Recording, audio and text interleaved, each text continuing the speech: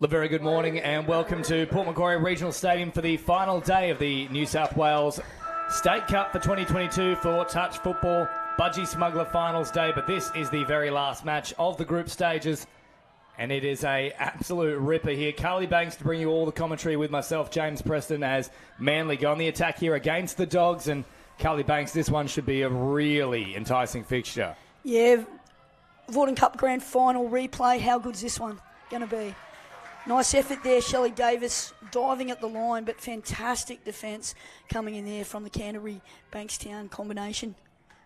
It's the last play now here for Manly. Now, try and have a little crack at them here with Davis. But watchful defence there from the likes of Courtney Young. So Tandek works it away from her own end. Young now to Flanagan. Good metres on display. Always puts a little bit extra once she gets the touch enacted on her, Logan Flanagan. Yeah, not much love lost on field between Shelley Davis and Logan Flanagan. New South Wales 20s teammates back in 2014, and they've had a long rivalry and history in the sport. Is there something you want to tell me about those two? No. Not at all? Both players that I've worked with a lot with their skill development and got a lot of time for both of them, and they respect each other's games immensely. No, just saying it's a really nice little rivalry between the pair of them. We do like friendly rivalries. Of course, if you're just tuning in here and you haven't seen the result earlier either, Australia just falling short against Argentina 2-1. Last play here now in this particular match, though, between Manly and the Dogs, and that'll be a touch pass. So change over here after about a minute and a half of play. A chance now for the Dogs to work it away from their own end. And I'll tell you what, number 22 for the Dogs throughout this tournament, Sailor Perrott, been very, very sharp. Yeah, great young player on the rise, and really, really good to see her coming of age in this tournament, James. There's plenty of pace from the likes of Perrott, and also on the other side of the field, Bella Geros, two of the young guns for these respective sides. Yeah, I ran into Bella's dad, Stewie, down in the stands before, and she's been moved from the middle to the link in this tournament, and she's really done a great job in terms of being able to step up and play a new position. So short side raid here for Manly. Oh, great little in and away. Nearly opens them up there from Durdovic. I think they've just got the touch in time. That was quite interesting. They were conferring with the one spectator out the back there. Just check, we're all clear. No, it's a touch. So Carruthers drops it down. Last play now for Durdovic. Durdovic, a couple of dummies, works into the backfield. Great support play there. Nagy might have gone in here. I think she has. Yes, she's done a great job just to squeeze it inside the sideline. Yeah, fantastic cut line there from the Manly girls, and it's one of the skills that you need to work on if you're a link and a winger, and great shopping around, no panic from the acting half. Millie just shopped around, and winger did really well to evade her opposition to give Manly the early ascendancy in this one, James. Now, of course, this is the final group game of the tournament, so take us through the scenario here, Carly Banks. Yeah, we'll stay with the play. I think there's something brewing here. Well, Young is now looking to make sure that something does indeed brew quite tastefully here. Flanagan with the short ball. You're right, Carly Banks, because Andy Law is in. Yeah, great link hole from Andy Law. Logan Flanagan going to the line like the exceptional ball player that she is, and just threaded the needle perfectly, and a great hole hit from Andy Law, one of the best young youth players in our sport presently. Going on with the scenario, mates. It's going to be interesting here. The Dogs really need to win this one, just to cement, a higher position, as high position as they possibly can. West are sort of sitting behind them, so they're currently sitting fourth, and West are sort of are playing Canberra at the moment. And there's that tap play that we see a lot from Manly. Here's Clifford, short ball. Popping through the middle is Geros. Oh, I didn't think Tandek was onside there. Yeah, I think they might have got away with one there, the Dogs. Yeah, the ball was inside that sort of 7 metres, so it's probably a little bit close for that phase play anyway from sort of Manly. But the Doggies really do need to try and put this one away just for their own confidence in terms of being able to go into the finals on a bit of a high, whereas Manly undefeated so far in the tournament and looking the goods. Yeah, 7 from 7 so far for the Seagulls, and they'll be looking to make it 8 straight here. Flanagan charges upfield. Nice little roll ball, playing flat at the line. Flanagan goes all the way through, and that's a try there for the Doggies. They hit the lead, 2 tries to 1. Yeah, nice nice piece of play there. The flow from Canterbury in that set was really, really good. Maybe questionable on that last pass, but didn't matter because Flanagan then hit the line, dummy, got through, and the Doggies have started this one very, very impressively, James. So good showing so far from both sides, but it is Canterbury in the ascendancy after about 5 minutes of play here at Port Macquarie Regional Stadium. Budgie Smuggler, finals day. So they drop it off. Diable, a very uncharacteristic error from her. Yeah, absolutely, James. Hannah won't be happy with that one, but knowing the champion that she is, she'll definitely come back here and do something pretty impressive in the not-too-distant future, I'm thinking. So Chung is out there now as Law fires it from left to right, and that one is left behind. Just a little bit slippery to start the morning. Fortunately, no rain, but... Yeah, coach killer down there for Pete Forrester and Glenn Flanagan down there, because when you get a cheap turnover like that from Manly, you really should make them pay, and then to turn it over yourself, it sort of takes away that little advantage that you were actually, looking to capitalise on. Davis, now Myolo, Diable, once more, they've left it behind. Yeah. Take nothing away there from Hannah Diable, though. That one was difficult to pick up. Yeah, that was a dog of a pass. That wasn't something that you were happy with. So, not Hannah's error there at all. So Young wrapping around, of course, player of the tournament in the Vorden Cup for the Dogs this year. Had a very good campaign in 2022. Silver, now to Cummins off the left foot. Touch is made. Flanagan has them backpedaling. Flanagan, I think they just got back there in time. Yeah, good play there from Diable. Yep. Excellent defence. And that's a better end of that set. Gee, Logan's limping a little bit coming off there, James. I don't think the viewers at home can see that. But, just a little bit with that knees heavily taped and just a bit of a limp there. So we'll keep an eye on that. Yeah, thick strapping on the left leg. So I'll point it out, Carly Banks. That's definitely one to watch as the tournament unfolds here on the final day. So McDonald comes forward, very close to being a touch pass. Play on is the call. Carrothers off the right foot, crabbing across field. Back to McDonald now. Last play. Here comes Jeros. Jeros with a perler of a pass. Opens up the gap there for Durdovic. And we're back to level peggings. What a ball from Bella Jeros, though. Yeah, it's been... the referees are conferring here. Oh, they're going to say touch passes, are they? No, is he going to call it forward? Yeah, forward pass. Forward pass, there it is. So confirmation. Very disappointing there because it looked pretty clean from here. But obviously the referees have got a much better view than we do. So but a great piece of play though from Bella, and that's an aspect of her game that's really come along in terms of being able to hit the hole with that style of pass. So yeah. But anyway, game goes on. Law popping it back on the inside for Sister Bobby, but unfortunately. She's taken an inside-out line instead of the outside-in. Left behind there, but Sally Alston with the previous run there has been a real try scorer so far in this tournament.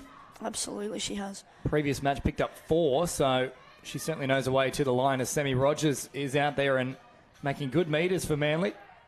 Same with the follow-up play here for Taylor Clifford. Ball over the top for Silver. Pop pass here. Oh, great defensive cover. Yeah, and all the Manly big guns combining really nicely there to almost put on a try. Taylor Clifford came onto the field with a lot of intensity and really laid the platform for that particular attacking foray. A great scything run there from Andy Law, who put in a couple of dummies to open things up. So the touch comes in from Petey. Now Law, with Young out of acting half, has absolutely no one to give it to, so back to Law, it must go. Yeah, she's patient. You look for her to pick up and go on this play here. She's just waiting for a strike dump. Last play now for Young, so she's got to work something here. Opens up half a little passage, but watchful was Rogers and Clifford was there too, so no matter what, there would be nowhere to go. Yeah, really good defence from Manly. They laid the platform for that defensive set by being strong in the first 3 touches. Canterbury couldn't get much momentum after that, and then, someone like Courtney Young who, has a clean pair of heels, she really needs to get a good strike dump with a bit of momentum, and that was never going to happen with that great defensive set that Manly just put on. Good run here, driving hard at the line as Davis now picks it up and continues in like fashion. Diable at them very quickly here. Oh, great pressure coming out from the wing there from Enright Bullock and shut it down. Yeah, really good defence. This is going to be one of those end-to-end contests. And these two, women's teams have been the two most dominant sides, over the last, probably 6 or 7 years. And, they just keep, going at each other. And it's really good because within both coaching boxes, you've got really impressive, sort of people out there who keep innovating and coming up with new things in the women's game. So, yeah, two of the greatest women's teams that you'll see. Strike dumb here for Perrott, who tries to work something a little bit behind the run there, though, of Kate Phillips. So an opportunity goes begging for the Dogs to try and increase that margin as we come inside the second third of this match. Of course, no half-time breaks and 30-minute fixtures with the sides changing ends when a try is scored. 10 minutes gone here. The Dogs up by 2 tries to 1. So they come short side here with Rogers now. Oh, geez, nearly finding the sideline. They just got there in time through Nicholas. Rogers with the big dummy, then pops a pass over the top, really flirting with danger there. Durdovic comes forward. Last play now for Clifford. Clifford has thrown that one more for than one of the New York Patriots has done. Don't know my NFL very well. Hopefully that's a team. New York Patriots. It sounds like a team. Yep, you run with that, James. That's fine. That is not confirming anything for me, yes, Carly Banks. Yes, Come on. I just like to make you sweat. You know that. Absolutely sweating bullets over here, especially having just watched Australia. That's a nervous watch. I was happy to get out of the house, mate, because Cooper was crying when they lost. So don't do him like that. You've done him dirty. So play on is the call here for Manly. Despite the assertions of the Dogs players that there was a knock-on involved. McDonald. Now Carruthers. Clifford. Here she comes off the right foot, straightening up real hard and getting to ground. It's a try there for Brittany Clifford. And we're back to level peggings. Yeah, nice little sweeper play off the right foot. Britt Clifford, class act. Just, it has been for a number of years and really well worked. Traditional Manly play there for, to square us all up here. Having a little look as well at Steph Cummins on the sideline. Very vocal here. She's not happy about something. I don't think it's to do with the referee. She was barking instructions at the coaching box, actually. A little chat here as well from our officials before we get back underway. So 18 minutes on the clock, 12 gone. And a level ball game here on Budgie Smuggler Finals Day at Port Macquarie Regional Stadium. Touch comes in there from Nagy. Now Tandek. Tandek turning it back towards the middle here with Silva. Quick roll ball. Too quick for Tandek to actually get there in time. So things slow down again here for the Dogs. Tandek through the middle. Young with the numbers in motion. Nice cut-out pass there to Austin. This will be the last play, and they've done well here. The Manly side. Flanagan has to try and work something out of nothing, and that will be the changeover. Yep, there we go. There wasn't really much sort of doing there, and that's full credit to the Manly defence. So we're just in a bit of a grind at the moment, James, and that's the way that all big games won. These two are two professional sides, and they'll just keep going at each other until somebody cracks, and this is a really good game for both these sides. Leading into what's going to be a pretty big and important finals day here now. Clifford, what a pass that is. Oh, Austin read it well though. There was a chance for a tip-on had she not been positioned nicely there. And shuts it down with 13 minutes gone, 17 on the clock. 2 tries apiece as the Dogs now work it away from their own end. Flanagan, nice little drive upfield. Pressure coming in, though, from Davis is exceptional. Beautifully read by Shelley Davis, and then the rest of the Manly defence, they're just relentless. They're coming together in waves, and they're working really hard. And, this is an exceptional defensive set from the Manly Sea Eagles. Perrott, unfortunately, leaves that one behind. Just taking a little look at the defensive line. Eyes off the ball, and it's gone to deck. It's Clifford, the most recent try scorer. Crabs across field. Oh, gets away from the touch there of Phillips. Yeah, fantastic. She took the ball right to the edge of the box for her team. Professional job there again from Britt. Whatever she does, it's always done at 100%. And, one of the best players in the game. So McDonald with a nice roll ball here. Jeros caught from acting half. The two young guns collide there with Perrott and Jeros, and this time Perrott wins out. So change over here for the Dogs. So that girl now goes on the charge, Sailor Perrott. Towards the box as Jeros makes the touch. Austin out of acting half. Good charge here from Bobby Law, and I think she's going to win out on that one. Yes. Yeah, gets the penalty there, and those ones, your heart's sort of always in your mouth because it's a little bit 50-50 with the sort of referees and stuff. So, but this time it falls in the favour of Canterbury, and a fortuitous time for them to get one, James, because feeling like they were losing that midfield battle a little bit more, than Manly were. So, yeah, here we go. Quick hands now for the Dogs. Cummins, or back to Young. It was a hard one to take. She just got hands underneath it, according to the referee. And they'll touch them about 8 or 9 metres away from the try line. Flanagan, beautiful delay on the pass. Cummins popped up at just the right moment. But that is exceptional from Logan Flanagan. Yeah, fantastic. Everyone's expecting Logan Flanagan to hit. You know, she's good on with her left to right long ball. The wing had slid away. The link hole was open. She delayed the pass. She pumped. She went to the line and threw it. And, you know, that's the second time she's done this in the game. So if I'm Sam Brisby and Christian Brown over there and you see them talking in the sub box, I would bet my life on the fact that that's what they're saying, is that, you know, we need to stop Flanagan, you know, being able to do that. So stop premeditating and actually, you know, defend, you know, what's in front of you. And you're likely to see them throw everything, including the kitchen sink, at this Manly side. The Dogs, of course, the scenario for them is a little more precarious than that of Manly, who are undefeated so far. And that'll be a changeover in favour of the Dogs. There was plenty of arguing going on from Clifford there, as you say. She does do everything at 100%. And that includes arguing the point to officials as Law comes forward. Look, both these teams always get up for this clash, and it's always one of the highlights of State Cup when these two teams get together. Round games, finals, whatever it is, like, you're guaranteed, you know, to be able that they're going to put on a great show, and they're both fantastic teams, well coached, and, you know, a great advertisement for women's touch in our state. Here they go with Perrott. Perrott, great ball. Oh, what about the line run there? I think they might have just got her in time. No, way too quick. Bursting through a little gap there is Beck. Now, just confer here the officials, but yeah, that's down. I think she's got it here. So Emerson Beck off the back of an absolute ripping pass from Sailor Perrott. Yeah, Emerson Beck is one of the most improved players in our sport, and that line there was just fantastic. You know, it was just that nice little out-in line and little shimmy at the end, and got her over the line in time. And yeah, just really good to see the development of this young Canterbury group, because you know, when they lost their you know, their absolute superstar, Louise Winchester, a few years ago. Weezo's been like the heart and soul, and they had a few other players that sort of, you know, weren't playing. Everyone sort of questioned whether the Dogs could, you know, basically put together a side, you know, good enough to be able to still compete with the likes of Manly, and Pete Forrester and, you know, Glenn Flanagan have done a fantastic job. Well, here comes Davis. Flanagan Logan on the intercept. She's off now. We know she can certainly scoot. Perrott is there too, who's got pace. Flanagan trying to position her. Here comes Perrott. Back to the middle now with Flanagan. The dummy comes. It's still on here for the Dogs. Phillips. Now Flanagan. Numbers arriving. Young's there. Cummins links up. It's still on here for Canterbury. And eventually Manly managed to corral and they haven't made them. a touch yet, so it's still 0.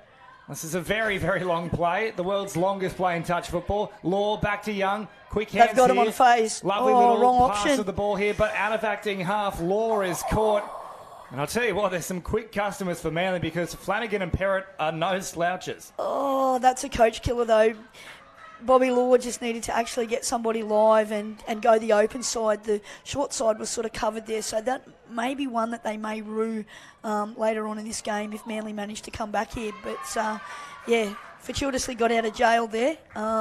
Yeah, uncharacteristic errors coming from, you know, the Manly combination, and it's something that you know, won't please the coaching staff that much, and the girls themselves who set such high standards for themselves. But that's full credit to Canterbury and the type of defensive pressure that they're exerting on this juggernaut that's the Manly Sea Eagles. Driving forward now with Cummins inside that 7-metre mark. Turned back here to Tandek with 11.5 to go. The Dogs up by 2, and this could be crucial, this next try. If it comes for Canterbury, they're in a great spot here. Oh, big touch coming in too there from Clifford. Pushes Tandek back, and I'm just having a little look on the sideline too. Flanagan, yeah, really hobbling. I would have backed her to get all the way, but maybe that's why. She's a little bit too strapped up at the moment. Yeah, and State Cup's a little bit different to, you know, when she got that famous intercept in State of Origin in the Mixed Open last year, when she outstripped Connor Harvey. Shout out to Connor, good player in Queensland, nice bloke, but you know, she had too much speed for him there. But very different format. I mean, these girls play everyone in the Women's Open. It's a very punishing regime at State Cup for those playing in the Women's Open A. Petey, so Logs might be a option little back bit to the tired. middle. Oh, Clifford with the dummy. Sorry there, Kelly Banks. Yeah. Plenty of action close to the line. Last play now. Clifford receives it back from Petey. Tracking across it. Oh, very special little pass there over the top. Get that in here. Love it. Bringing the crowds back, James, on Budgie Smugglers Finals Day. Love it. And that is, of course, the case here. Now, if you are Port Macquarie local, tuning in at the moment, even if you're in nearby Harrington or so, make sure to make the trek here out to the stadium itself. Atmosphere is going to build and build throughout the day, and we hope you're also enjoying the coverage at the moment from wherever you might be watching. Just up over halfway now as Young goes on the charge. Options here in support. Oh, Young throwing so many dummies you'd think she was writing one of those yellow and black books. So 10 to go here. About 20 away is the changeover from the Manly line. Clifford off here now to Petey. They're a little bit sideways for mine, James, this Manly rucking set. So I'd like to see him punch one forward, a little bit more direct. Now they're bringing the directness into their play, but I'd like to see it a little bit earlier. Well, Rogers and, of course, Rochelle Davis here certainly coming up with what the doctor ordered. Oh, big ball over the top. I think it would have been forward anyway, but Rogers has got arguably the best hands in the game for a winger, and if she can't take it, that means it was very difficult. Yeah, right option from Shelley Davis there, and just couldn't connect up there with Sammy Hodges. But like I'm saying, I think if Manly get that first 2 touches better, then they're going to find a better field position for that strike dump, which was a little bit far out for Shelley to be able to turn and throw that ball. Here's Beck. Now Austin chiming in from acting half. Tandek appearing as an option as Bobby Law continues upfield. Last play now with Sailor Perrott. Oh, not a good ball on this occasion. So let's just watch this transition. It's a little bit slower than the last one, but yeah. Interesting to see if they go to the box straight away, and they do. Yeah, Dybel pointing directly to the sideline, saying let's get some fresh players on the field. Now that's a little bit better flow, and that's only 2. They'll have a really good field position on this strike dump once they get down here. McDonald with a nice little draw and pass there. Still an option here, McDonald, as she goes back to Clifford. Yeah, they've got to get out up to the 7. That's great defence from the Bulldogs. It's Perrott jamming in there to make sure there was no room to move, and ultimately it has reaped rewards here for the Dogs, that aggressive up and in defence. Yeah, that's not a very, very good result there for Manly. They'll be disappointed with that set because the changeover was in actually really good position. They needed to keep the flow going there, and unfortunately they weren't able to. So a couple of good drives here from the Dogs, getting them up towards halfway as Law continues in the same fashion. Chung now to Law, off the right foot, last play now. Options either side of the play the ball. Chung did a good job there to draw and pass. However, the pass from Law. Yes, and 0. Nice refereeing. Wasn't sure if the referee got that one in time because sometimes there's a little bit of confusion. But that's good. And they miscount, but that's good. They'll get an extra touch here, Manly. Here's Rogers now with Jerris back into the action. Very smooth couple of plays here from Manly. Better. They roll it back, and now Petey has a chance to go long with the bomb. Oh, it's come off the foot. And we've just seen Australia lose out, and so too has Nagy. Yeah, just the execution, that was a better set from Manly, and right option again from Sarah Petey. They're just not connecting, with that last pass. So ominous signs there for Canterbury if Manly get that right. But this is great from Canterbury in terms of they need a really good set to get out of here, leave the ball down the other end if they can't score.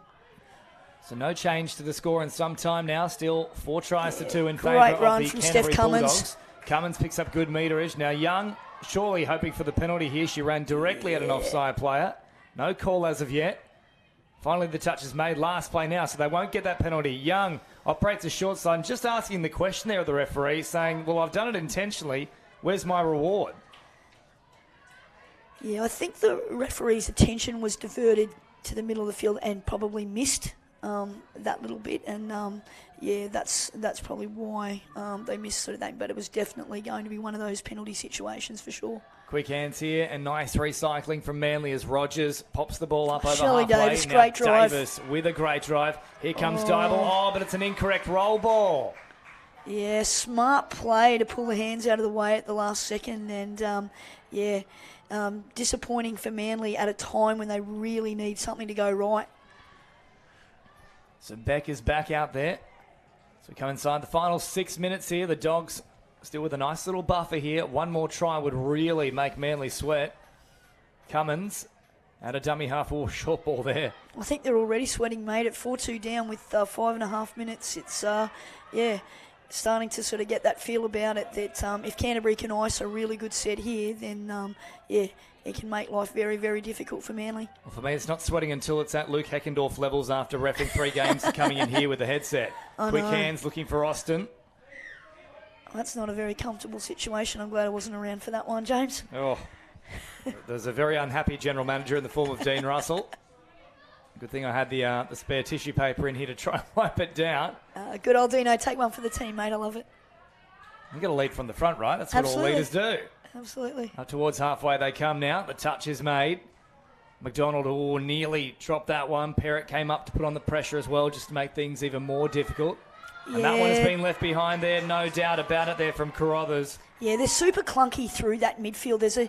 On a couple of occasions, the acting half's picked up the ball and has been looking for somebody to basically bang that ball forward. And so that's saying to me that they're not getting on the field as efficiently as they need to. They're not, having the energy, at this point, which is very unmanly-like, who are one of the fittest teams in the comp, along with the Canterbury Bulldogs. So it shows you what a quality contest that we're watching here, James. So 4.5 to go and just shy of the halfway line. Change over here for Manly as Clifford comes on the attack. Little dummy there. Now Rogers supplies a pass here for Carruthers. Nicholas back into the fray. Just waiting for those reinforcements to arrive, and Rogers has nearly done another pirouette. She's already produced some ballerina moves yesterday. Out it comes now. Good hands there from Clifford. Taylor Clifford, that is. Nicholas driving forward. Petey gets the drop down inside the 7. They're going to say, in fact, it was a drop down as opposed to a roll ball. I did see a little bobble, so I think they've made the right call there, the referees. Very, very good refereeing there. And, time's starting to become, the arch enemy here of the Manly Sea Eagles as they try to get back, into this game. It's a big upset brewing here. Yes, we know the Dogs are a great side, but Manly have been on point so far in this tournament, yet to drop a single match. 7 from 7 coming into this game, and the Dogs knew the equation. They had to win to ensure their place in Budgie Smuggler Finals Day. As Young drives forward, Flanagan now on the last short ball. Oh, Tandek, how clever was that? Nearly worked for them, but Manly just too good in defence there, sliding across and shutting things down. Yeah, fantastic work there. And Steph Miolo, one of the best players in the game, had to be on that for that little colours wraparound play that we've seen 1,000 times from the Dogs over the years, and Steph read that really, really well to keep Manly's hopes alive here. Easy meters now for Rogers as Davis comes back into the fray at full tilt. Clifford drops it down. Good ball here for Rogers. Diable. Oh, great touch coming across. I think that's Bobby Law, yes. Yeah, Bobby Law showing a class NRLW premiership winner for the Newcastle Knights, and a big game performer steps up and shows us exactly why. Last play here, and Tandek and Young combined to offer nowhere for Rochelle Davis to go, and with 2.5 on the clock, I think if they can play this set smartly, the clock will beat Manly here. But they need to work it down the other end. Beck plays it. Now Young. Here comes Tandek. 10 metres shy of the halfway line, and they keep the roll going. Good play here from the Dogs. Bissett. And now Beck. It's pretty simple one-out stuff here. That's all they need to do. Just keep driving downfield. Last play now. This could be a penalty in favour of the Dogs. It is, and that could be crucial here. Yeah, I think Clifford was just trying to force the error a little bit, too much and be a little bit over physical, and that's probably sold the farm, I think, for this game for Manly. But early days, mate, on finals day. You might have gone off a little early here, Carly Banks. This is a good opportunity, but they have to score from this set if they have any chance of getting even a draw at this point. Of course, no drop-offs in the group stages. This is the last group stage match of the competition. Rogers with 1.5 minutes on the clock. They've got to go now, Manly. Perrott gets the touch. Forward they march. And now McDonald. Easy meters on display here. They're happy to let them take it. Nicholas, McDonald. Good touch from Sailor Perrott. Last play. Yeah, again, calm as you like. Sailor Perrott read that really, really well. And, the Dogs of War, they're just going to get the ball down the other end, and they're going to stick to their percentages here. They really want this win, and, they're not going to let Manly off the hook at all. So Flanagan marches forward, and they have got this one sewn up now, the Doggies. Well done to them. The first loss Manly will have had all tournament with 50 seconds on the clock. They just have to finish out this set, and the timepiece will do the rest for them. Yeah, experience of Steph Cummins there, just, arcing a run and get a nice strike dump. It's a little consequence now, but look, Manly are not going to, be throwing the baby out with the bathwater in terms of their A game. They know the errors that they'll sit down, they'll watch this game on stream, and the coaches will do a good review, and they'll come back ready for the finals, with a lot of plans. I mean, today's got a lot of touch left in it, and it won't surprise me to see these two teams line up again later on this afternoon in the big dance. 10 seconds on the clock here as Petey drops it now for Clifford. Geros at pace, trying to ask a few questions late in this one, but good pressure again from the likes of Shannon Bissett, who jams in. And there they are. So the Dogs have secured their place in Budgie Smuggler Finals Day, and they've given Manly their first loss in what could well prove to be, as you mentioned, Carly Banks, maybe a grand final preview based on what we've seen out there today. Yeah, and you see how ecstatic the Canterbury Bankstown box was with that win. They sort of were a little bit disappointed, been a little bit up and down, over the last 2 days. But that's a real confidence boost, and they're a real momentum team, and they'll take a lot out of that performance. And I'm looking forward to seeing what both these teams do on Budgie Smugglers Finals Day later on today, James. So at full time, the Dogs 4-2 winners over the previously undefeated Manly Seagulls. And up next, we begin Budgie Smuggler Finals Day officially with the Men's Open B semi-final here between the Parramatta Eels and the Northern Beaches. Don't go too far. All the action in 5 minutes' time.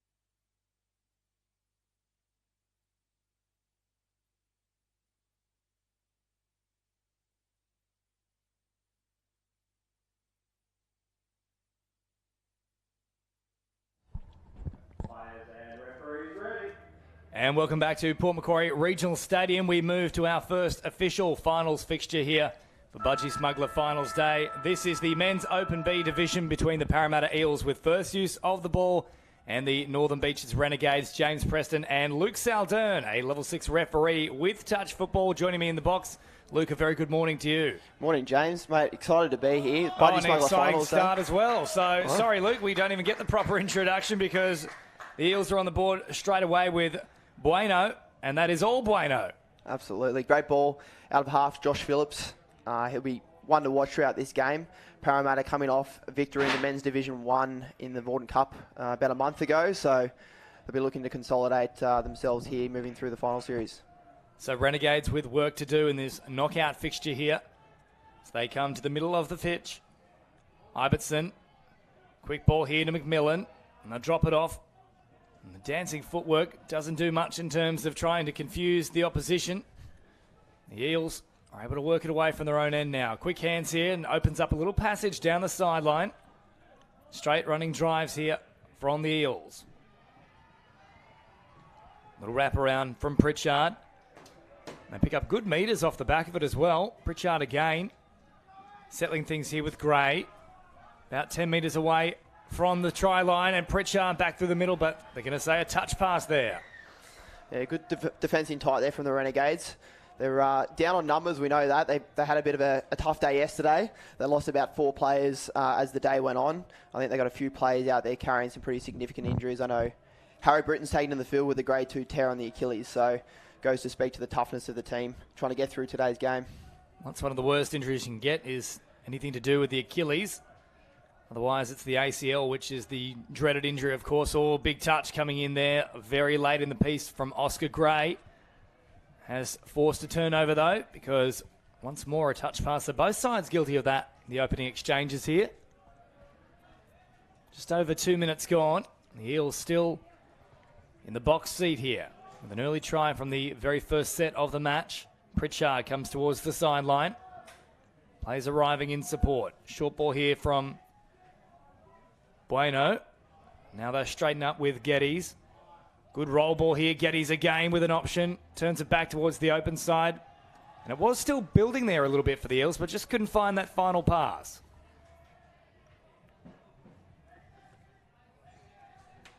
So 2.5 gone as the Renegades now work it away from their own end. At pace and looking to pick up good metres with a strong drive here.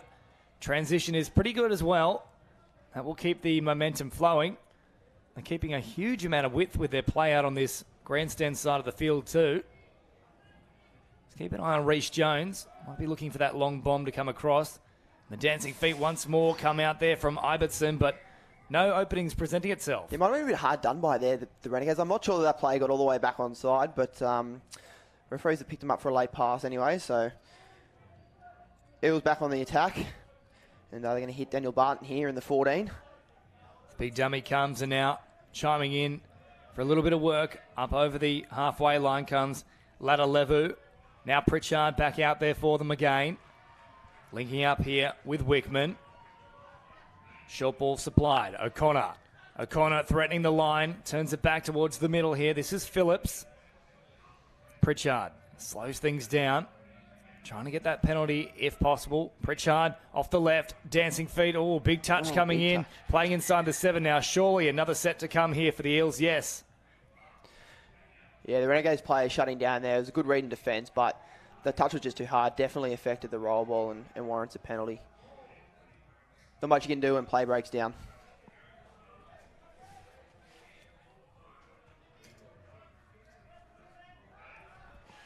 So Eels inside the 7 metre mark here. Oh, quick hands, and they keep it alive. Nobody marking up on the outside. The winger was forced to jam in for the Renegades, and that produces a result for Parramatta. 2-0 in the quarterfinal. Beautiful work from the Parramatta Eels. That's Josh Phillips in the middle again, just working the troops around. A former men's Premier League player. Keep an eye on him as the game progresses because he'll be pushing the men around. So 4.5 gone, and a very good start made here by the Eels. 30-minute matches, no half-time. And, of course, the sides changing ends if a try is scored. And so far, the Eels have done that twice into the Renegades with no reply. McMillan Picks it up now from acting half and back to McMillan. Oh, the big dummy comes out.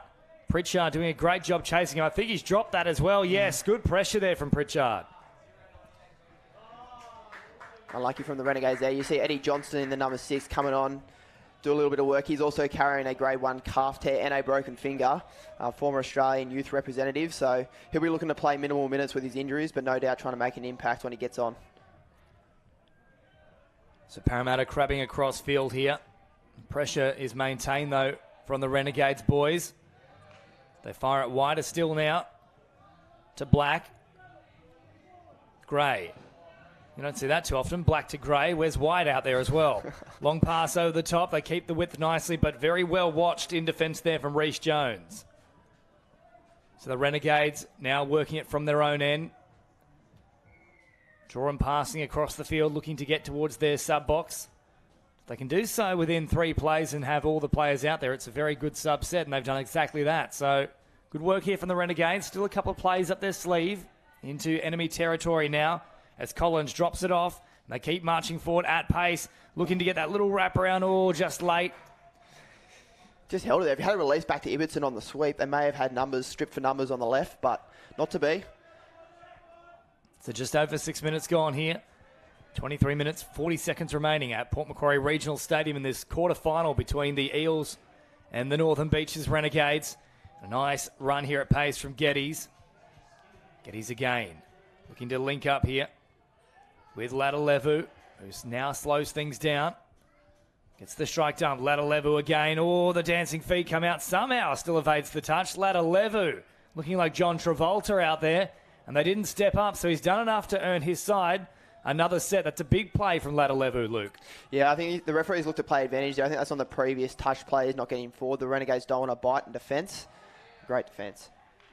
Yeah, the Renegades don't want to bite in defence, so they're happy just to jink back and forth, but the referee's not happy with that. As we know, the ball outside the 7. Defence has to keep moving forward till the touch. So Wickman on that 7-metre mark. Geddes tries to fire the pass now. I think this could go against Parramatta here. Now they'll say play on for now. That's probably a good call from the referees. I don't think there was any intent to play at the ball. No, I think, yeah, just good read from Jed Ibbotson in the link, shutting down. Happy with the decision. Ladalevu, tried to pop a little pass into a very small gap there. It was a tough one to take, though, behind the runner. And now the Renegades can work it away from their own end. Quick recycling here, back to Collins. One thing they've done very well so far, Luke, is those subsets. Yeah, it's definitely getting them out of trouble. They're certainly getting from one end of the field to the other in their drive, and they're just not finding that last play on the strike dumps. Probably where they're lacking at the moment. So Van der Heide out there now for them. He's at first receiver. Will they get it to him eventually? No, the dummy comes in. It's all a little too late there from the Renegades. 8 minutes gone. They still just can't find a way over that try line. I think if you identified there, James, if we can find a play off the back of that 4th, 5th touch, the Renegades are looking good coming out of yardage. So no doubt the message from the coaching box is to put something together on the back of that drive. Speaking of drives, there's a good one on display from O'Connor. And now joining the action is Shivan Guival. Phillips. Straight and hard at them last play now. Connor, was building there for Phillips. Just had to take the ball. Probably could have scored himself or even popped a pass out wide, but they're at 6s and 7s, the Renegades' defence. So they'll keep crabbing across field as they've done a great job of so far this match. An easy meters on offer as Pritchard now makes the touch for the Eels. Johnson picks it up now from dummy half on the last. Good ball there. They just had to keep opting for that outs line then. Yeah, great ball. That's Eddie Johnson coming in and making an impact. Hope to see him get on a few more times. So approaching the second third of this match. About 9.5 minutes gone. So they pop a little pass here with Phillips now driving forward for the Eels. Barton rolls it off. Geddes. Good speed now on the charge here from Gray. They've got them at 6s and 7s. What a ball that is. Ripped from right to left. A good 30 metres on that pass. And Parramatta are in cruise control. 3 tries to 0. What a ball from Daniel Barton, former Men's Premier League captain of the Parramatta Eels. He's always had a fantastic right to left, and he put that on display just there.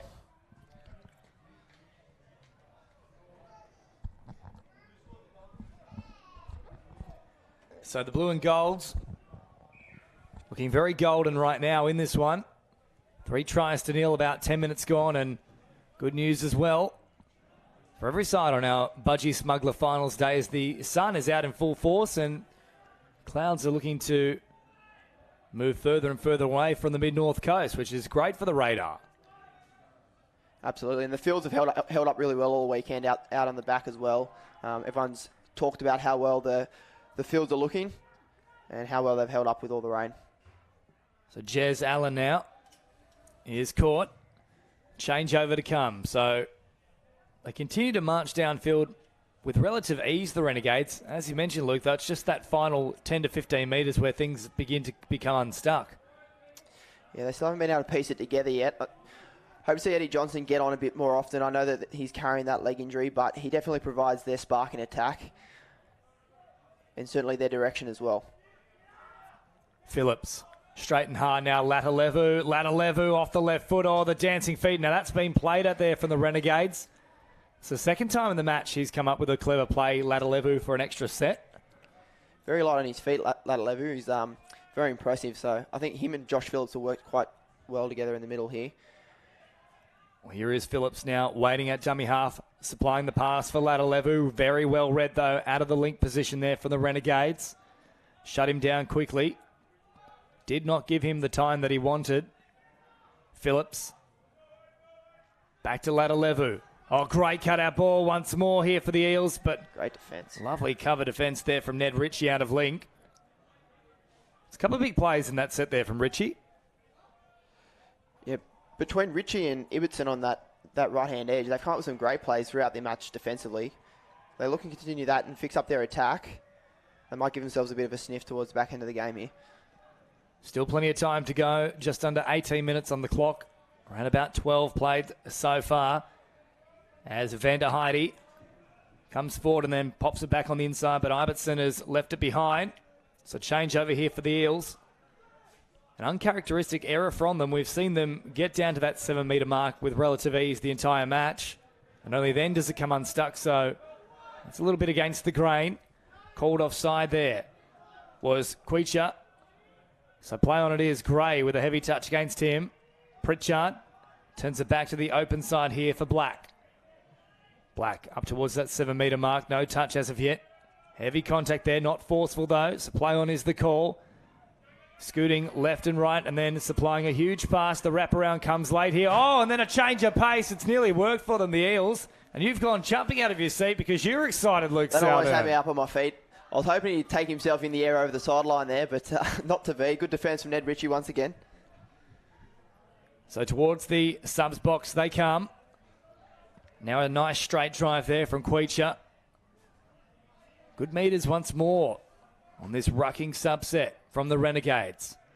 Last play now at pace. Now was Pritchard back on side? No, he wasn't. So play on is the call. Popping a pass late. And the Renegades have finally found a way through. And it was right up the guts. Yeah, outstanding work from Jed Ibsen. And well done from the referee to play through the offside player. That's what we like to see. Open flowing game. Renegades get one on the board. And I like to say game back on. Yeah, 3 tries to 1. Northern Beaches side have finally troubled the scoreboard. That was a really good play from them as well. So now another chance for the Eels to strike back. About 15 metres away. Now they played on that 7-metre mark. Jinking back and forth. No opening as of yet, though, for the blue and golds. I'll slow things down here, trying to work for the penalty as Gray takes the touch. Last play now. Ladder level is short. They go very long, though. Good cover once more from the likes of Ritchie. But they'll get another set here, though, the Parramatta Eels. I think the referee's signalling they're not moving forward again. So that's probably the second time in the match they've been picked up for that. Ladalevu from right to left, and now Phillips So they slow things down. Ladalevu wrapping around, causing a few headaches for them. Oh, quick ball out wide. It's all backwards. It's all beautiful. No, they have caught it forward.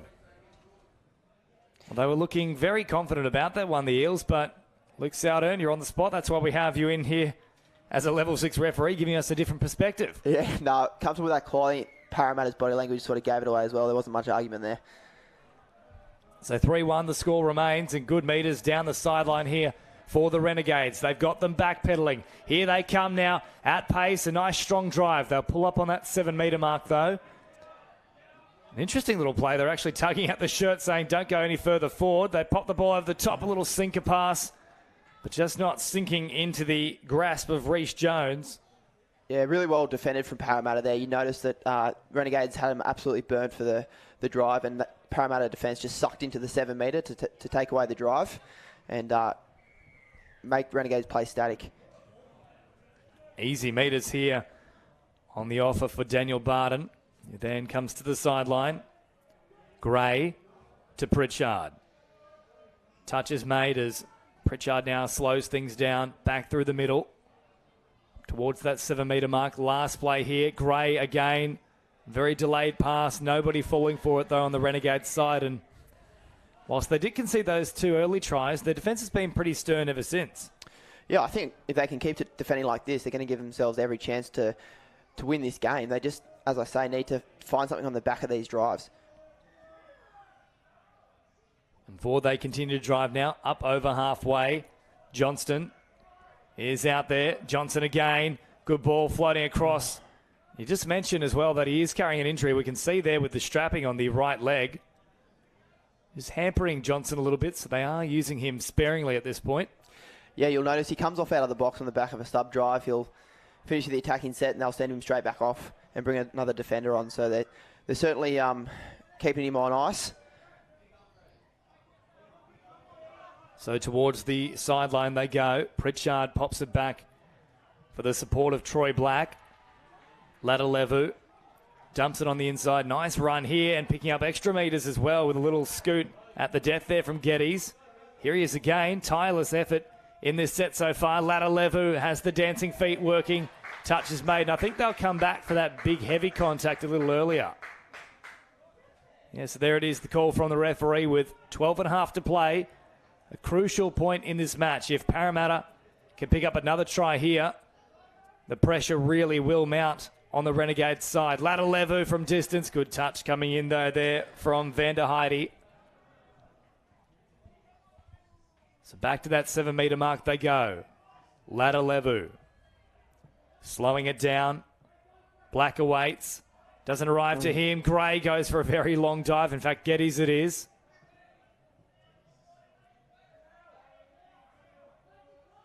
Ladalevu.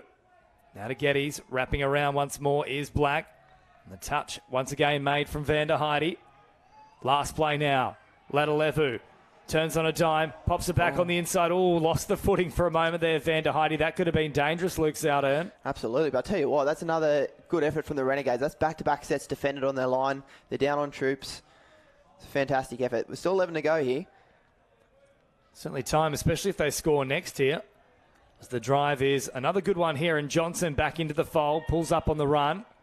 Don't worry, that's not about the injury, or is it? Oh, geez, it's just fallen out of his hands there. Yeah, you'll notice the Parramatta defence now. They're starting to suck into the 7 metres. They don't want Renegades running a strike dump play on them. So I think they're forcing Renegades to play static. They know they want to keep running. Barton drops it off, and now Phillips comes to the middle. Nice quick roll ball there from Gray. And a good touch coming in against Barton. He's the man to watch with that big rifling pass. Can he get it working on this occasion? Barton opts for a short side raid instead with Phillips. Once more, it's great watchful defence from the likes of McMillan. Yeah, great touch there from McMillan. He actually dislocated his shoulder yesterday in, I think, the second last game against Bankstown. So it's a big effort to strap up the shoulder and get back out there for finals day today. And plenty of walking wounded for the Northern Beaches. As we come inside the final third of the match here, just a little over 10 minutes to go. They straighten things up now with Bogdanovic. Long ball across. Good pressure up in the face there from Ryan Field means they have nowhere to go. So there we are, exactly 10 on the clock at Port Macquarie Regional Stadium. Do or die now for the Renegades. They can ill afford to concede next. And to stick with this Eels outfit, next try must come their way. Field. Pritchard now off the left foot, driving hard through the centre. Great ball over the top. However, Ritchie was well positioned and picked it off pretty easily, really. Yeah, another good read from Ritchie on the wing. He's had a good game so far, defensively really strong. Ipene with a good touch. And now, nice run here as Johnson joins the fray. He'll be the man to watch as they get closer towards that 7-metre mark. Last play now, Pritchard, Van der Heide with the dancing feet. Johnson tries to promote the footy. It's gone forward, though. And the changeover comes. So the Eels saying, anything you can do, Renegades, in defence, we can do better. The quick touch comes here. Johnson is isolated. And in a foot race, you wouldn't back him with all that strapping. Pritchard now. Still live on the same play, for that matter. Easy meters on offer here, so the Renegades are happy to just keep marching backwards and defend within that 7-metre mark. Yeah. I know the Eels are going to get there anyway. Yeah, I'm just watching Harry Britton on the far side with his grade 2. Oh, here we go. Oh, Barton, what a pass. That was left to right. Turned quickly and shaped up the body just before throwing it. And 4 tries to 1. The Eels now in a really good spot here with time beginning to become rather of the essence. 8.5 on the clock. Yeah, that ball from Barton definitely puts a bit of a nail into things. And I've just noticing Harry Britton from the Renegades on the far wing starting to really struggle now. He's carrying that Achilles injury that I mentioned earlier. I would say he's struggling to even walk at this point. So watch Parramatta start to exploit that. Yeah, I haven't seen too much from Britton so far. Heavily impacted by that injury. It's McMillan. Drops it off here for Oscar McMillan. So the two McMillan boys combining there. Here is one of them. McMillan again. Oh, the ball's come flying out, but the touch was the first thing that occurred. You can just see them running after the ball there. They know that time is now of the essence. Roll ball here for the Renegades. 7 away. Looking to work for the strike dump. Oh, beautiful delay on the pass. I think it's gone forward, though. And he's absolutely nailed himself in the process of trying to put that one down. And they can ill afford another injury here, the Renegades. Yeah, I think he's actually... The referee's ruled 6th touch there, so I think he's comfortable with the pass. It looks like he's ruled that the touch was made before the ball was grounded, but I think Ibbotson copped one for his troubles in the face there. Yeah, it was almost a case of a face plant as he tried to put it down. I think that's what's causing the trouble for him. As the Eels work it towards their sub-box. Pritchard and Ladalevu with the deep pass, and now O'Connor up over halfway. Phillips into the action. Linking up with Gray. Oh, heavy touch there. And still another injury occurring here. So McMillan, they're going down like flies, Luke Southern. Mate, anyone would think that this team's been cursed by injury. Dead set. I would say they'd be very low on numbers in the box now. Well, I think that's both McMillan boys that have copped it inside the last 2 minutes. Oh, quick hands here. Beautifully worked. However, they're going to pull it back. The call there, I think, potentially a touch pass, is it? Just waiting for a signal from the referee. Yeah, no, he's given a forward pass. It looks like Harry Britton's gone down with an arm injury, so he's now carrying his right arm. So he's got his Achilles in his arm. I've never seen a the side walking wounded have so many injuries. Unbelievable. Where's Brendan Fraser when you need him? The mummy is out there. So they'll turn it back to the middle here with Bogdanovic, one of the few players that isn't injured at the moment, who provides a ball here, and they tried to do a little wraparound play. It was never on. Reece Jones getting desperate here for the Northern Beaches. O'Connor comes forward. Phillips. Ball popped back towards the middle. As into the action comes Black and over halfway. It's a brave effort here from the Northern Beaches Renegades. They are more than walking wounded at this point. They're basically running without a head. Absolutely. And not to forget, this Parramatta team only won the Vorden Cup grand final a month ago. They're a star-studded team. I think that the Renegades can hold their heads high at 4-1. Well, it's still not done with yet. If they can snag a try here in the next minute or so. There is enough time if they are good enough to at least try and force that drop-off zone. Pritchard, short pass, big dive coming across. The hand came out from Allen, though. Made the touch. Still a couple of plays left in this set, though. They can work the strike dump here and then launch another raid. Pritchard drops it off. Here they come again with Barton. Barton tries to fire it over the top, and blocking that pass there is Collins.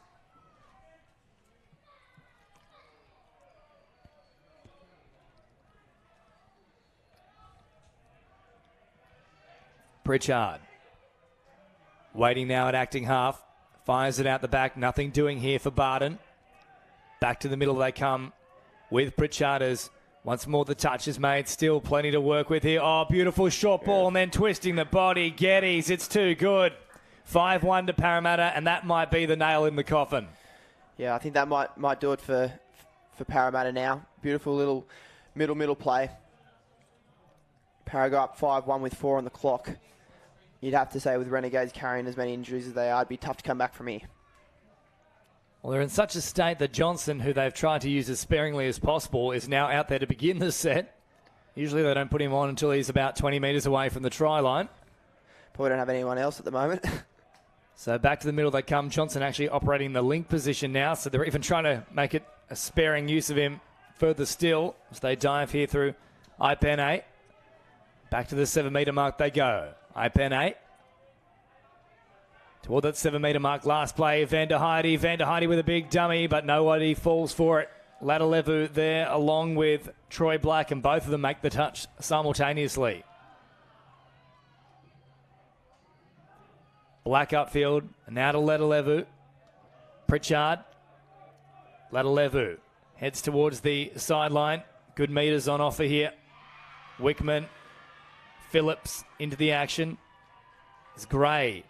Picks up easy metres, and this has been a very intentional ploy here from the Renegades for the last 10 minutes or so. They know they're down on troops. They have to recover, and each and every time, Luke, they've been happy to just let them crab upfield.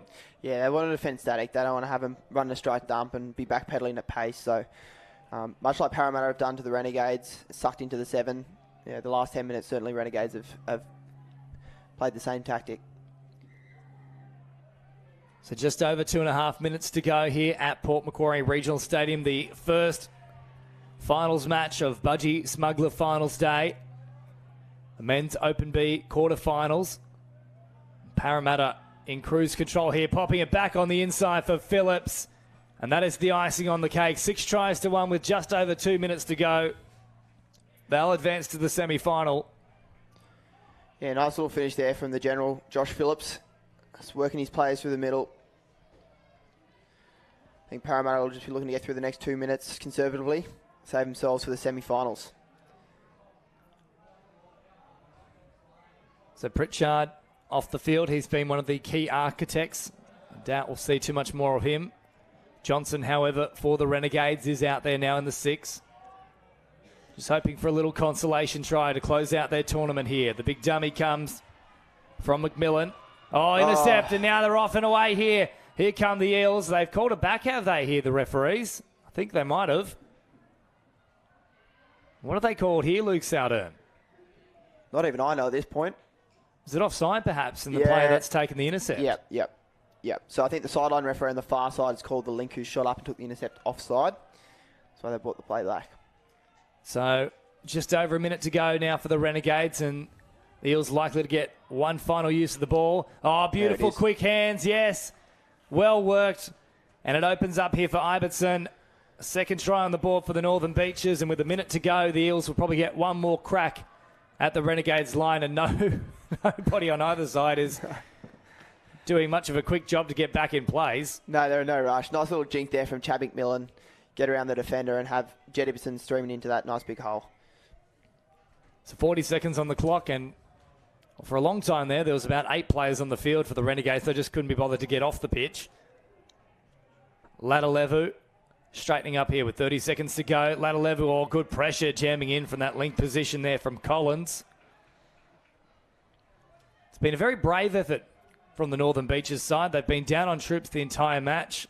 Players falling left and right like flies. But they've done a good job to try and stick with the Eels here. Last play now. Long ball comes. Oh, it's fallen back into their hands. For a moment there, I thought it was going to be a play on before a quick touch came in. 3 seconds on the clock. Last play now. Will they try and conjure up something else? And no. Bit of good sportsmanship there from the Eels. They know they've done enough to secure their place in the semi-final, and they drop it to the deck. And 6-2 the final score, Luke Saldern.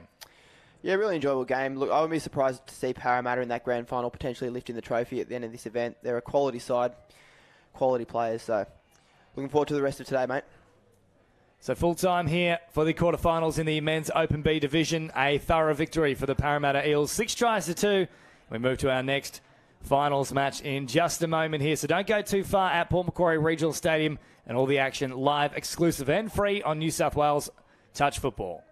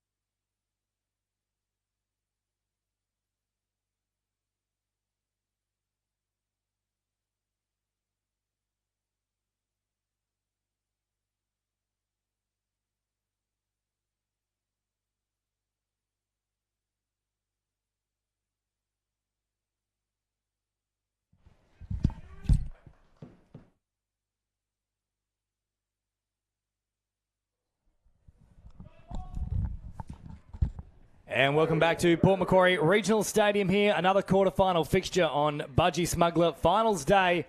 It is the Wallsend Wolves set to get first use of the ball against a very geographically close rival in the form of the Newcastle Knights. James Preston and Jimmy Galea, the Game Development Officer for New South Wales Touch Footy, joining me in the booth. And Wallsend straight away into the action. They'll pull up on the play here. Antonio, one of the quickest customers in this mixed opens division. Grogan, back to Antonio. Good touch coming in there from Miller. Antonio, off the right foot, looking to link up, and nothing opening there. And it is a very good morning to you, James Galea. Morning, Presto. What a day of touch footy we have in front of us, and the weather has held out nicely today, which is even better. Yeah, good to see a little bit of sunshine poking through, and hopefully it stays that way for the entirety of Budgie Smuggler Finals Day. Last thing we want is all those ISC apparel outfits getting all grubbed up. Here they come on the last now. Newcastle, oh, great change of pace. Here we go, all the way into the backfield. Options there. Oh, she's screaming for it. He's turned his head away at the last moment. Oh, goodness me. Well, they'll look at that one back on replay, and Karina Clayheels will be saying, what are you doing? I've got no one within QE of me. She was open for all money. He just looked away at the wrong time, and it just cost them a try to start off the game. So we'll see how much that has some sort of an impact on proceedings as the match unfolds, and they're opting, or at least hoping, they're the Wallsend Wolves for another set, but nobody came anywhere near touching the ball there. It was a very hopeful wave of the arm, as now the Knights try to go on the attack themselves with Erin Clark coming for a little hit up there. Now Redmond. The touch comes in, though, from Steve Kennedy. Ray, out of acting half. Still an option there is Ray. They fire it away now through Bale. Here we go, last play now for the Knights. Ball over the top, a nice big bomb, keeping the width. Oh, how about that for a ripper of a pass? Absolutely fired off from Nick Bale. Absolute brilliant pass there. Finally seeing a team get a long ball out wide successfully for a try. We've seen a lot of teams try over the weekend, and unfortunately not a lot of them have paid off, but good to see that one as Wallsend start off. So Wallsend back into the action, having conceded first here in the quarterfinal. Players wrapping around, looking for opportunities here to punch holes in the defence. Akahata in the 44, one to watch for Wallsend. Here he is now. Akahata with a dummy, or not, fallen for from McSpadden. Back to the 7 metre mark they go. 3 minutes gone here at Port Macquarie Regional Stadium. Akahata with the big dummy. Encroaching closer towards that try line. Here he is again. Akahata getting down very quickly. No touches there. And Akahata says, Akuna Matata, I've gone in. Very well done there by Wallsend. Very well returned from points against Newcastle. Just played brilliantly down the middle, drove hard, and got the point. So level ball game here after around about 3.5 minutes. Good enterprising play from both sides so far.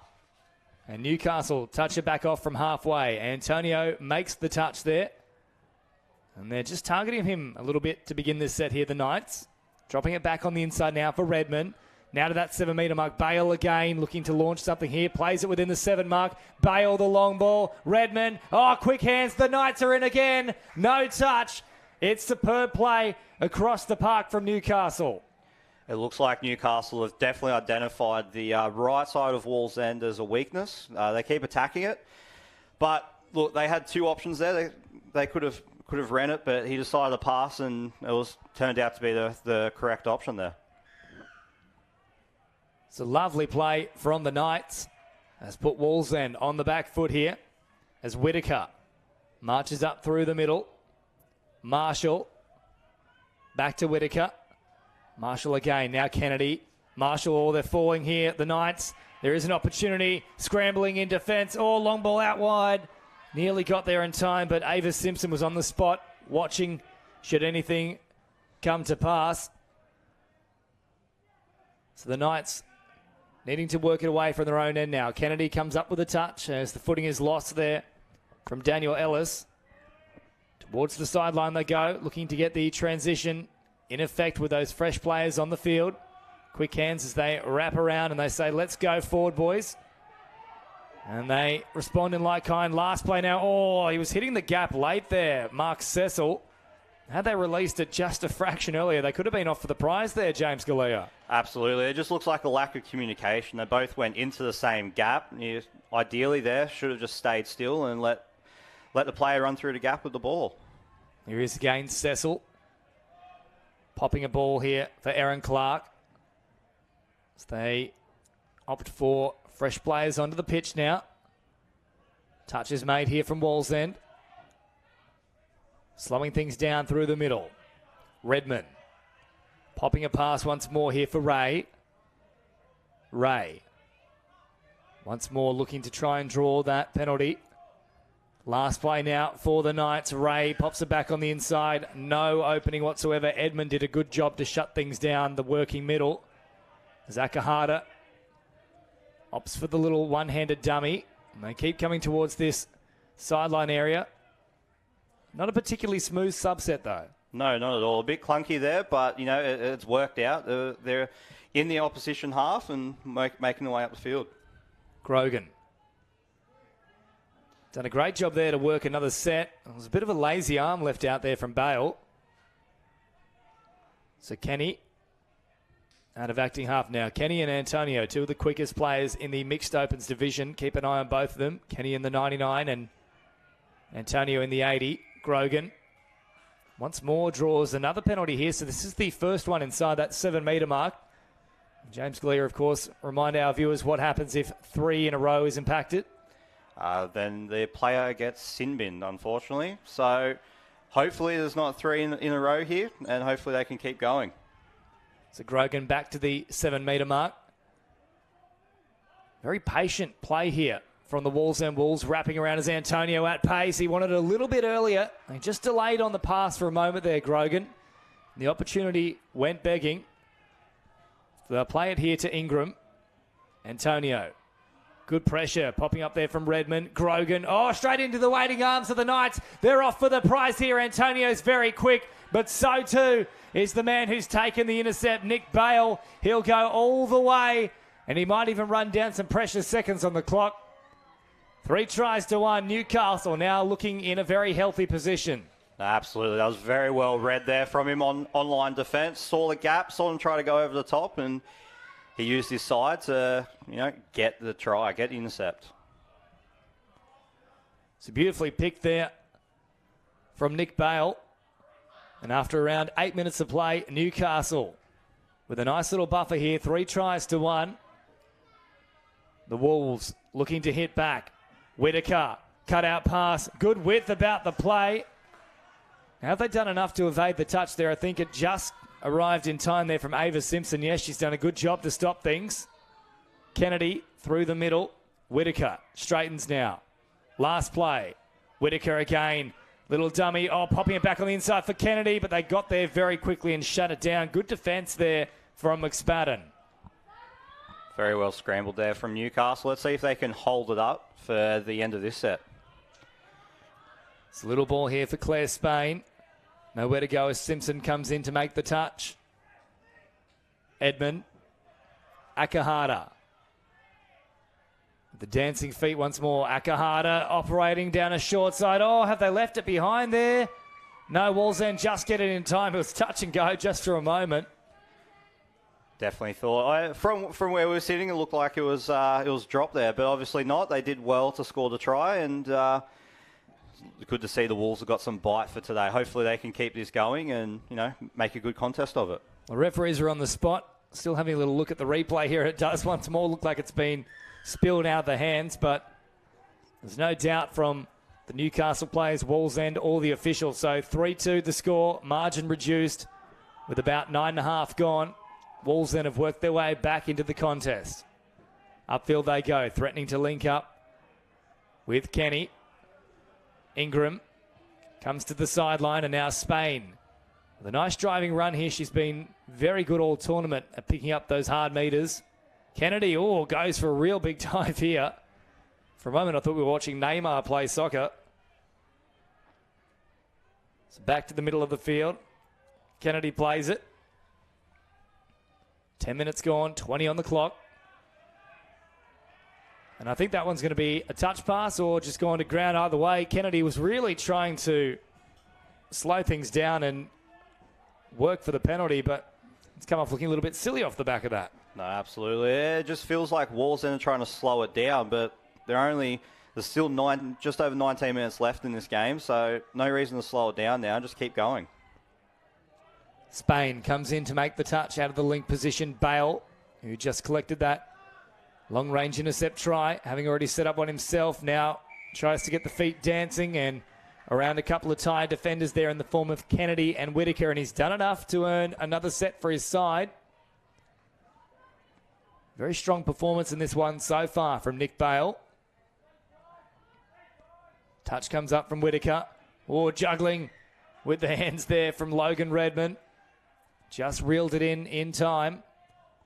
Bale shifts it on to Ray. Ray plays it on the 7. Once more, here comes Ray. Quick hands to Bale. Drops it inside the 7. Now, there's no way Whitaker, for mine, was back on side there. He left very early. No, left. It looked like that from up here, but the ref saw it differently, and now we play on. Wallsend with the ball, making their way to the halfway. 100% right, James Galea. We play the whistle, as do the players out there on the pitch, as Akahata rolls it just on the enemy side of halfway. Now having a crack out of acting half. Must release, though. Does a great job, and that's one of the more interesting Falcons you'll see all day for sure. Little touch there, hovering around midair, and then bop right on the top of the head. Gotta love a self-inflicted Falcon. Any touch tournament's not complete without a Falcon. Especially if it's a self-inflicted one. I think that might be the first time I've heard that phrase, and I like it, James Galea. Self-inflicted Falcon. Has a real ring to it. Certainly does. Certainly does. So change over here. Nothing coming off the back of that Falcon repeat set. 12 minutes gone. Newcastle still in the lead. Oh, tough pass there to take. Put Aaron Clark under all sorts of pressure. And it's a pass that didn't need to be thrown. No, absolutely. It seem like they're trying to push the passes here. It looks like both teams, they may need a coffee or something to wake up because a lot of them are still half asleep out there. You're a hard marker, Mr. Galea. I need a coffee. I've seen you in the other room with the V Energy drinks over the first 2 days. It's definitely been a long week. Long week setting up since Monday for us. Oh, ball popped over the top. Spain was there. Quick play now, looking for the wing position. Oh, no, the pressure came across. I'll tell you what, great job, though, from the Knights. It was looking like a clean catch until they came storming at her. Maybe she just had a little look up. Yeah, no, definitely a look up there. She was in for all money if she could hold on to that. But, no, very well done by the Knights. Power in numbers, as they say, and there was definitely some numbers there. Yeah, Tamika Bull, the key effector of that drop there on the sideline.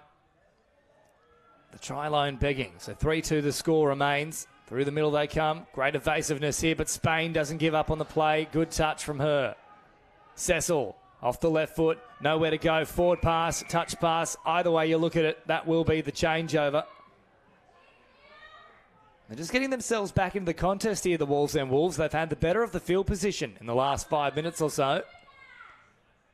Kenny out of acting half, now pops it to Ingram. Both he and Grogan remove themselves from the field. Play on here for Ingram. No, now she's been called back. But another set to come because Bale was offside, as was Logan Ellis. Whitaker to Kennedy now. First play of the new set. Marshall in an acting half. They'll slow it down once more here. Patience about their play. 14 minutes gone. Touch comes in here on Marshall. Whitaker has got oodles of room to work with. I think they've done enough, though, to make the touch. No, she's pulled her hands away. Good honesty shown there from Ashley Miller, and they were a little bit lackadaisical in defence there, and they've been punished for it. Very lackadaisical. You know, like I said, may need a coffee or something to run out there because it honestly feels like they're falling asleep out there. They're switching off at the wrong times, and they just Wallsend are capitalising. Yeah, Newcastle will have to address that if they want to get back in the lead. So 3 tries apiece. And that nice little buffer they had has quickly disappeared here for the Knights. They need to get back into the swing of things as Erin Clark drops it towards the middle. Now worked it through with Daniel Ellis. At pace comes McSpadden. He hits the deck as well after the touch from Akahata. Last play, and they won't get the strike dump here. McSpadden comes up with an audacious flick pass. Well, then the big jumping dummy there from Troy Hicks, unfortunately fooling absolutely no one. So Akahata works it away from his end now. Easy meters on offer as well here for Brock O'Sullivan. And off the back of that, he picks up an extra set for his side and a little bit of back chat. So they marched upfield as well. You can't afford to be doing that in a quarterfinal. No, absolutely not. Newcastle are just letting Wallsend come back into the game. Hopefully they can address the issues and the discipline and, get back into it. So Grogan crabbing across field, trying to entice the defenders. Grogan. Once more the touch comes up and nothing doing there for the Knights.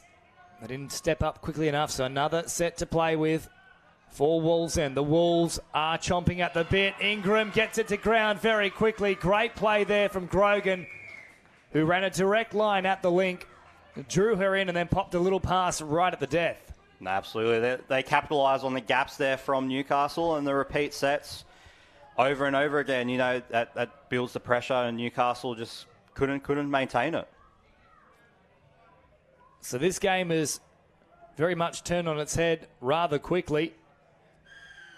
3-1 Newcastle led only about 6 or 7 minutes ago, and now all of a sudden, Wallsend in the ascendancy, 4 tries to 3. They need to stop the bleeding here, Newcastle, as Miller turns it back on the inside. 8 shy of the try line. Oh, beautiful dummy there. Well worked from Curtis Ray. That's exactly what the doctor ordered. Newcastle has squared it up once more. 4 tries apiece. Beautiful response there after points. As a coach, it's exactly what you want. You want your team to respond, and even better if they score a point off it. So Ray doing a great job there to isolate a few defenders, getting them back into the swing of things as Wallsend now on the charge themselves. O'Sullivan to Ingram, their most recent scorer. At pace is Edmund. Back to the 7-metre mark they go. 12.5 on the clock. A really well poised quarterfinal. The long floating bomb. Oh, what a ball that is. A brilliant pass there from Akahata. And eats your heart out, Tom Brady. Beautiful vision there. Beautiful pass. Looked up, saw a space out wide, trusted his passing game and sent that ball to Singh. So 5-4. Wallsend back in front. Level peggings did not last very long. 12 to go at Port Macquarie Regional Stadium for Budgie Smuggler Finals Day. And a big bombing pass there from Akahata. Clark drops it off here as they slow things down once more. Quick hands here to Cecil. And he's caught. This will be the last now. McSpadden hopping in and acting half. Cecil drops it back on the inside. McSpadden tries to fire it off, but a great diving touch there from Kenny. Beautiful touch there. Great defence. Saw what he needed to do and did it. Grogan to Kenny once more. Oh, big contact there. In fact, forceful contact. McSpadden suggesting, I didn't do anything. I didn't drop the shoulder, but referees disagree. Another set to play with here for Wallsend. Spain comes towards the sideline. Ingram now into the action. Being pursued there by Ava Simpson. It's been very good in defence for the Knights on that wing. And that time, there's no arguing with that one. And yes, you can just see the little hand pop up as an apology there from Troy Hicks. I don't think there was much to question about that particular call. No, definitely not. Nothing to question about that, especially when the players apologising as they're running back. They know they've done something wrong. Of course, Touch Footy, a game of honesty, and it's one that you can get involved in yourself by heading to playtouchfooty.com. Great sport for literally every human being on the face of the earth. Whittaker, with the ball just out in front of him, did a good job to keep it in play. Whittaker off the right foot. Oh, well watched in defence there from Mark Cecil. Last play now for the Wallsend Wolves. Whittaker with a long floating ball in between link and wing, and ultimately not finding either of them. So they survive once more here, the Knights, inside the final 10 minutes of this quarterfinal. All to play for. The margin one, Wallsend in the lead, 5-4. Good driving run here from Newcastle. That sets the ship on the right course. Up over halfway, they charge now. Quick roll ball. They march forward further still. Curtis Ray. They've got them backpedaling with Bale. Oh, pops the ball over the top. And I think even if that found the mark, it was very good wing play there from Wallsend. They would have been able to cover that one. No, absolutely. The wings for Wallsend have been very well holding their position, holding their shape, forcing them to throw to long balls. And Newcastle, the balls are unfortunately just going on the ground. And this is a cardinal sin here. Wallsend not playing the ball correctly. Of course, you've got to play it square. They haven't done so on that occasion. So change over here with a really good bit of field position. Now, there's absolutely nobody here. If they stepped up quickly, they had a chance to catch them at acting half here, Newcastle. But finally, they get the full complement onto the pitch. Touch comes in, but they've wasted half the set now before they've even asked a single question. They've got to launch something here. McSpadden tries to do so now. Last play, and so far a very poor set, James Galea. Very poor set. It looks like they just needed some fresh legs on there and then lost all direction. Now they're just trying to force something out of nothing by the looks of it. Oh, McSpadden might be able to do exactly that. He's got plenty of pace. I'm not sure he got away from the touch of Akahata, though. No, he did a great job just to clip the ankle, but nearly did manage to work something from nothing. Nearly brought a miracle out, but no, very well defended there by Wallsend. It could prove to be a very important touch in the context of things there from Akahata. 5-4. Oh, geez, that one was close to forward to Edmund. In fact, it was more than close. It is forward. Good call from the officials. That was right in front of us. So 8 minutes on the clock. And guilty of a few easy turnovers recently, Wallsend. Simpson comes forward, and Akahata has left all sorts of ISC and hyperactive merchandise type apparel on the pitch there. No, absolutely, absolutely. Good to see you rocking around in your ISC and hyperactive apparel there, Presto. I'm sure you got your budgies on as well underneath. Mate, I've got a very scandalous little budgie smuggler outfit on here as Cecil goes in. No touch on him. And I'll tell you what, you don't want to touch anything I'm wearing at the moment, that's for sure. Definitely not. You should be out there, get as many tries as you can for the teams. I'll tell you what, if I can find a certain side and I like what they're doing and they can hold the opposition to nil, I will appear on screen in nothing other than the budgie smugglers. I make that promise to you right now. I'll hold you to that. Do you actually want to, though? That's the real question. It's not about me. It's about the viewers. Oh, here we go. Turn it up, son. Through the middle they come now. Wallsend and Newcastle. Level peggings here. 5 tries apiece. Just under 7 remaining. Oh, Marshall had a chance to release quickly. It won't matter, though. I think they've done enough in time. Yes. So Marshall had the little juggle, but still got the ball away just in time. And once more, Newcastle, just after getting back to a square scoreline, find themselves behind the 8 ball again. No, Wallsend are doing very well. They like that play. They like drawing the players through the middle, driving up, and then sending a ball out wide. It seems to be working, and they're sticking to it. So 6-5, Wallsend lead. Just over 6 minutes remaining. The Knights with work to do. Pop pass back to the middle. Just trying to change the angles. Switch up the emphasis. Redmond drops it on that 7 metre mark. Long ball here from Ray, who's looked dangerous so far. They work it into the backfield. Oh, well, there was an opportunity right as they poked through to pop a little pass to Redmond. And it had to happen straight away or not at all. And unfortunately, Bale ran all the way over the dead ball line. But they'll get another chance at them here. The ruling from the referee, and I'm surprised no one's sitting down off the back of it, is holding back one of the support players. Typically, you see someone sin bin for that. No, absolutely. To have a full quartet after that is something that we weren't expecting. But let's see if Newcastle can capitalise and send the ball out wide by the looks of it right now is all they need to do. 5 minutes to go here. Newcastle trail by 1. Oh, great ball here to Bale. Bale gets to ground quickly. It's a massive play from Ray and Bale. 6 tries apiece. Oh, here's the grandstand finish we've been wanting, James. Absolutely. It's getting very exciting. 5 minutes left on the clock. Newcastle seem to be finally clicking into gear, getting what they need to do, finding all the gaps, and it seems to be working. Well, hold on to your horses and strap yourself in. Here we go. 5 remaining. Level scores 6 apiece, and the sun is shining at Port Macquarie Regional Stadium. That means it's a touch footy classic brewing. Antonio off the right foot. Cecil steps up to make the touch. Back to that 7 metre mark they go. Cecil on Antonio. Last play now. Grogan, dangerous as always, links up with Antonio. Great defence from Clark, though, who shuns him back. Now Antonio comes up with a little burst of speed. And geez, every time he starts to take off, he just looks so scary. You definitely would be scared playing against him, but Newcastle are doing well to shut him down. They're covering all his support play, so he's sort of isolated out there. Cecil now, most recent try scorer.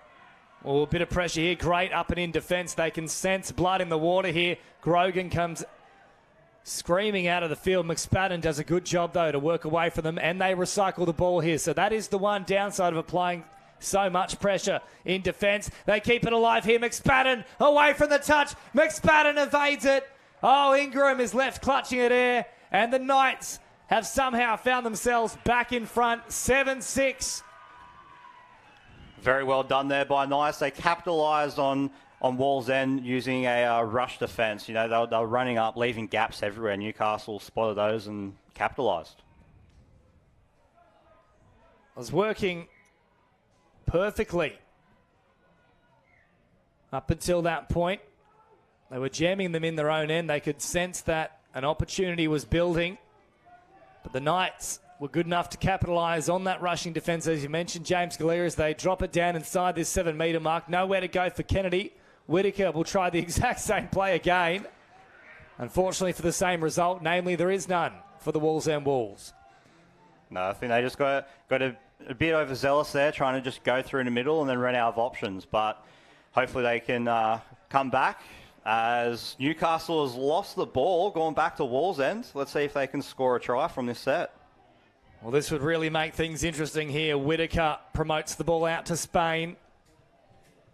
Quick ball here for Bircher, who's caught this time from Simpson. Ingram. Edmund floats it on to Akahata, who has now decided, given it falls off every time he runs, let's leave the headgear onto the sidelines. Just over 2 remaining. Grogan, oh, big touch there. It's more than big, it's a forceful contact. Crucial call here in favour of Wallsend. Didn't need to be made, it was late in the count as well. Akahata, oh, the big dummy Akahata with the turn of pace. It's a great touch, and I think there's been a collision here with the 2 Knights players. So Daniel Ellis not looking great off the back of that one. And also a bit of problem there for Ashley Miller. So 2 players leaving the field from one collision. You don't like seeing those. Don't like seeing those collisions between 2 teammates. They are, as they're over in the fence. Wallsend still trying to score a try. Oh, and they've done a great job to evade the touch there of Clark, but she just got enough on the ankle. She was adamant she made it, waving the arm, and the referees believed her. Akahata to Edmund. Edmund, oh, once more, beautiful tracking defence from the link position there from Aaron Clark. 1 minute remaining. This is pretty much it for Wallsend. They've got to come up with something, and it's well shut down through the middle there for Newcastle. This is where game management comes into play. They just need to get through the set, keep it as far away from their own end with no errors whatsoever. They will get another chance here, Wallsend, because already midway through the count for Newcastle. Up over halfway they come. Nice driving run here. Last play now. They just have to bury it deep. Bale knows exactly what the doctor ordered. He's claiming there's no touch. I think that's all about a bit of gamesmanship, and he should be sent to the sidelines here for throwing it away. Well, that's just silly there from Bale. Very silly there. They're up in front. Now they're getting marched down the field. Wasn't a smart play, just a snap of judgment there. Well, I know what he's trying to do, which is waste a bit of time on the clock, but not at the expense of about 30 metres upfield. Spain Short ball. Oh, Grogan, the no-look pass. They don't need that at this point in time. 10 seconds to go. They'll get one more play here. The strike dump isn't quite working for them. Antonio, the touch pass. That'll do it. Newcastle survive. There is the siren. They've pulled off a minor miracle with a late comeback. 7-6 at full time. James Galea. No, absolutely. It was a brilliant game there by the two teams. Newcastle started out leading well. Sort of dropped off in the middle section of the game. Wallsend capitalised on that, but Newcastle came back well, managed the game. No, good effort from Newcastle and good effort from Wallsend all weekend. So there we go. Newcastle progress into the semi-finals, and up next we move to the women's 20s division. David Stone set to bring you all the action there, so don't go too far. 5 minutes time, live, exclusive and free on New South Wales Touch Football.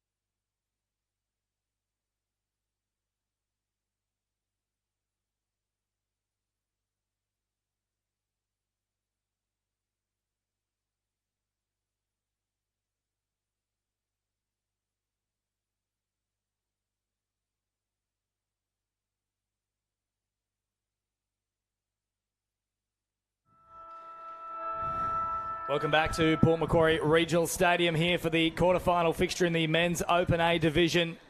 James Preston and Carly Banks with you in commentary between Newcastle Knights with ball in hand and the West Magpies, and David Stone set to join the action very shortly. Carly Banks, this one should be a cracker. Absolutely, James. Two high-quality teams here. Great tournament so far from the Newcastle Knights. Surprise packet for these guys to be in this quarterfinal, and they worked really hard. And that's a great long ball from Maddie Atkins to get us underway, and I think that's a try. It is. Well, how about the finish as well? Acrobatic, getting the legs up in the air and placing it down within an inch of the sideline. Yeah, Maddie Atkins has had a stellar tournament so far for the Newcastle Knights. Come back from a knee reconstruction last year and played for the Hornets Men's Open in the NTL, and State of Origin for the New South Wales Open Mix, and he's just getting better and better. And, you know, as it goes on, he's actually fitter than I've seen him looking for a while. So, yeah, this has been a breakthrough tournament for Maddie in terms of stepping up and being a leader in this Knights outfit. And a great start as well here for Newcastle. First points on the board as the Magpies go for a short side raid here. Just poking their nose through at the moment. Yeah, really good play there from Jason Cassidy, the number 7. He's been their dominant ball player in this tournament. Now he's running the ball out, giving a platform. Long pass coming here, and they can respond in like kind. The Magpies, that's an absolute rifle of a ball. They'll just double check here, and yes, all is fine. The Magpies square things back up with a very similar play. And joining the commentary now is David Stone alongside Carly Banks. Yep. All good. Yeah, so a nice right to left platform there, and it was very well executed by the West Magpies, and you know we're all tied up here at 1-1 on Budgie Smugglers finals day. Bit of a change in the commentary. I'm back, Carly. Luke Heckendorf sitting back in the commentary box, been dragged away from the canteen. Bit of a strange one, but we're back, giving James Preston a break, and Newcastle and West one apiece as Newcastle look to attack. Newcastle's been a surprise packet for the tournament, haven't they? Yeah, they certainly have. You know, this game, it's got that feeling about it, Luke, that's going to go down to the wire, and it'll be a touchdown-a-thon there. And there's a beautiful long ball there. Excellent try. It's one which, if you're new to touch football, if you score on the wing, it's generally accepted. You don't want them to score, obviously, but if they score on the wing, you've made them push the pass all the way out, and you've always got a little bit of a chance to run that down, or the winger could potentially drop it. Isn't that right, Carly? Yeah, I think, though, defensively, if you're starting to leak too many of those sorts of touchdowns, you maybe have to have a bit of a look at your spacings between defenders and try and sort of come up with something, you know, just to make a little bit of an adjustment to make life a little bit harder for those ball players on those 4-on-3 platforms. Definitely right. So West looking to make the hit back. Kaziz into half, steps, and that ball is down. Campbell Muir points to the spot, and West hit straight back. Yeah, nice little quickie play, you know, on that 7-metre line, and the Newcastle Knights will be disappointed with that defensive effort because they really need to make that, you know, on the line, and now, you know, West have got themselves back to level pegging here, Luke. Yes, definitely right. So Newcastle hitting it back, and we'll see what they can do off the tap-off. All the action's down one end at the moment, and West on the defence, pass back in, thrown out, and James Shute, I think he had that one all covered up. James Shute, obviously with the beautiful moustache as well, always looking good on the field, and we'll see what Shooty and Blackwood can do as West look to drive it over to the box. Making it up the left-hand side of the field, as James Shute into half, passing it off, and West's on 5th touch, looking to see what they can do. Catalano with the ball, passes it out to the link, but well shut down by the winger. So Newcastle will have a chance to work it out of their own end. Nice quick run up the middle of the field, shifting it over to the far side of the field, and we'll see some players coming onto the field. In a moment, we can see the Newcastle players really fanning out. This is something they're really good at. That's a really nice latch play there from Ryan Potts, and we're looking for a passive shape out the back. Yep, definitely, and that's them in a nutshell. The Newcastle Knights will play, you know, to their sub box, get their subs on, try and do the 1%ers really, really well. Their coach Lindsay Brain and assistant Matt Richards have worked hard with the boys during the preparation on this, and we've played them a couple of times at Dorlo and been really impressed with their preparation. So their tournament here hasn't surprised me at all. I knew that they had them in it to produce, you know, a tournament like this. So West's on the attack, as we can see. Ball shifted out. Justin Costello in the middle there, Australian representative. You can see he's smiling. He's probably the tallest bloke on the field. Originally from Northern Territory, and we have had word that there are some Northern Territory viewers watching from all the way up in the top end. So if you're watching from wherever you are, if you're in Australia, Northern Territory, we welcome you to the coverage as Justin Costello comes off the field for a quick spell. I'd say he's looking a little bit tired. He's got a great work rate, Cozzy, and one of the real gentlemen in our sport as well, Luke. Yes, definitely right. He's a member of Touch Football Australia's Reconciliation Action Plan panel, and he definitely gives back to the sport at all levels. As Wests are on the attack, touch is made by the player there. So we're just waiting on a team list, and we'll work through these players. So apologies, we're calling the players that we're aware of, but this Newcastle side, a fairly young side, and real surprise packet. So they're into the quarters, and we'll see what they can do in the next couple of minutes. Fantastic defensive read there by Liam Squires, Australian youth winger, New South Wales 20s representative last year, and he's one of the real superstar wingers of our sport, and he just showed why with that fantastic read to save Newcastle's bacon when they needed it most. Definitely right. So Newcastle on the attack, fifth touch called by the referee. Thrown out to the wing, little tap back on the inside, and heavy contact, but he'll get back up there. Yeah, fantastic attack and defence there at both ends of the field. Really good play from Newcastle winger Huey Doherty, who managed to get the bat back into his link, and just great defence from the West defence in terms of the link and the winger getting across and snuffing that attacking foray out. So Blackwood plays it down to Madalitso, Costello. Madalitso into Catalano. Up the middle of the field, fifth touch called by the referee. Ripped out to Costello. Madalitso comes inside. Costello shows it, but goes himself. Yeah. Throws that into the referee's legs. I can't say that would have been intentional, but still, it does disadvantage the side, doesn't it? Yeah, absolutely. And good pick up there by referee Campbell Muir.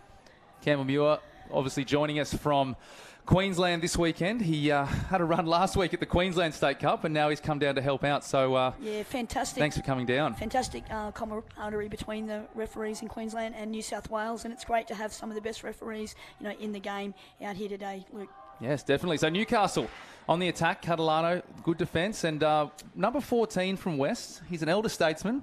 Robbie Knuckler, what do you know about him? Knuckles, fantastic servant of the game, represented New South Wales and Australia, been at West his whole career in Mets, and just like a really, really good person as well.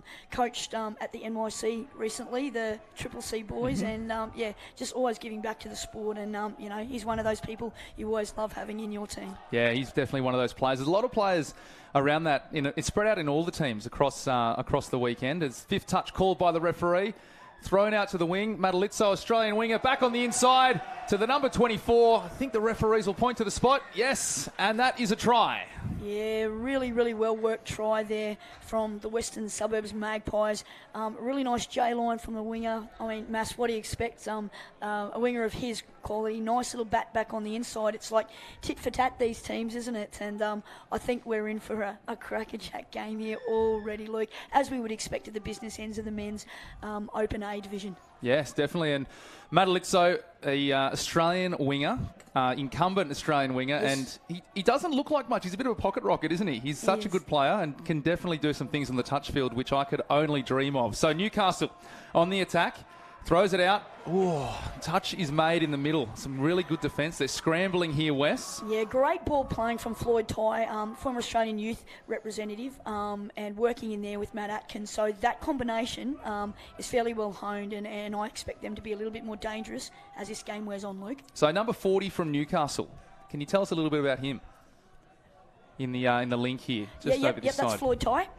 So, So, Hunter Sports High graduate and somebody who's been an Australian youth mixed 20s representative at the last World Cup. Yeah, I know that I cast eyes on him out in Dubbo a few weeks ago at the National Indigenous Touch Football Knockout, and I hadn't seen too much of him purely because there hasn't been too much Australian action happening with the lockdowns and the like. But I saw him playing. I think it was for one of the teams from Newcastle, and man, he can play, can't he? Yeah, he is. He's got a beautiful left to right long ball. Watch him go. Lockie Fitzhenry with the ball there to link. A little tap over the top, but he's a young player, Australian under-18 youth representative at the 2020 Youth Trans-Tasman Series, a Newcastle boy. Really good story. He was a shadow player, and one of our players got sick the night of the jersey presentation and rang him up. He's a local Newcastle boy, and he came to all the trainings, and he ended up getting his run for Australia. So, and did a very, very good job. Yeah, that was, I think, Australia taking the clean sweep of the tournament, and really good tournament up in Newcastle. And it was a shame we couldn't get to the Opens tournament a little bit later on. Absolutely, but better things ahead, Luke. Exactly right. As Newcastle on the attack, they're looking to hit back. Score currently West 3, Newcastle 2. Still 19 minutes to run, so plenty of time as Newcastle up the middle of the field. Yeah, the passive shape again. They've sort of looking, either to go through that front hole, and I would expect pretty soon that over in that sub box that Lindsay Brain and Matt Richards, they're having a bit of a conference there before. They'll be looking for that passive out the back, and I think it won't be too long until we see that. So Wests have to work it off their own end. They are very good at getting up there. They're one of the more tough and physical sides, we'd probably say, as Costello flicks it on to Blackwood. And Costello getting into the middle in the mix of things. Costello with the ball. Dumps it down. It's forward. That pass. Didn't step over it. Yep. So he didn't step over it. Passed it forward. Take your pick. And they've found a penalty in there. So and ideally, not too much difference between a penalty and a roll ball down this end of the field anyway, is there? Absolutely, Luke. Like, you'll wear either one of them, won't you? So Newcastle with the ball. They're going to try and bring some fresh legs onto the field, and you'll see them come in, and we'll see what they can come up with. So touch 2, and they're already on the attack. So let's see what Newcastle can do. These two New South Wales State of Origin mixed open representatives, Blake Potts and Matt Atkins, watch their combination. They've been playing together from a very young age. So this is their big attacking pod here. So there's a changeover, unfortunately, but watch for Ty, Atkins and Potts to work together. Excellent. So Wests again. They're going to work it back over. Referee's found a penalty. I think they've got a foot in the ruck, so just making contact with the ball. Blackwood will take the tap and really work it up. As we've seen a few subs made, they may not bring it over this side of the field. So shoot with the step. Throws the head around. He's not someone you want to give too much space, so they shut him down. And Mads found his way to the middle of the park. I think he'll make his way back over to the wing as Blackwood. Nice strong run up the middle. 5th touch called by the referee. Pass back. Couldn't quite get that pass in. Yeah, it was the right idea. I think that the West Magpies, they're starting to sort of sense that Newcastle are a little bit man-on down on that scoreline. So a little late switch there could have found the Newcastle Knights defence in a little bit of trouble. That's a really intelligent wing play there from Hugh Doherty. They got jammed in there by great West press defence through that middle, and he was very selective in being able to find someone. Great go forward from Lockie Fitzhenry to give them a shot on this last touch. Tamana Ellers, a member, the number 23, a young man from Newcastle who's in the Australian under-18 youth squad at the moment. So watch out for him as well. He's a great young player. Yeah, there's a lot of really young players in this Newcastle side, and you've probably got a few more of the elder statesmen in the West side. So I think this Newcastle side's turned up, and they've basically said, we're here and we're ready to play.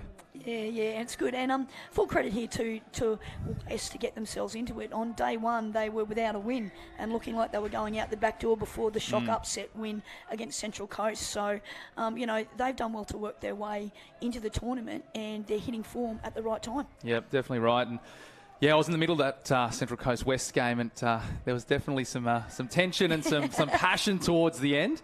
But that's what happens at a state cup, and Absolutely. That's what happens, and that's why we're here. That's how much it means to everyone, Luke. Exactly right.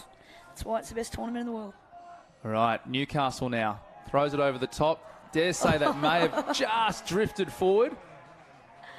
Yeah, but bringing the crowds back on Budgie Smugglers finals day, Luke, for sure. All righty, so the referees, I think, found another penalty here, but again, I've thrown it away. It's probably not too much you're worried about in that sense, because you get to set your defence there. So it's one of those ones where if you give them away every time, the referees will start to take a little bit more action. But if you think we're a little bit short, maybe it's better just to give them a little bit more time to get back and set your defence. Yep, definitely.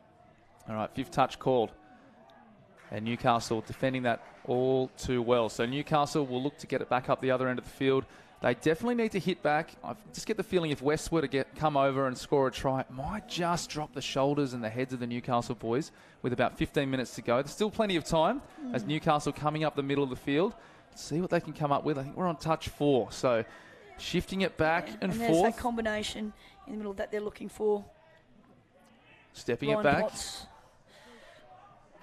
And I'll turn that over. So just couldn't get it to work there. No, because their transition was good enough. They moved the ball really well to the box. It's just they had a little bit of a pause in there between touch 3 and touch 4, and it allowed the West defence to, regather themselves and be able to, cull that attacking foray quite comfortably.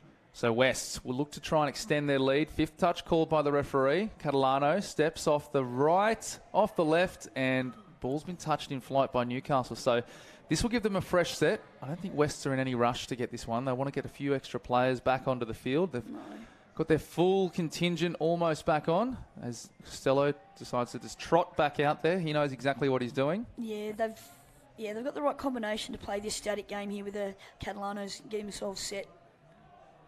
Quick step and touch made. So they're going to be looking for something in the middle. They're just taking their time. There's no real rush. We still have about 13 and a half minutes, and Catalano shifts it back, picks it up, quarterback. Yeah, and I wouldn't be all surprised if there's an out ball heading towards Costello in the next couple of plays here. They sort of compress them in, and they've got the penalty, so we'll see what they do with their sequence. All right, I think it's Kazi's, the number 7, coming on as well, so another static player. That's a really good call from the coaching staff there. He's also got the 4-3 game, and he can throw long. So there's the link ball that I was talking about. Costello out to shoot and into the corner. So we could almost see that happening in slow motion, couldn't we? Well, when you know the types of players and the types of setups, and that's exactly what sort of should have happened. And this is the thing, is that if you're giving away repeat sets on the line, then they're going to make you pay no matter who it is, especially on finals day. It's going to be one of those things that people need to be clinical, and they're going to be precise. So, you're going as hard as you can to make sure you don't give those repeat sets if you can, Luke. So Newcastle back on the attack. Let's see what they can come up with as a step and jink. Carly, from a coach's point of view, are there situations like that where you almost just have to sit back and watch as defence and you go, they're going to score here? Well, you probably never want to think like that at all. Like you've got to be up to it defensively. You need to have known the players that you're coaching against, and your team needs to know all of that. And you would be going, I'm seeing Costello standing where he is. These guys are non-static guys. This play's probably going to come, and that gets down to your education and also your experience. And that's very important. That you're never going to give up on a play and give people tries. No, you're not. All right, Newcastle now. In defence, West coming up the middle, so Newcastle really needing to find the next try, I would say. If West were to put one over in the next couple of minutes, we might be in a little bit of trouble. There's that switch. So they've obviously recognised that a couple of the Newcastle defenders are very man-on, so that late switch is something we'll see a lot more of. It's nearly come off twice now for West, and this is a real danger period here. The Knights need to stay in contact, as you alluded to a little earlier, Luke, in this next couple of sets. Just try and get back on an even keel here and just get in the contest. Ooh, that ball straight to the head on that one there. We'll have to make sure he's okay. I think he's all right. He's one of the elder statesmen of this team. He's played for years. I remember one of my first state cups. He was playing for West, the number 1, and he's definitely very vocal on the field as well. Yeah, and every team needs their experienced players to sort of guide you around, the park, to bring a bit of steel and attitude when it counts, because finals, days like today, like you win the big ones off the back of, your attitude and your energy, and those types of players are worth their weight in gold. Definitely. So, Catalano out to the link, touch claimed by the Newcastle players. Fantastic work there from Huey Doherty again. Can't speak highly enough of this young winger, and he's definitely one, as the Hunter Hornets men's open coach, he's a young winger that I've got my eye on for the future for sure. Oh, I dare say that ball's gone forward from Madalitzo, but right idea. And more often than not, that play comes off. So it's one of those ones where you go, I'm not going to score if I catch it. So let's see if we can tap it back in. Definitely. As Newcastle working their way up the far side of the park, working their way in the middle. A little touch made in the middle. He's lost his feet and he'll make it back. As Newcastle, 5th touch called. Flicked around. Oh, almost pushed off like a goalkeeper's punch. Just losing his footing, and he makes it back. Yeah, the soccer story is a bit of a sad one this morning, isn't it, Luke? So we sort of don't want to touch on Don't that want to touch on it too much, but, it's one of those ones where you go, if before the tournament, if you take a 2-1 loss in a round of 16 match, you'd probably take it, wouldn't you? Absolutely, and, we're there and thereabouts for a country of our size and experience at that level. It's really, really nice to see we're able to compete. And I was talking to a few people about it, and I said, if you get beaten, you hope that team goes all the way, because you think, well, if we had won, we would have gone the whole way. So you want to make sure that you're beaten by the best, and I think that team is one of the best with Argentina. Yeah. And Messi. just like this team now we're watching, Wests has always been one of the best. Passive themselves, and a great read from Liam Squires, proving the quality winger that he is, being able to snuff that opportunity out. Blackwood out to shoot, back on the inside. Costello flicks it off, and nothing doing there. So Newcastle holding tight.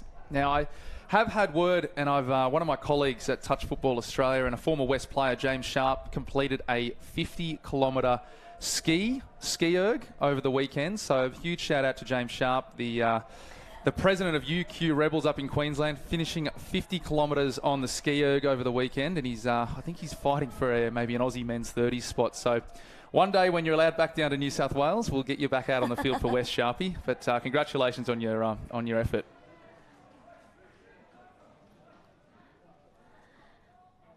So West will look to try and extend this lead. This is danger time for Newcastle, isn't it, Carly? Yeah, it certainly is. It's not gone by any means here, Luke. Like, the game's always got a long way to go. It's one of my favourite coaching philosophies, and you've just got to stay in it a little bit. But yeah, really important that they make a stop here and they get down the other end and just get a little bit of pressure, and then hopefully convert that into scoreboard pressure. Oh, hard touch. Catalano, he's definitely one of the more physical players on this team, but gets away with one. Yeah, he sails very close to the wind there, and they're a very, very physical team, but you know what you're going to get with them, and you need to make sure that you're adequately prepared for, the physical confrontation you're going to get against that side. Oh, it's a good ball, but I dare say it's probably gone forward out of the hands. There's not too much wind about. It was the right play from Brodie Goodchild, and he's been a stalwart of this Newcastle Knights team, been a Newcastle junior since he's been, 8 years old. So to see people like him, come through, their club and be representing, in a quarter-final at the State Cup, that's a big moment for Brodie Goodchild and his father Wayne, who was the president of the Hornets, of the Hunter Western Hornets for many, many years. So yeah, shout out to Wayne and his family. Really, really good touch family in the Hunter region. Yeah, and it was the right play, but just couldn't pull it off. But there's still plenty of time as Costello comes out of dummy half and he's caught. So Newcastle will get another chance, and Newcastle will really look to hit back, really put some pressure on West, because I dare say if West were to go in, they might just park the bus and just cruise through and go through the motions. So we'll see what Newcastle can come up with. You can never write them off. Yeah, they're capable. They're very, very capable. And that man, Matt Atkins, and there's the fly. That ball's gone forward, and the referees have picked it up. Yeah, they've got it. It's a shame. And West had the coverage to cover that anyway. Again, they're not having much luck just with their option taking. The play's right. Just the execution's a little bit off for the Knights at the moment. Well, Madalitso almost losing that ball. He's held onto it. He's known for being able to hold onto that ball, especially on the wing. And West, I think they might have just been looking for a penalty, but referees say no, stand up, play the ball, and let's get on with it. Yeah, I think Cassie thought he was at the World Cup, I think, there with that dive. But anyway. And he's out of half. Touch is made. Oh, I think that is a hard one there. Let's have a look and see what the referee's doing. I don't think the player could have done much more. He was running back. He's made the touch. And I think the West player knew what he was playing for in that situation. Definitely. 1-1, Cassie. Good job. And the player's been sent for a sub as well. So West will have one, maybe two plays with a one-player advantage as Newcastle player getting back onside and into the middle. So you've got Blackwood, you've got Kazi, you've got Catalano, you've got good players in the middle. Catalano with the ball, Blackwood at half, back to Catalano. Steps, nothing happening. So nothing opening up, Newcastle holding strong. Plays it back to Blackwood, into Kazi. Blackwood with the ball. Blackwood plays it back up. Kazi off the right foot, into the in goal. looking for players, and ball has hit deck. So Newcastle, again, getting away with one. So West looking to put that nail in the coffin. Can't quite get it. Keeping Newcastle in the game. And here's a penalty. 7 on? I think they're incorrect substitution. I think they had 7 on. Yep. So... And this is the break here with just under 5 minutes to play. This is where Newcastle, if they can score here, then it becomes a little bit interesting. So 96 in the middle from West, trying to get that hand in and around the ball, trying to force a turnover, trying to get away with one. They're trying to drop out of their touches here, and they don't want to give Floyd an opportunity here because there he goes. Whoa, that ball looked down from here. We're about 100 metres away, so... Touch is made, touch is called. And those ones are always 50-50 propositions, aren't they, Luke? You know, it's a very difficult play. I think he's going to go long here. That ball looks like it's been touched.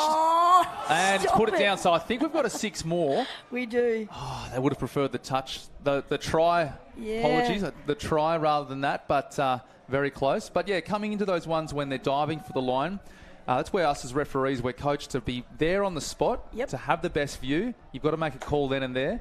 And that's the way it goes in our game. There's no video ref. You've just got to make a call on the spot.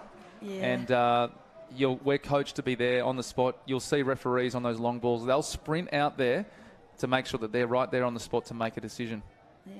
Unfortunate use there of the ball there from Newcastle on that repeat set. It was first touch, and they went for the money play. It would have been nice for them to be a little bit more controlled and processed. And that's the thing, is that when you haven't been in a situation like this before, not having a lot of experience at playing in finals, it can really get to you. And I think that's probably a decision that they may rue, and it may cost them dearly. Oh, very lucky to not have anything happen there. I think he may have just dropped it down a little bit, but I was looking at that thinking, what's going to happen here? But I think you're right with West. When they have a repeat set on the line, they slow it down, they take their time. They've got the experience of your Knuckler, your Blackwood, your Costello, your Kazi to come into the field and just slow it down. I think Newcastle a little bit frantic. Might be one of the first times they've been in this situation in a men's final. Yeah. With 2.5 to go, they've really got to start to step up and just keep their cool. And also we've got a couple of Youth World Cup winners out there in the Arakat twins who, played for that Australian 20s men's team that won the World Cup, the last Youth World Cup. So, yeah. Plenty of experience. Yeah. And big games and having to step up. And both those boys are, very good young players. Oh. Yeah, we're seeing it now. They're just trying to push it a little bit. I get the feeling now that they might be getting the nerves, might be just getting the better of them. But Newcastle, there's still 2 minutes to go. So all it will take is a lapse of concentration from West, and Newcastle will be straight back in. Let's see what they can come up with. Up the middle of the field go West. Into half. We've got Kazi on the field, number 7. Passes it back. He's going into dummy half. Flicks it up, back in. Blackwood picks it up from half. Throws it out. Balls hit the deck. So, Newcastle, this is do or die right now. They need to get over the line very quickly. And West, I wouldn't be surprised if West looked to give away a penalty or two just to slow it down as well. Just to give themselves the composure. And that's an unfortunate error there. The physicality that West have brought to this game has surprised Newcastle, and they haven't been prepared. I can see that, they've rattled, the Knights. And yeah, it's definitely put them off their A game a little bit here, and that's it. But full credit to West. They've really clawed their way into contention into this tournament, and full marks to them. Oh, that ball looks down. That's down. And that's a try to Catalano, and isn't he happy about it? Referee points to the spot. We've got 45 seconds to run, and I dare say Newcastle will look for a consolation. They'll run back quickly. Yeah, definitely. And let's see what they can come up with. With 30 seconds on the clock, Newcastle will look to leave a little bit there before that full-time siren goes. So back in. Newcastle taking that touch, passing it out. They're still in the middle of the field, looking to set something up as they go in. Long ball out There's to the the link. passive, and they finally got it right. Throws it out, There and it is. Newcastle into the corner. They probably needed that Yeah. 3 or 4 minutes ago. Well, probably about like 15 minutes ago, mate. But yeah, it's really, really big effort.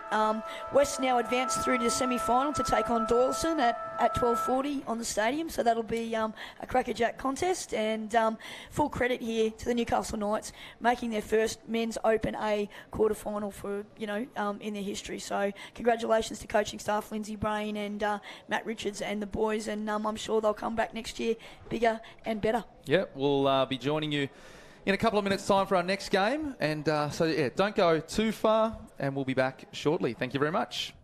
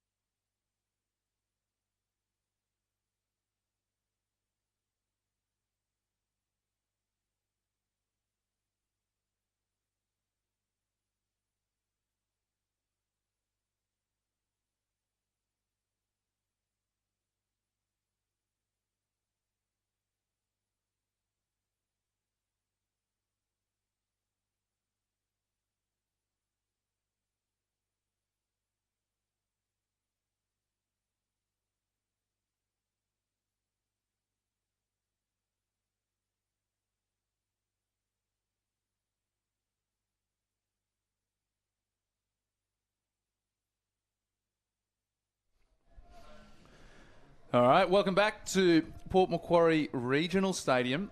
We've got a women's 20s clash. Penrith and Orange. It's a battle of the West.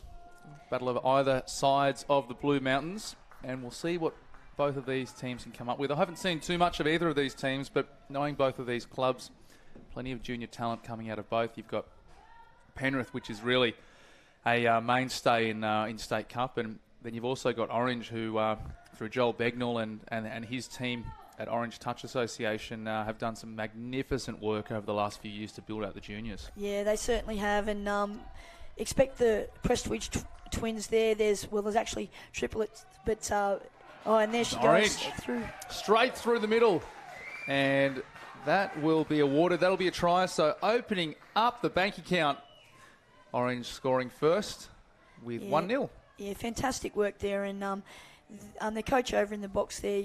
You've got Junior Prestwich, who's done a lot of work out there. His three girls have have built have been the nucleus of their 18s and 20s team over the last few years, and really good to see these guys out here plying their trade on the big stage.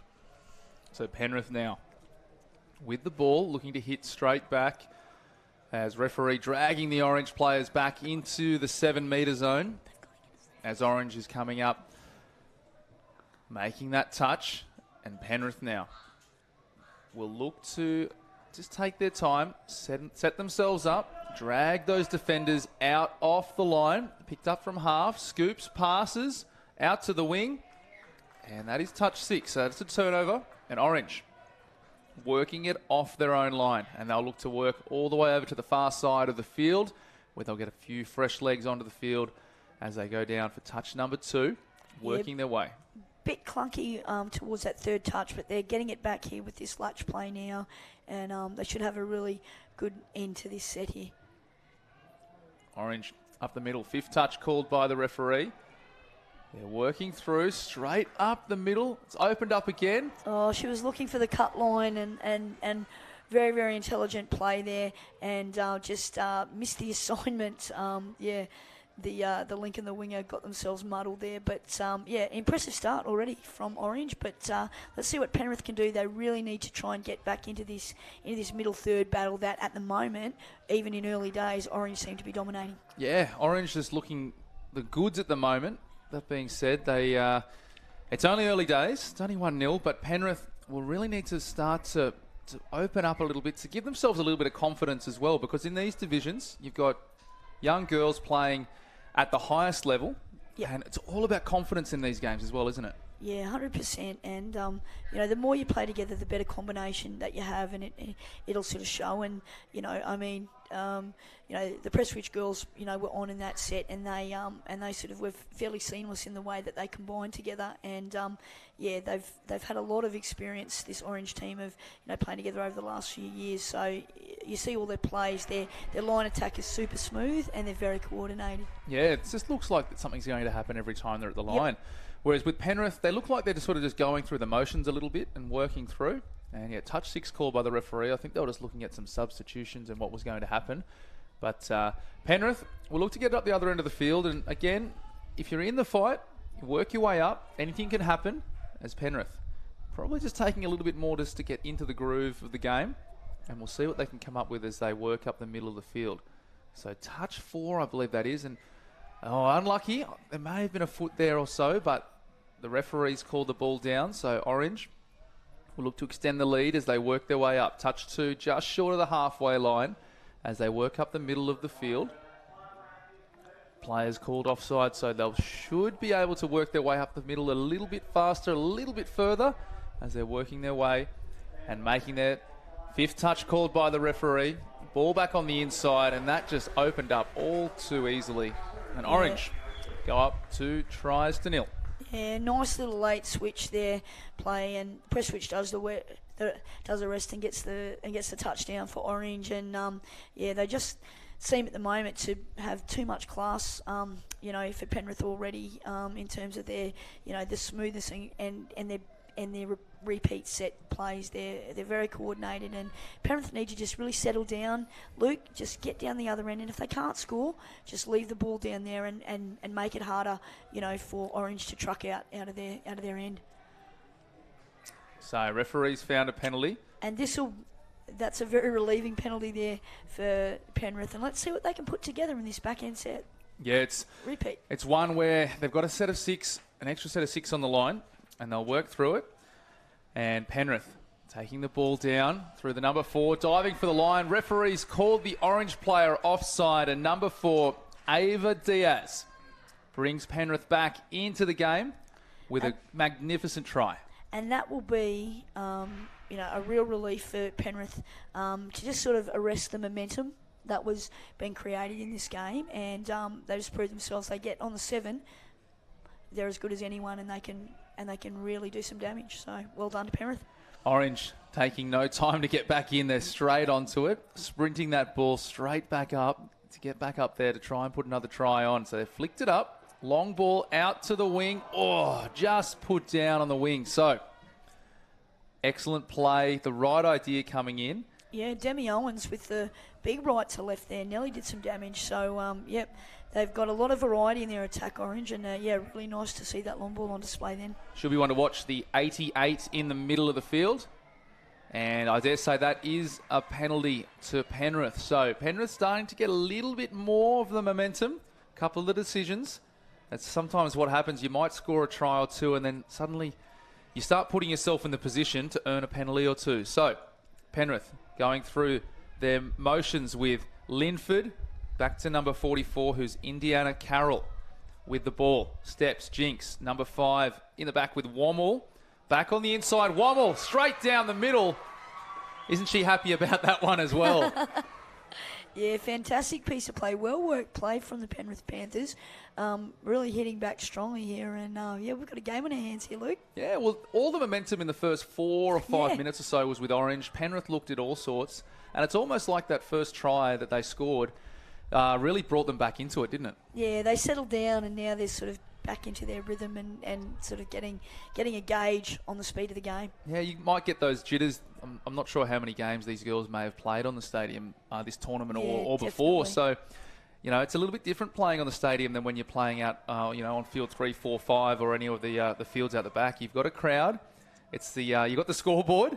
You've got the commentators calling your names, and it's the pressure's on a little bit. So Penrith making the touch, excellent defence. I think that was number 10 from Penrith.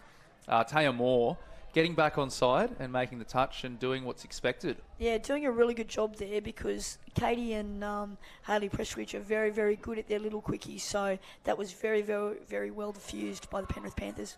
So Penrith up the middle with Moore, working their waist, flicks it back on the inside. Touched in the middle, going down with number 11, Telfer.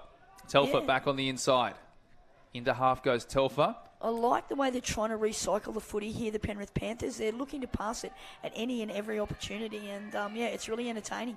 They're throwing it around. It's creating an indecision for Orange, really, isn't it? It's sort of like if you're watching a rugby league game and you're seeing majority of offloads, it's really tiring them out and keeping them busy. So we'll see what Penrith can do and if they keep that up. But it looks like they've got the confidence. Their heads are up, the shoulders are back, and they're ready to play. Yeah, no, this is much, much better from Penrith now, and this is unfolding into a very, very good contest here, Luke. So almost 10 minutes gone. We're almost through the first third of the match as Orange will look to steady the ship, bring it back up the middle of the field through the number 88. Ball thrown out to the wing. She's got a clean set of heels, the number 4. That's Jess Wardrobe down the wing. And again, the ball playing ability of Demi Owens with that beautiful right to left. She threatened a little earlier, didn't she, Luke? And now for her to put one, on the chest of her winger was fantastic. And didn't she show some speed? Get down that side of the field. And that ball really was one which forced the winger, number 4, Jess Wardrobe, to run onto that one. It was put 100%. Out in front of her. It reminded me a little bit of when you had those older league players like Danny Padiris and the like, throwing it out in front and forcing the players to really run onto it. So 100%. She was running onto it, and that's what put her ahead of those defenders. and made sure that she was in to score in the corner. So Penrith will look to hit back. They're on the line, working their way around. As they step around, dummy thrown. I thought she could have gone it herself. Yeah, she could. Really, really good piece of play from Indy Carroll, who provided that opportunity for Wommel again to, perhaps score that try. But she looks like a likely customer too. Indy, she's got some good hands and good feet, and seems to be, a focal point of the Penrith attack. So we'll keep an eye on her as this game unfolds. I dare say Aaliyah Wommel, she'll be one to watch as well. Little link out here in the number 5, so keep your eyes on her. Box, isn't she? She knows what she's doing, and she's here to play as well. She's bouncing around, she's up on the toes, she's ready to play. But we'll see what Orange can come up with now as the ball's thrown out the back. Yeah, a bit of an attempt at a passive there. They really didn't have enough space to sort of run that play. So Orange passes it back in. They do have the numbers, but can't quite get the hands to the ball to shift it nice and quick. Yeah, this is a really good quality contest between two really willing teams here, Luke, and you've got everything to play for. It is finals day, interesting to see what happens from here. Budgie Smugglers finals day here in beautiful Port Macquarie at Port Macquarie Regional Stadium, as the number 77 from Penrith, Tia Jane Golding, scoops the ball out of half and then decides to run to the sub-box and say, I'll have a spell. Give me some water and I'll get back on in a minute. As Penrith, up the middle of the field, scooped up from half, looks back on the inside, touch made, so nothing too much doing. The referee may have found a forward pass. It may have drifted forward. The angles from where we are aren't too inviting, so it's not one I'm going to comment on. As Orange will look to work it out of their own end. Working towards that substitution area. And we'll see a few fresh legs get onto the field as they work it over, flicked out. And this momentum looks to have swung just a little bit back towards the Orange Thunder. Yeah, definitely. It's early days yet, isn't it, Luke? Oh, nice direct line there. Fantastic play.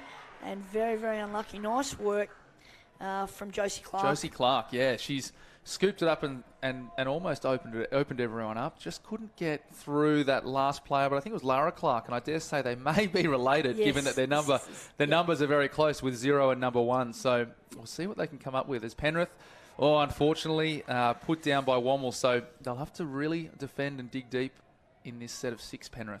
Yeah, they'll have to work really, really hard to, to keep the Orange Thunder out at this stage, and they're looking to make some substitutions here. Interesting to see who Junior Prestwich brings on. I think it'd be definitely, Kitty will come out here, I think, and try and cause some issues here for them. Now, here's 88 again. 88 out to the wing, and Demi Owens looking dangerous every time she has the ball. She scoops it up. She's almost reminds me a little bit of like a Logan Flanagan style player. Yeah, tall, absolutely. Yep. strong, and being able to throw that long ball. Hayley Prestwich on the sweep. Looking long. And touch made in the corner, so we'll great turn it over. Defence. Really, really, really good defence from, who's that, Casey McQuincy? McQueenie? Yep. Nice job. Yeah, really, really good job. So Penrith. She read that well, got out nicely. She did, and she made the touch and made sure that they weren't able to get in there. So Penrith really looking to swing that momentum back as we come up towards the halfway mark of the field, and we're almost at the halfway mark of the match as well. As stepping off, 5th touch called by the referee, so Golding stepping around, and that's touch 6. Looking for a penalty, seeing if there's any of those players offside, but the referee says no, they've made it back, and we'll keep working towards and swapping it over for Orange to have a run.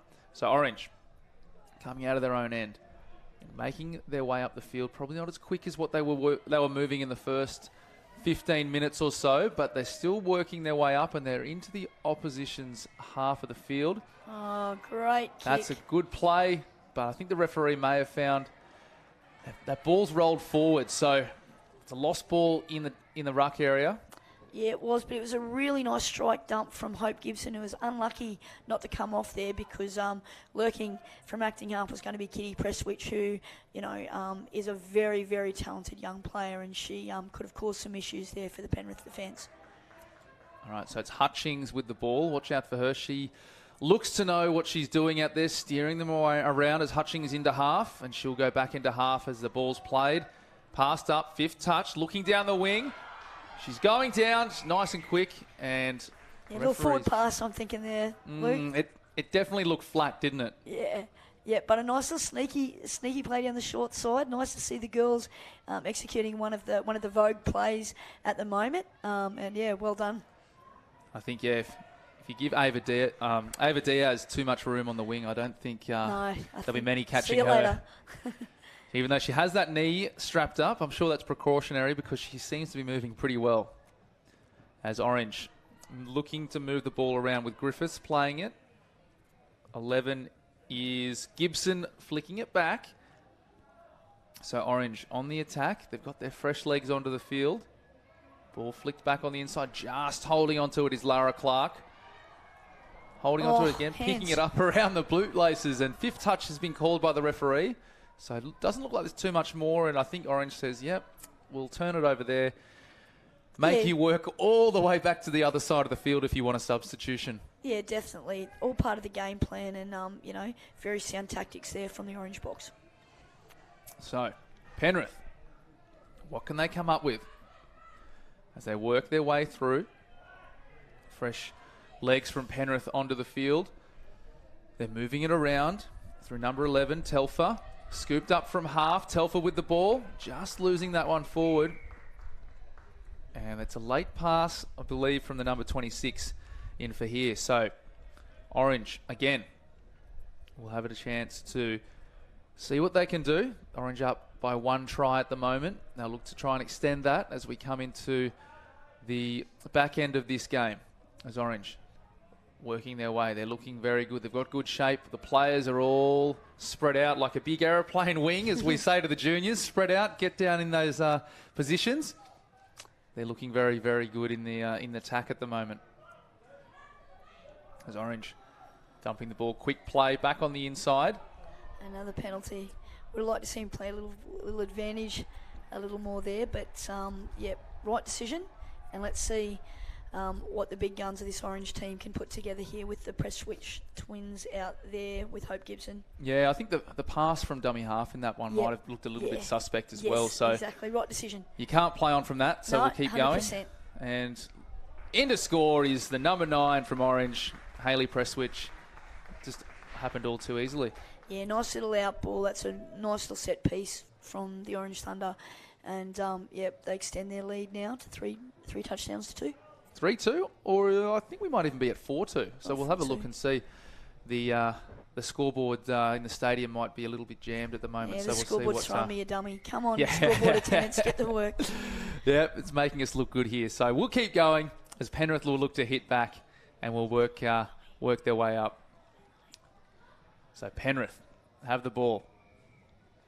And they're going to be looking to hit back. They don't want this to get too far away from them because they were looking really good. Long ball over the top. And I think the referees found that one's gone a little bit forward. Yep. So Orange will have another chance to work their way through and work their way up. And for Orange at the moment, Carly, I think it's very much a case of let's try and spread this score line out a little bit so we can they're just sticking to their processes. They're rolling through their sets. This is their most impressive set, I think.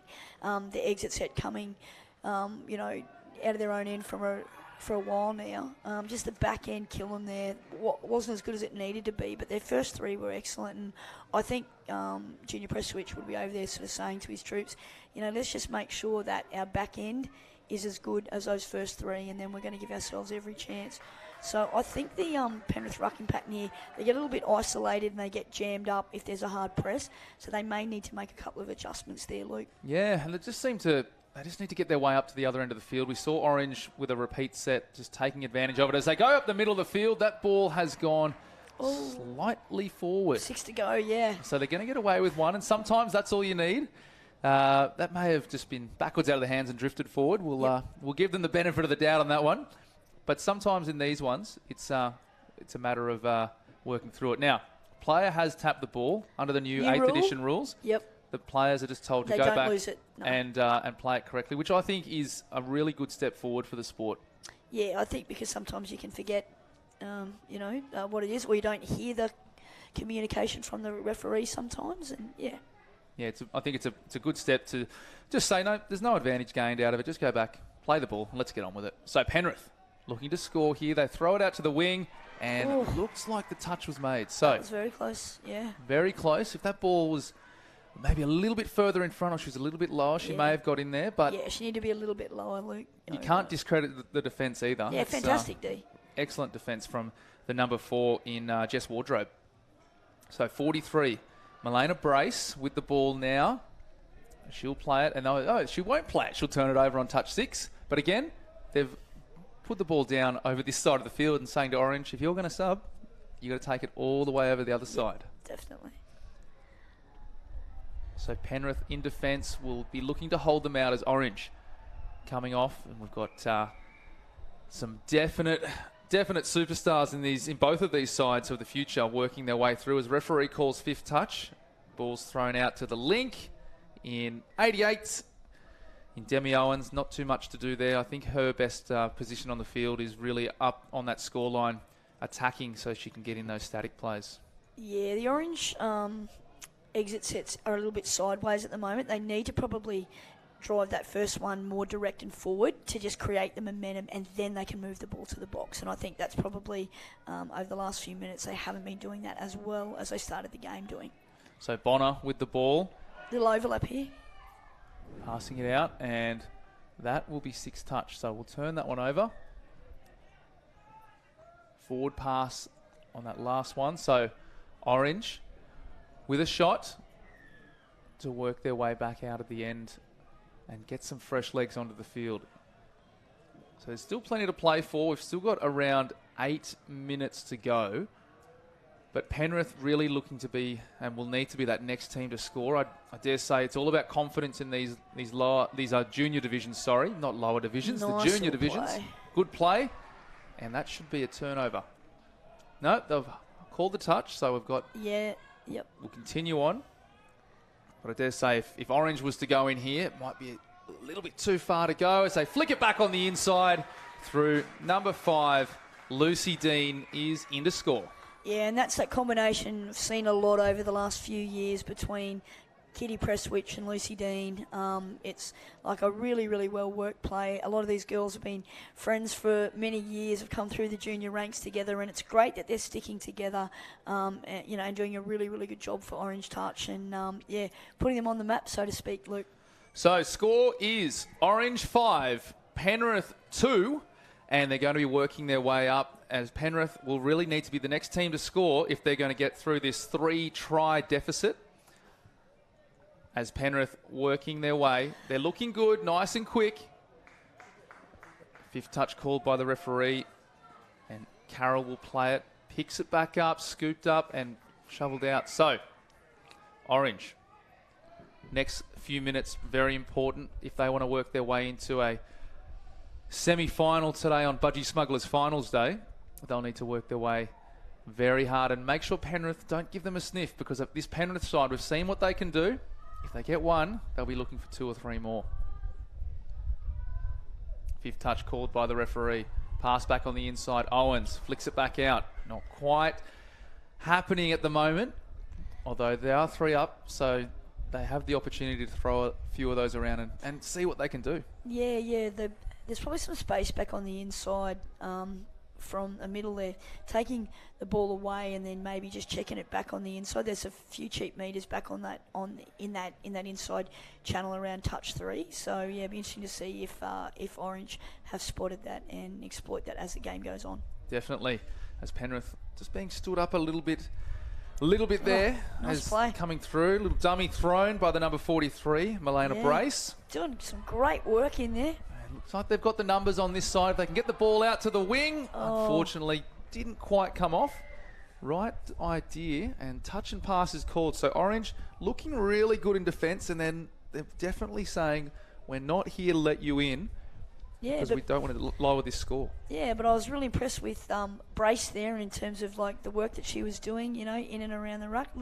Smart little player there, and great to see so many young players making their mark here at the State Cup, Luke. Yeah, they're here to play, and on Budgie Smugglers Finals Day, everyone's here to play, and they're here to get the win, and anything can happen. So we've still got enough time for Penrith to hit back, but if Orange were to be the next to score, I think it might be just a little bit too far to go, as Orange throws that ball out. Yeah, sticking to their policy, which is obviously finish the ball over on our sideline as much as possible, and that's really good discipline from the Orange girls, because sometimes you see half an opportunity and you might want to go away from the structure, and that's a sign of a very disciplined and well-structured team. So Penrith now with the opportunity, and she's caught a dummy half. I don't think she's going to give it up though. And the defence offside. So Penrith getting away with one. Don't think the player was in too much of a hurry to tell the referee she was dummy half as well in Telfer. But that's football, and that's all part of the game as we work through. Penrith will look to go through, throws it out to the wing. She's down the side, ball thrown back on the inside. Oh, that's spectacular. McQueenie. And that last pass, there's a question mark over it. Yeah, she was forward. I was hoping they'd let the girls play Luke, because it was a spectacular piece of play. But yeah, in my heart, I knew that pass was forward. But anyway. Just awarded, refs.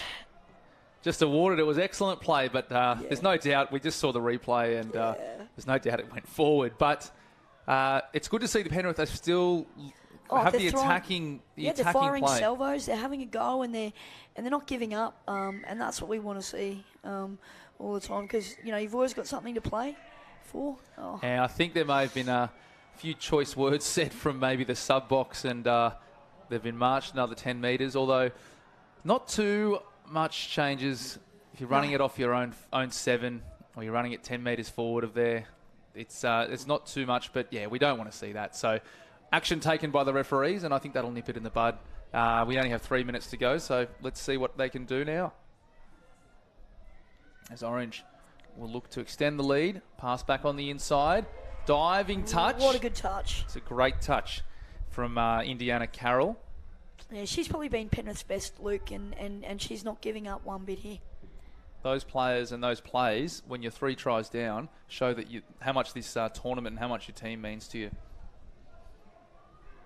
Penrith still defending, ball back on the inside, and Carroll with the touch again. So getting through a mountain of work, the women from the mountains, as the Orange Thunder will look to put one more try on the scoreboard. Ball thrown out and touch made. So Penrith really need to be the next to score. If they're going to have any chance of winning this match, they need to score in this set. So let's see what they can do. Through 77, up the middle, back on the inside to Hutchings. Hutchings will pick that ball up, and so she's had that ball passed to her. As Brace with the ball, Hutchings into half, back to Diaz. Thrown out to the wing. She's down the wing, and unfortunately she's just put a toe on the sideline. So not too much longer to go, but Orange holding on, making sure that Penrith don't get that sniff they need to get into a groove to potentially take this win away from them. Thrown out. Owens into half. Good step around, and Penrith looking. Nice extra metres there, and they're really wanting to finish here strongly with a touchdown, I think, here, Luke. So they're working hard, looking for that 7-metre strike dump. She's going to show a clean pair of heels and doesn't need to. And that was all too easy. It just opened up. Yeah, Lily Clark, fantastic piece of work, and yeah, really, really deserved that try. She's been one of the unsung heroes here for the Orange Thunder, and nice to see her get a name on the score sheet. Yeah, she can play, and she stepped it around and made sure she's put her name on the score sheet. And Penrith, they've played well. You can't discredit their efforts. Yep. They've just come up against a side today, which was good at the start. They dropped off a little bit and let Penrith back in. But then I dare say the coaching staff of Orange probably had a few words to say and said, look, let's see what they can do. Penrith, ball goes over the top. It has gone forward. It has gone forward, but the Penrith team can take a lot of heart out of this performance, because a lot of their attacking options were correct. The execution was just off a little bit at times, but classy performance here from the Orange Thunder, and they will be extremely hard to beat today, Luke, on Budgie Smuggler's grand final day. Yeah, you can't take anything away from Orange. They've been absolutely outstanding in this matchup as they look to extend the score. Back on the inside to Owens, and siren goes in the background.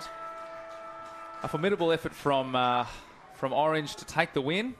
Penrith, gallant in defeat. They played well. You can't take anything away from Penrith. They played well. They just came off a better side today. Yeah, definitely, and you can sort of take those sorts of performances and be happy with that and know that you've still got a shot to keep building into finals. And I'm looking forward to watching the Orange Thunder advance further on finals day, Luke. So, excellent work from the Orange Thunder.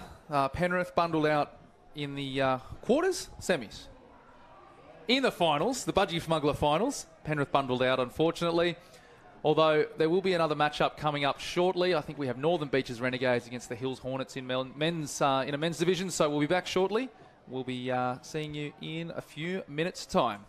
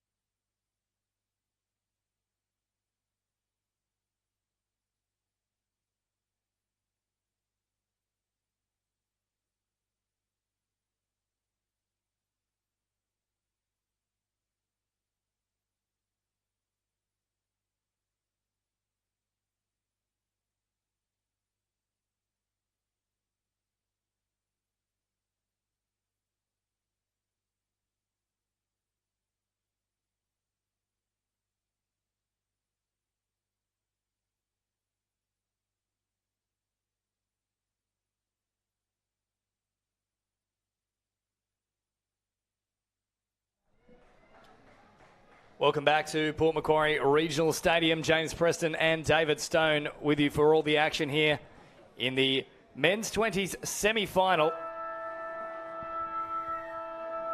It will be between the Northern Beaches and the Hills Hornets here. And it is the first use of the ball here with the Northern Beaches Renegades. So on the attack immediately and looking to make a statement with their first use of the ball. They might well have got underneath the cover defence there. No late claim for the touch, and referees agree. So a real test for the defensive mettle here of the Hills side. Renegades launching plenty of attacks. Oh, good ball over the top, but well jammed in off the wing there, Stoney. Yeah, well defended there by the Hills Hornets, and good start there by both teams. I'm looking forward to this clash. I haven't been able to watch much 20s this weekend, but have a bit of an investment in this division. And looking forward to seeing some young kids come through the ranks. Of course, you are coaching the State of Origin 20 side, so plenty of talent on display here looking to make a name for themselves, and they've got the man they have to impress right here in the booth. Ball spilled here from the Hornets, about 7 or 8 away from the try line, so change over to come here. No score so far with just over a minute to play. End-to-end stuff to begin with. As the Renegades head towards the sideline. Quick little wrap around here, and more options on display. Yeah, please excuse us. We have a few wrong numbers here from both sides. So if there's anybody listening from Hills or Renegades, looks like the Renegades are in for the first try of the game. We don't have any numbers, unfortunately, but if there's anybody around that could jump up to the commentary box and fix some numbers up for us, that would be great. It's the first try of the match here for the Northern Beaches Renegades. Less than 2 minutes gone.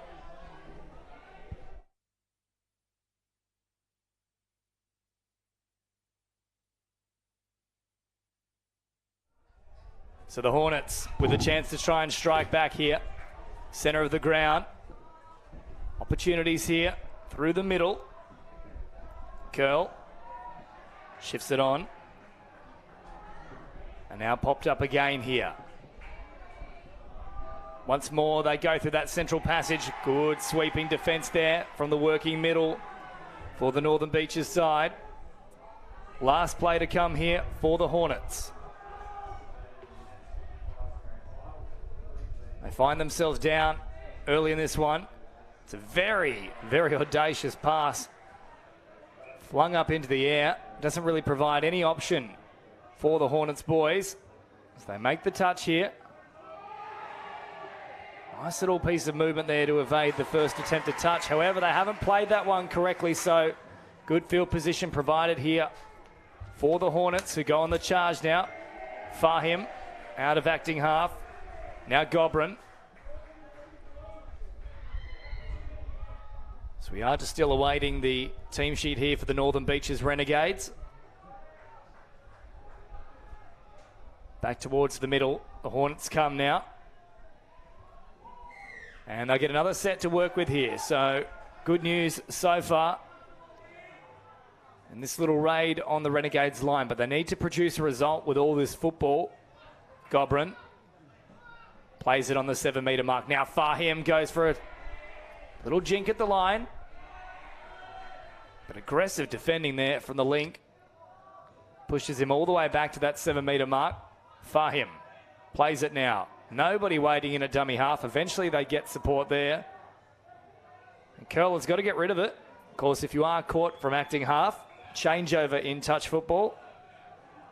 And these fixtures are 30-minute matches with no half-time breaks in the sides, changing ends when a try is scored. Last play now for the Hornets. Nice big floating pass. Oh, I think they've done enough in defence. Yeah, great cover there from the 7 for the Renegades. Drifted across out on that wing position and made sure that Mickelwraith had nowhere to go. And losing the footing there, and then probably an unnecessary touch for the first-ing man into the turf. Now play it there, and yeah, not looking 100% healthy. It's number 3 for the Renegades. Caught a little earlier, so back to the mark they go.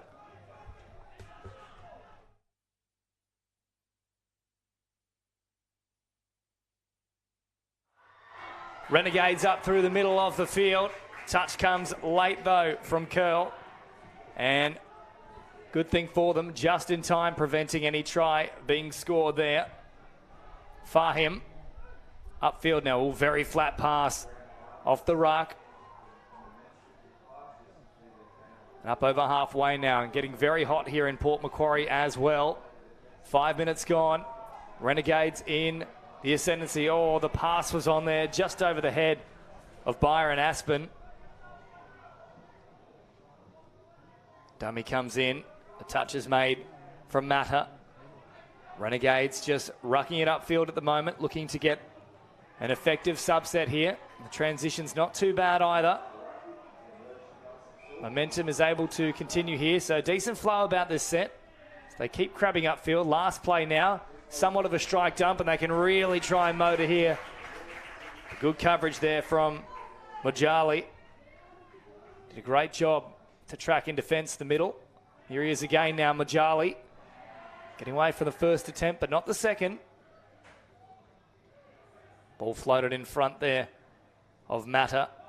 And now this one goes to deck from Aspen, so a few issues here for the Hornets, but they will get another chance because I'm not sure what they've ruled there, actually. It's a play on for Aspen, and maybe that's a bit of karma from the touch footy gods.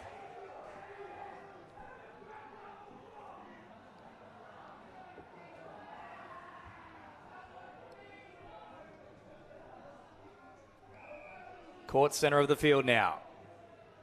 Touch came in there from, I believe that might be Fahim out there for the Hornets.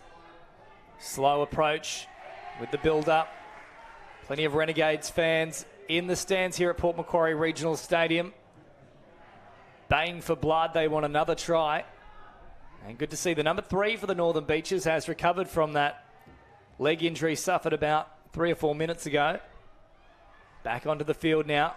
Hanging out in this grandstand side of the field link position. They feign to come his way now, back towards the centre. Good pressure jamming in from the middle there for the Hornets. The flick pass comes out, it's gone 15 metres in the wrong direction. So change over there in favour of the Hills Hornets. And up they go now. Driving forward, heading towards the sideline. Trying to get that smooth transition and keep the roll on going. Aspen dropped it off.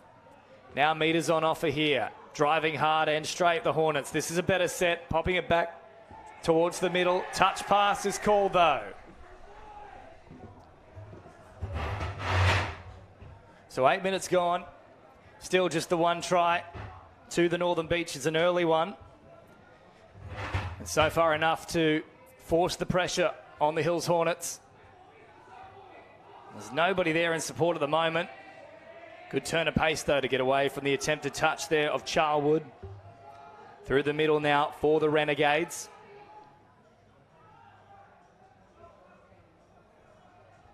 Midway through the count. And now this is the last here. They'll attack the line. That pass has gone well forward. Intercepted here from the Hornets. They were nearly off for the prize. Matter thought he had a bit of room to move. Short ball and a good drive up along the sideline. Evading the first attempted touch. Now back towards the middle they come with Gobrin, who plays it quickly. Here he is again, Angus Gobrin. Stopping off the left. Now sets it here for Matter. Gobrin and Matter patient with the build-up. Matter floating it over the top. Oh, great hands. Probably just needed the little tip across, though, there, Stoney. Yeah, just a little tip on there, and unfortunately I've tried to chase up a team list for the Renegades boys, but unfortunately we cannot get the right team list, so we'll just have to do our best this time, James, and we will move on. Unfortunately, we do at least have the Hornets outfit here. They're the ones that have got to chase this game. Grand final spot on the line here, semi-final. I hope you're enjoying all the action across the last couple of days and right here on Budgie Smugglers Finals Day. It's one of those contentious 50-50s. We've been talking about it all day, where there's a player that's in the passing lane, whether they're playing at the ball or not. We've seen a few go either way, so it's still a bit of a contentious call throughout touch football, but the Hills Hornets, they get that 50-50 call on that one. So 10 minutes gone as Aspen comes Ooh. forward. And tries to get the roll ball on the spots. The second little error here from Aspen. Hasn't been a happy start for Byron. They head towards the sideline now, the Renegades. Nobody in there at acting half to begin with. Finally, they get some reinforcements onto the pitch. They drive forward here through their number 12. Good little right foot step. Forward they march once more. Probably see a right to left play set up here for the number 8. I've seen him play a little bit before and does have a pretty good passing game on him, so might see something set up here for him now. I played on that 7-metre mark. Long ball coming. I think it's floated forward regardless. A very watchful defence out there as well from the wing for the Hornets. Yeah, well defended there by the Hornets. He kept it a little bit of width and he knew it was coming, so defended that well, but the ball did go forward, so it didn't really matter, I don't think. So upfield they drive now towards the halfway line. This one really getting into a bit of an arm wrestle now. So they straighten things up here with Taj Patterson. Here is again through the middle, Patterson. He's got quick feet.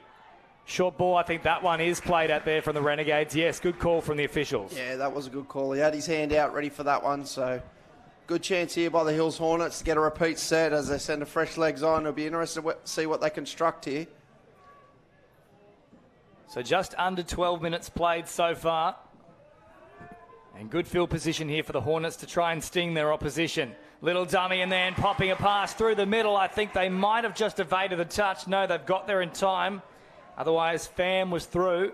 Yeah, well read there by the defender. He read that sweeper trail play.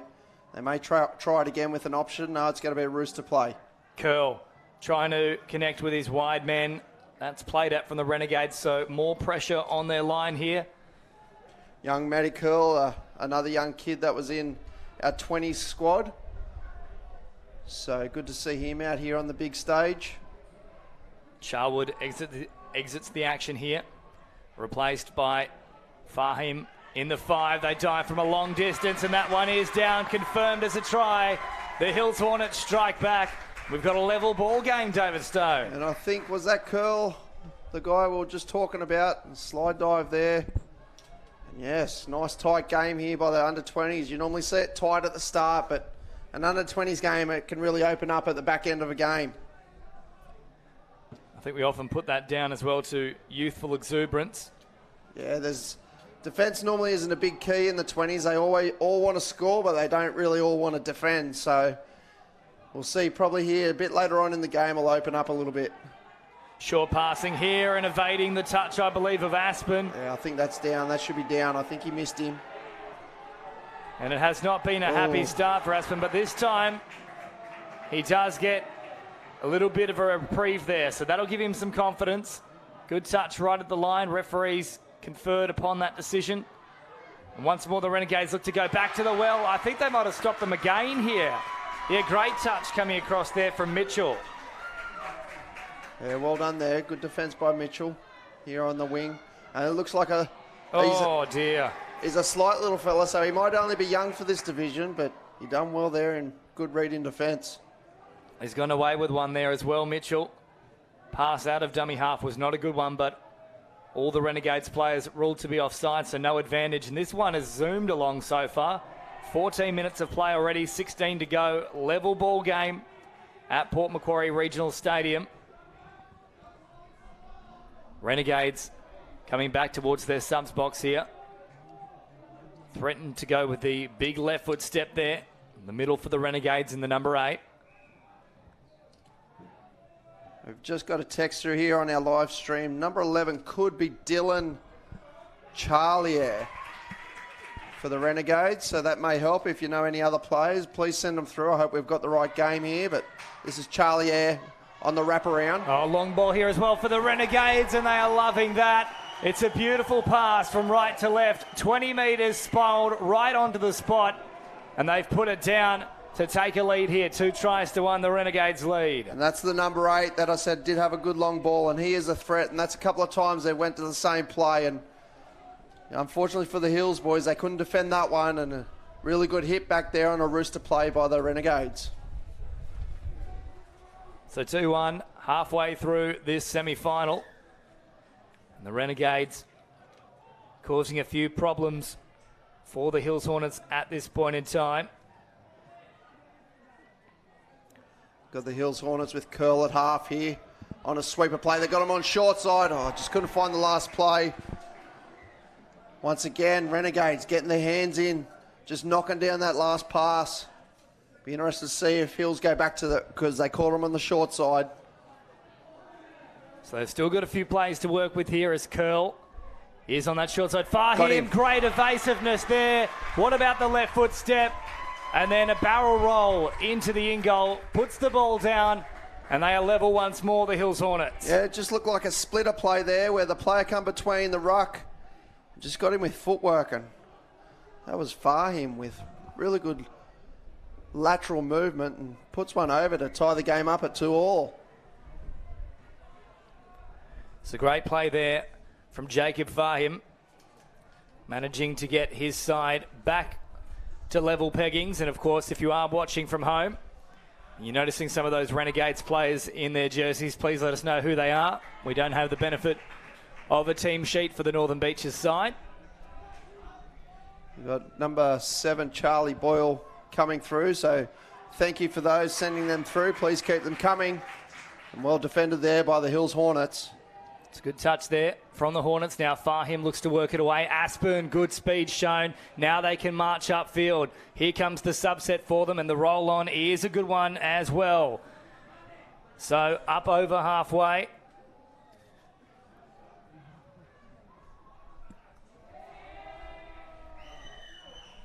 And that will be a little changeover here in effect as well. Yeah, we've got the Renegades working off their line here. I believe this could be Saxon Youngman. We're getting some names through. Thank you very much for those out there and watching our live stream on the Budgie Smuggler Finals Day. It's a cracking day here at Port Macquarie with the sun out, a slight breeze to keep it nice and cool for the players, and some really good touch. It's still very warm though, despite that breeze, as Youngman plays it. And now they say to Mayo, let's go forward. Through the middle of the field. Last play now. Youngman looking to link up. Oh, still play on for a moment. And they've caught it. So that will count as a 0 play, given it's technically an intercept. Off the left foot they come. And quick hands here as well from the Hornets. A nice play there. 12.5 to go.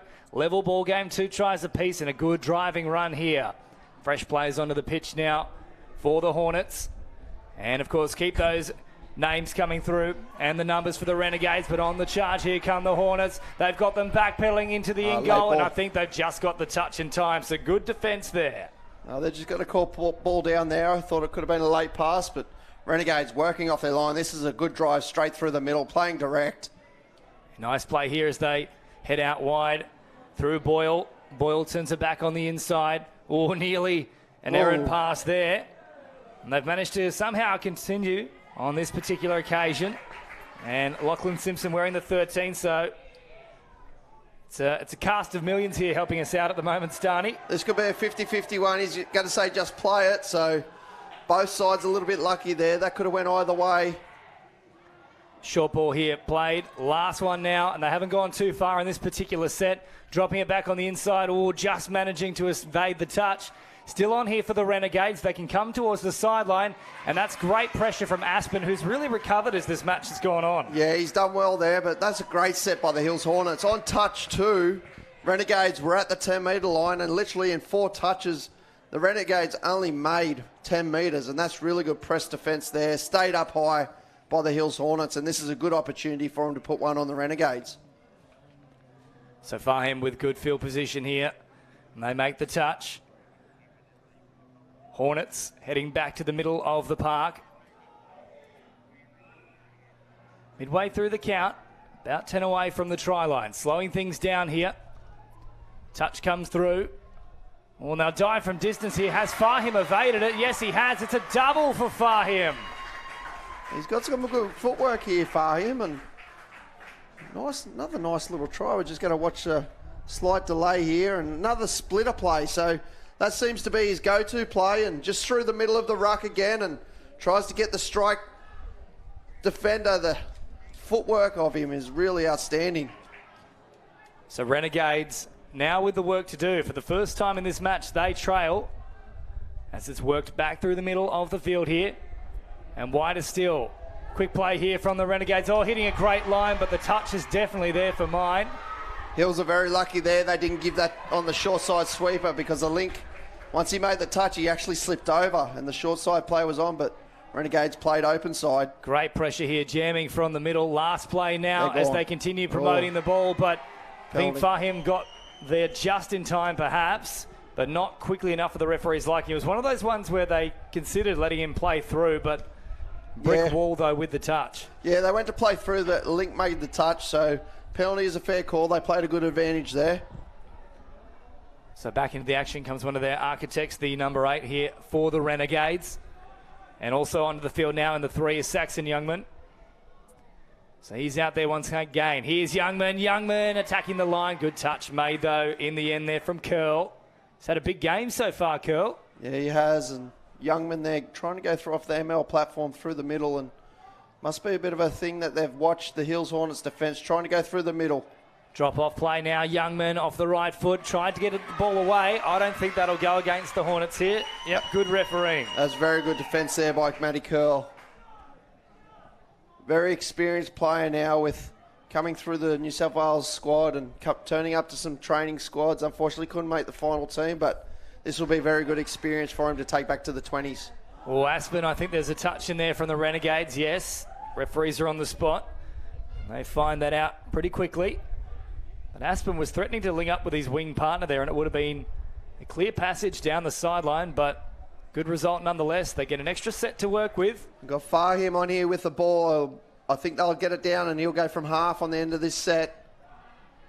They'll slow it now and look to work for a strike dump. Matter. Fahim hopping in and acting half. So this one is the settler.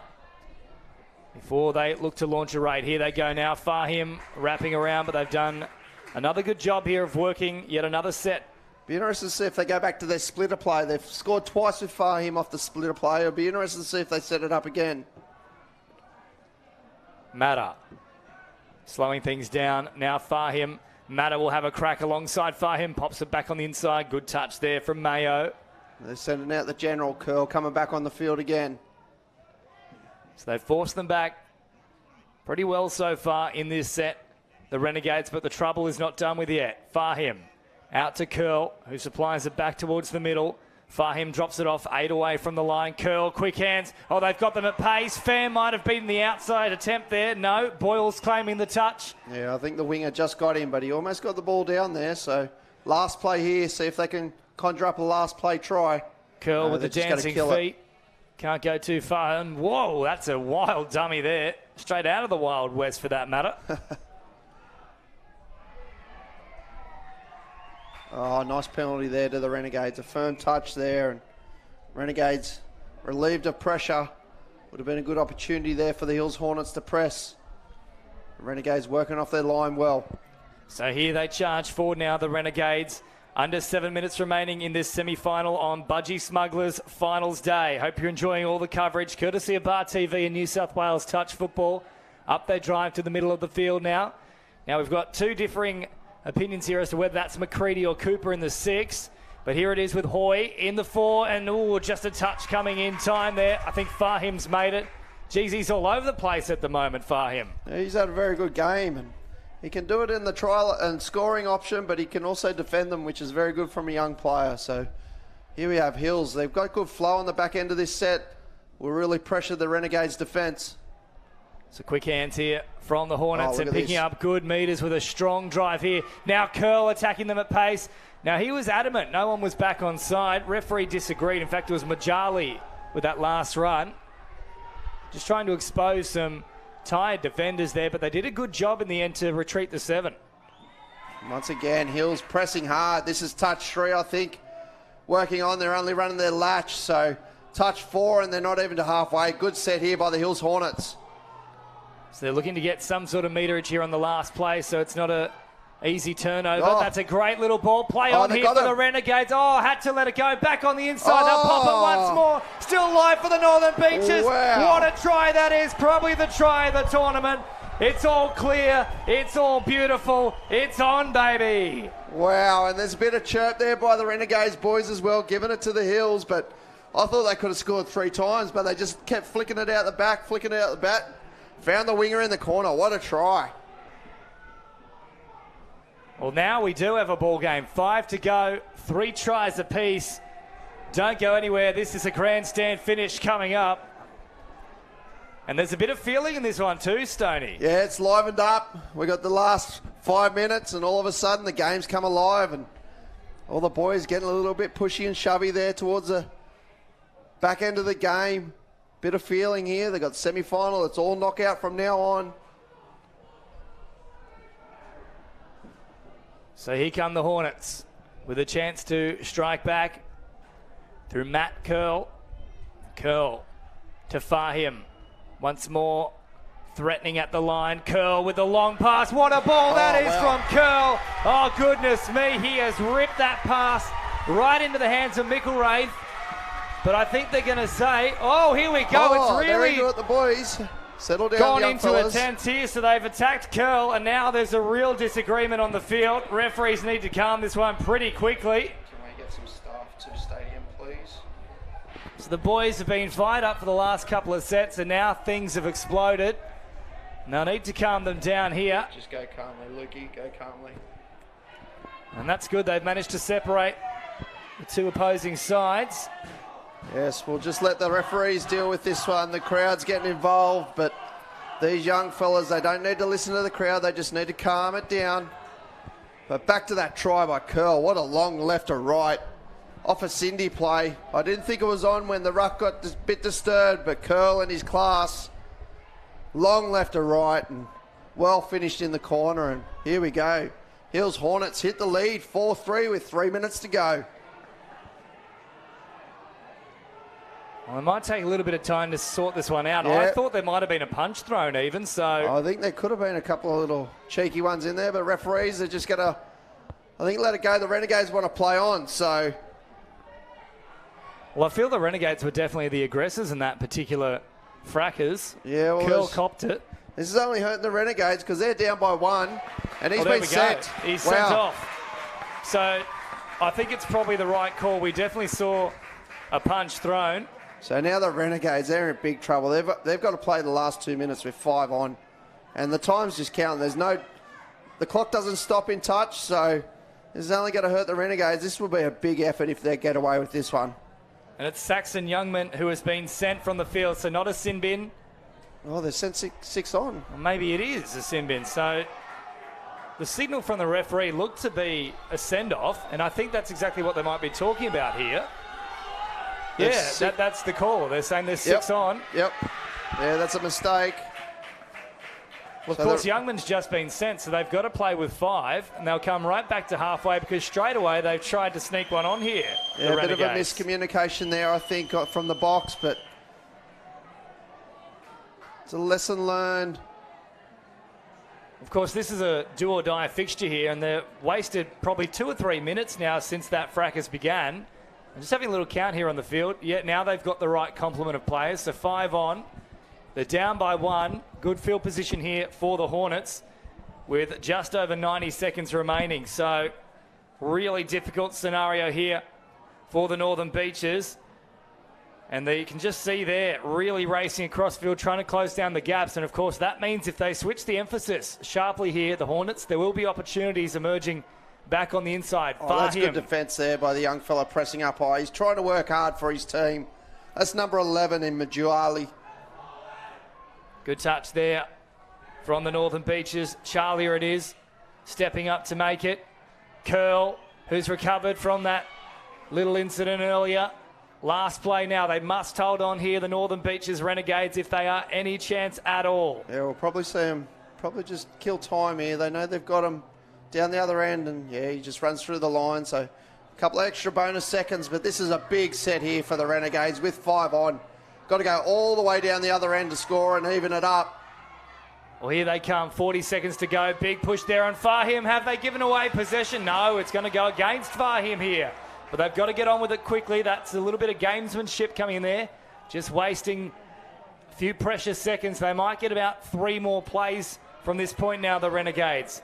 20 seconds on the clock, midway into enemy territory. They will have a crack at the line by the end of this set. Here they go. Short ball off it all. Good touch coming in from Fahim. And the touch is made before the drop ball. 8 seconds on the clock. This could be the last one now. They should take it to ground. Hills don't want to make a touch here. Hills do not want to make a touch. Yeah, smart play. There's nowhere for them to go. They get the strike dump now. Here they come. Long ball. Oh, nothing play on. It's out in front. Just out in front of Will Baum. And the Hornets booked themselves a place in the grand final. This match had absolutely everything, David Stone. Yeah, we've got a penalty here to Hills, so they'll finish the game off, but let's hope these young boys, they just leave it on the field, forget about what happened and shake hands. Hopefully they keep their heads here and just take the touch. I think that's exactly what will happen. Yeah, smart play there from the Hornets, just dropping it to ground. That is now officially full time, and we have one side into the grand final. Oh, it's still boys, there's push and shove. Come on, boys, be smarter than that. The coaches really need to rein this in right now. These young fellas, they're very hot-headed at the moment, but we've got some staff down there, and the referees hopefully will take control of this. And it was very smart play as well from the Hornets boys during that time. None of them lashed out. They were in front, knowing that a grand final berth was in the making. And, of course, if the Renegades were able to orchestrate a comeback, it was just silly stuff. Either way you look at it from Youngman. Yeah, it was, mate. Just maybe a bit of a brain snap, but it's been dealt with now by the referees, and we all move on. Looks like we've got a mixed opens game coming up here, a semi-final. Some of the big open semi-finals coming up, big games of the day, and it's that time of day that we all get excited. It's Christmas for touch football. Absolutely, it's come early here on December, just the 4th, so 21 days until the official Christmas, but you wouldn't know it for touchy fans. At full time here, the Hills Hornets have booked their place in the grand final with a 4-3 victory over the Northern Beaches Renegades and the Wollongong Devils, and Newcastle Knights set to do battle in the Mixed Open A semi-final in 5 minutes' time.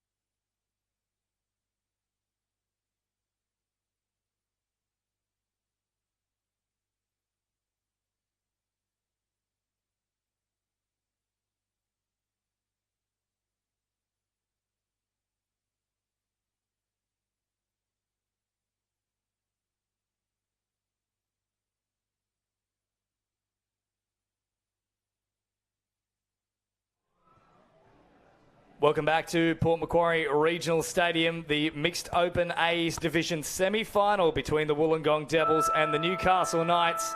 And the Devils, one of the red-hot sides so far in the tournament, finishing top of their group, including a defeat of the home side, the Port Macquarie Mako. So they are a red-hot outfit, and Newcastle will be looking to cause an upset here and book their place in the grand final. They have first use of the ball here through Bale. Bale popping it back towards the middle here. Redmond. Quick release from Ray. Bale wrapping around the back, and this will be the last play now. Redmond. Ray off the left and then propping from the right. Great tracking defence here. Very watchful stuff there from Bart Hill, who did not give him a single inch to move in. So now fire it across field. Quick roll ball as well. So play on here for the Wollongong Devils, working away from their own end. Good meterage on display on that particular run there from Zaremski. Now straightening things is Emma Tonagato. One of three Tonagatos in this side as Sargent drops it off. Sargent again is an option. Springfield, however, splits them. Tonagato's there on the spot. And Emma goes in for the first try of the semi-final. 1-0 on Budgie Smuggler finals day. So just 90 seconds into it. And the first raid on the Knights try line produces a result. So the Knights from the half marching forward now. McSpadden, Tamika Bull. Dropping it off here for Cecil. McSpadden slows things down. Back to Cecil now, who plays it 7 away. Cecil again, ball back on the inside, well watched and covered there from Tonagato.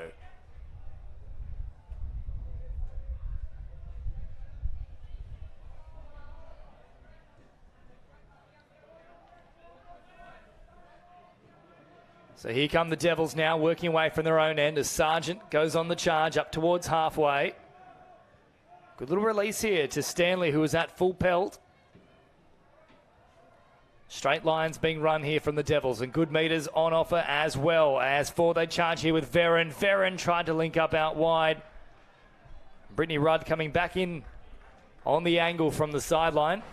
Ball just evading her grasp. So change over here with 3 minutes gone. Cecil heads towards the sideline. McSpadden, good meters on offer from him.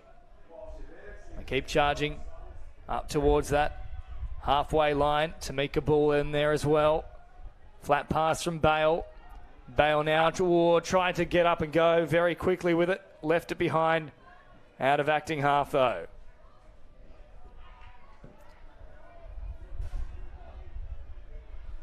So the gong and the Newcastle Knights, a battle of the beaches, currently being won by the more southern of the two destinations. Springfield puts it towards the middle. Hill with the touch on him. Springfield again. Oh, good ball. Sargent trying to get on the outside there of Ashley Miller, who did a great job to stop that line being run. They've really slowed things here as well, the Knights, with that good touch. Springfield. Last play now. Gets the strike dump. Not as he would have liked it, though. And hard work through the middle. They stop his run. 4 minutes gone and no change to the score. The Devils lead 1-0 in the semi-final.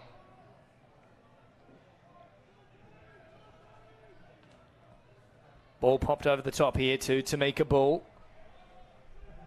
Nice little run now as Bale operates through that middle passage. Here he is on the last this time. No error with the pickup.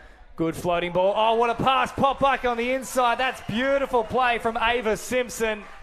A lovely ball. Back to the link in the form of Logan Redmond. And that's a clinical try there from the Newcastle Knights, like absolute clockwork.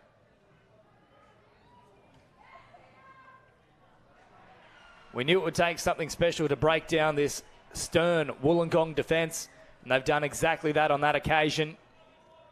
Up through the middle they come. Tope is out there seeing pretty much his first possession so far this match. He is, of course, the architect for the Devils.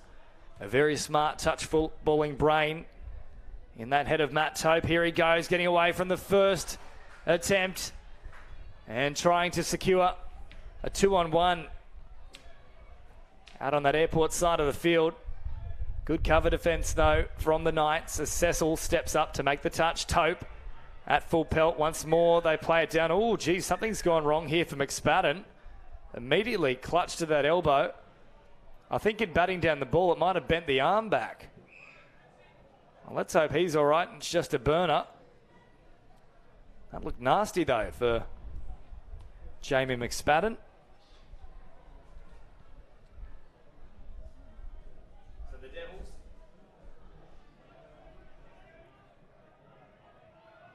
working it close to the line now, around about 7 or 8 metres away. Tope stops on his run, back towards the 7-metre mark. They thought they might have evaded all the touches there, Deacon. Not to be. So once more, they'll try and encroach on this line, and this time they do a great job of it. Deegan coming to the line, just putting the defence in two minds, and Tope was right on the spot, and he dives over.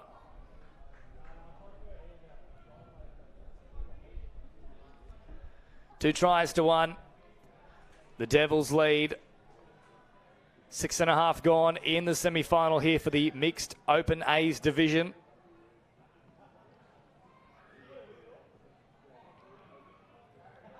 Newcastle back into the action here with Bale. Heavy touch there on Ray.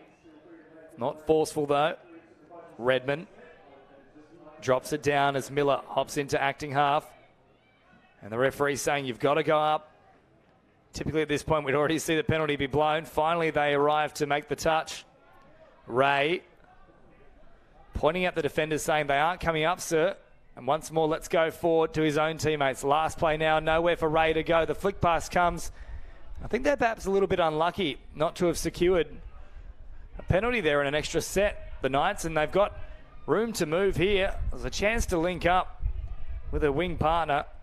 Tonagato was open. Now Springfield comes forward. Bale makes the touch. And Sargent into the fray. Oh, big dummy. Sargent opens them up. They fell for it. This time he pulls up on the run. Trying to work for that extra set. Here comes the last now. Sargent, quick hands. Fires it across to Tonagato. An option back through the middle. She reads it beautifully. And Chapman goes in with no one anywhere near him. Try time once more for the Wollongong Devils. 3-1 on the Port Macquarie Regional Stadium scoreboard on Budgie Smuggler Finals Day. And a big shout out to all of our sponsors getting involved with this terrific tournament. ISC Apparel, Hyperactive Merchandise, Skins, and of course the Port Macquarie Hastings River Council for a terrific venue. And we can even thank the weather gods for finally obeying that there is a touch footy tournament to be played. Heavy touch there coming in from Tonagato, sending them back towards that 7-metre mark. Logan Ellis. Now the last play here. Big dummy comes out. McSpadden unfortunately has recovered from that earlier issue. And another set to play with. So ruled offside there. The Devils. Cecil drops it down. Now, was there a stray foot in there? I think maybe. Yes, so there we go. Another set to play with here for Wollongong. 9 minutes gone as Cecil gives the world's slowest dummy a workout.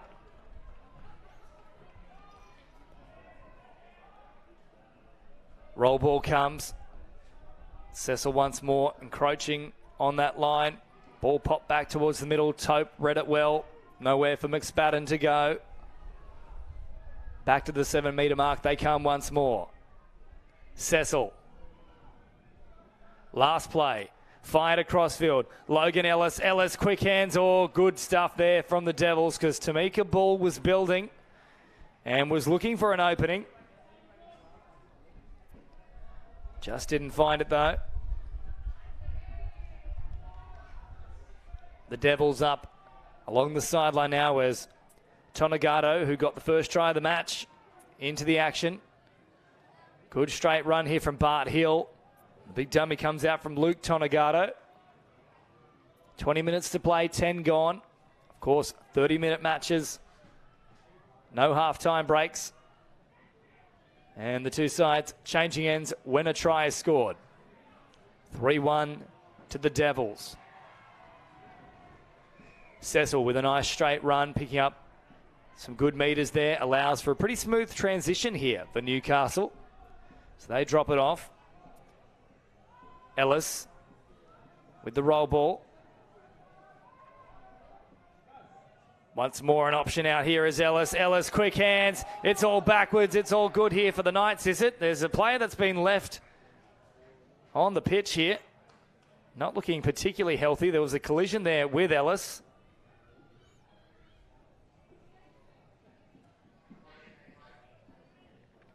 A little bit of cause for concern.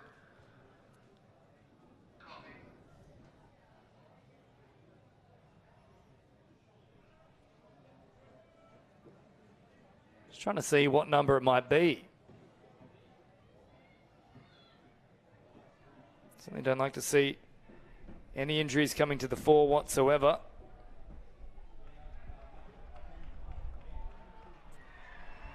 And back to her feet. That's good to see there.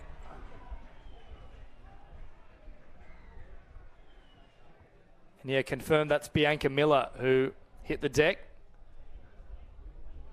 Seems all right now though, so hopefully she can get back into the action here. A little bit of cause for concern that it might be neck or head related, which we always take extra seriously in touch football. And of course, if you do want to get involved in the sport,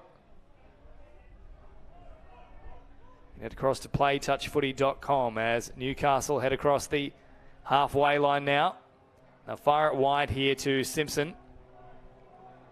Bit of room for Simpson to move in. Back to the middle they come. Redmond into the action. Touch is made there through the middle. Ray slowing things down once more along with Bale. Bale now again. Bale threatening. Sargent stepped up, made the touch, but they didn't come up quickly enough there. I think the offender was actually Chapman. So 8 metres out. Happy to slow things once more. Bale threatening to go over the top. Hicks gets it back once again. They would love to get those 3 penalties and have a player sat down. Hicks dives from distance. Sargent does a good job though.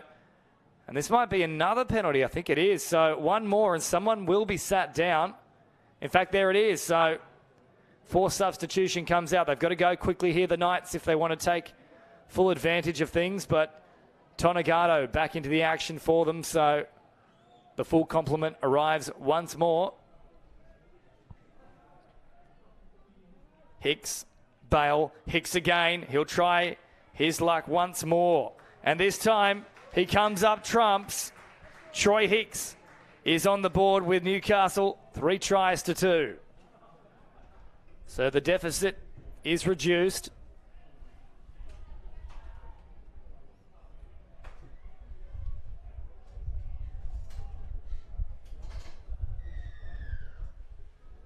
Approaching the halfway point in this match. Hill for the Devils now. Deegan in an acting half with Hill wrapping around. Hill with a big dummy. McSpadden does a good job to shut things down.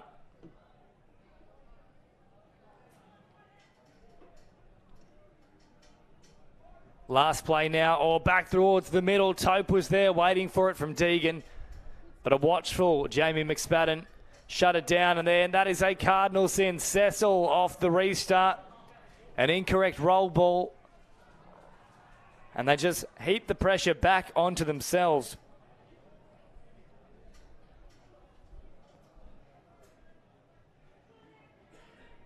Sargent slowing things down. Touch is made. Tope. Sargent again.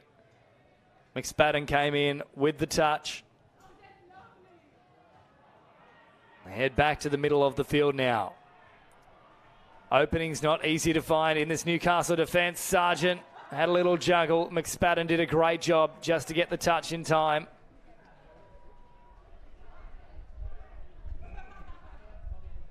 Big Matty Tope slowing it down towards the middle. Springfield off the left foot. Great step there.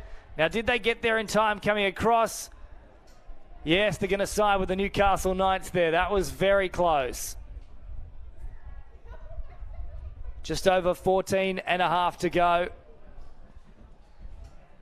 And Newcastle certainly not out of this one. There is oodles of time. And another injury here potentially for Cecil. So we've seen a few players hit the deck in this semi-final. He'll limp off to the side of the field. Miller has fortunately recovered and is up and about as well for the Wollongong Devils. Back out there on the far side of the field in the wing position. Sargent gets the quick touch, and now I have another crack at them here through Veron. Rudd. Zaremski into the action. Quick roll ball. Rudd again. Now Tonegado. Straightening up. Touch is made from Ray. Tonegado. Quick hands. Rudd. Option back to the middle. Oh, the pressure was coming. I think they would have stopped her in time. They'll still get another set to play with here, the Wollongong Devils.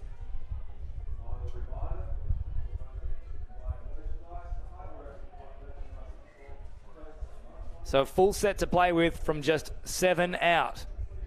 Budgie Smuggler finals day. Deegan, short ball, back to Deegan. All good footwork. Nearly beat Ray, who's calling at him. Come at me again, I'll stop you, don't you worry. Tonegado trying to run at a couple of offside players, but they just hit the line in time. 13 minutes on the clock. Crucial point in the game. Newcastle have to hold on here. Deegan. Ball played back to him. Oh, Deegan with a long ball. Rudd back on the angle. Rudd popping the pass. She'd worked it nicely.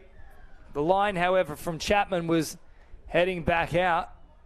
I'll get another set to work with here, though. So that's 2. One more, and we'll see someone sat down. They're all offside on that occasion. Maybe a little bit unlucky for the Knights there. And do let us know where you are watching from. Plenty of people tuning in. I'm sure across all parts of the country as well. Been a great tournament so far. Across the first 2 days, and here we are now on Budgie Smugglers finals day. As once more they have a crack at the line, but coming up short there. Touch was made. Springfield turns it back. And now Tonegado wrapping around, popping as an option through the middle. Beautiful play. Springfield saw the run nice and early, delayed the pass, and Tonegado, what a line she just ran. Her second of the match. 4 tries to 2. The Devils now with a really good opportunity to heap some pressure on.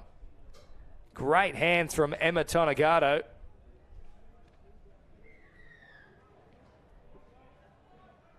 So work to do here for Newcastle. 11 and a half to go. The margin is 2. Bull. Drops it off now. Oh, ball back towards the middle. I thought for a moment there Hill might have had visions of picking that one up in flight and going the distance. Instead, he simply let it hit the floor for the changeover. Simpson makes the touch. Driving hard there is Logan Redmond. Zaremski plays it. Now Big Matty Tope off the left foot. Plays it on the last here. Couple of dummies. Tope is an option once more. Great footwork at the line. Beats Tamika Bull. And they've gone bang, bang the Devils. 5-2. And now it's a stressful situation for the Newcastle Knights.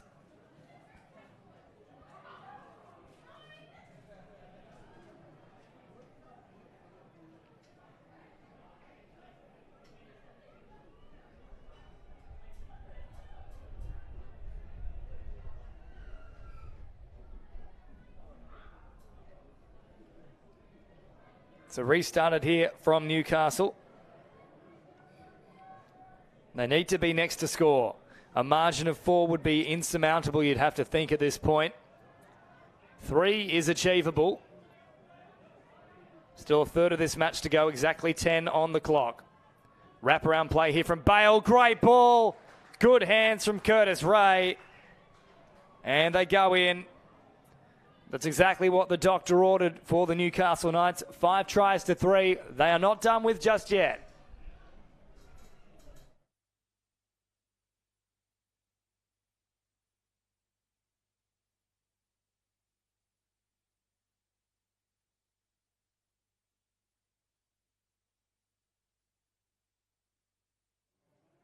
Sargent steering the ship for them as they come out now to Tonagato. Luke Tonagato now with it. Springfield through the middle. Touch is made, and once more Springfield threatening. Pops a late pass here from Tonagato. And they're going to call touch pass. So the touch was claimed out there from, I think it might have even been Curtis Ray. In fact, it was Nick Bale. So he called it. Referee agreed. And the drive begins. A rucking set here for Newcastle. Up over halfway. A good flow about it so far. So they crab across field. Still with a couple of plays now. Cecil hits it at pace. I think that might go in favour of Newcastle. No. Loose control there from Cecil is the call from the officials.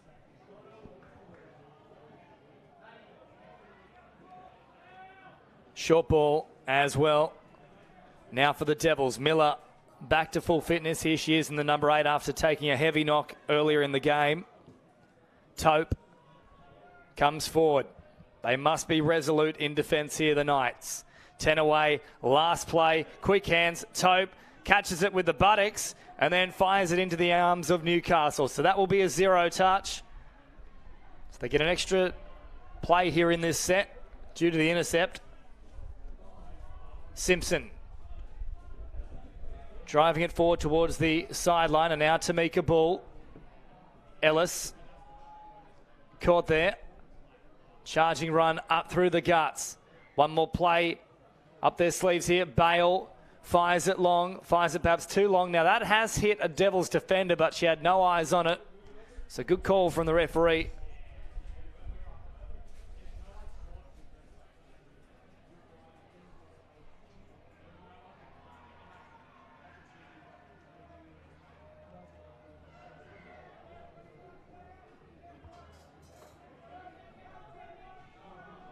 Tope upfield, and now Zaremski looking for an opening here. Nothing forthcoming though as Sargent drives closer towards that try line. 5-2 the score remains. Last play now, they're in a bit of trouble here. Springfield into the backfield. Great ball pop there for Zaremski. That's a crucial try. Bull knows it. She was desperate to get that touch. 6-3, the margin is 3 once more. Lots of pressure. Now being applied to the Wollongong Devils.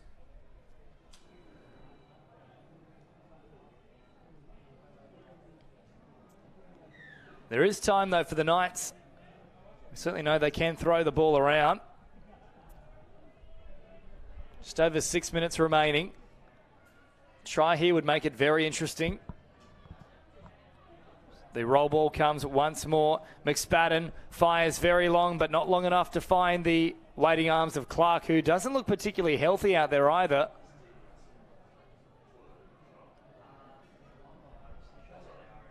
Big old piece of strapping on the left knee there for Clark. Yes, she's going to come to the sideline now. As the Devils head towards their subs box. Big collision there as well. Logan Ellis is the man who's caused the infringement. And that will be another set here for the Wollongong Devils. Beautiful conditions too in Port Macquarie. It's glorious sunshine. Very hot out there too. So fatigue really now starting to become a factor. And Ellis, for that contact, is forced from the field, so a forced substitution here for the Newcastle Knights. Just momentarily playing with one player less on the field. Just over 5 to go. The Knights must hold firm. Sargent comes forward. Sargent off the left foot. Oh, dancing feet there from Sargent. Nearly opened them up.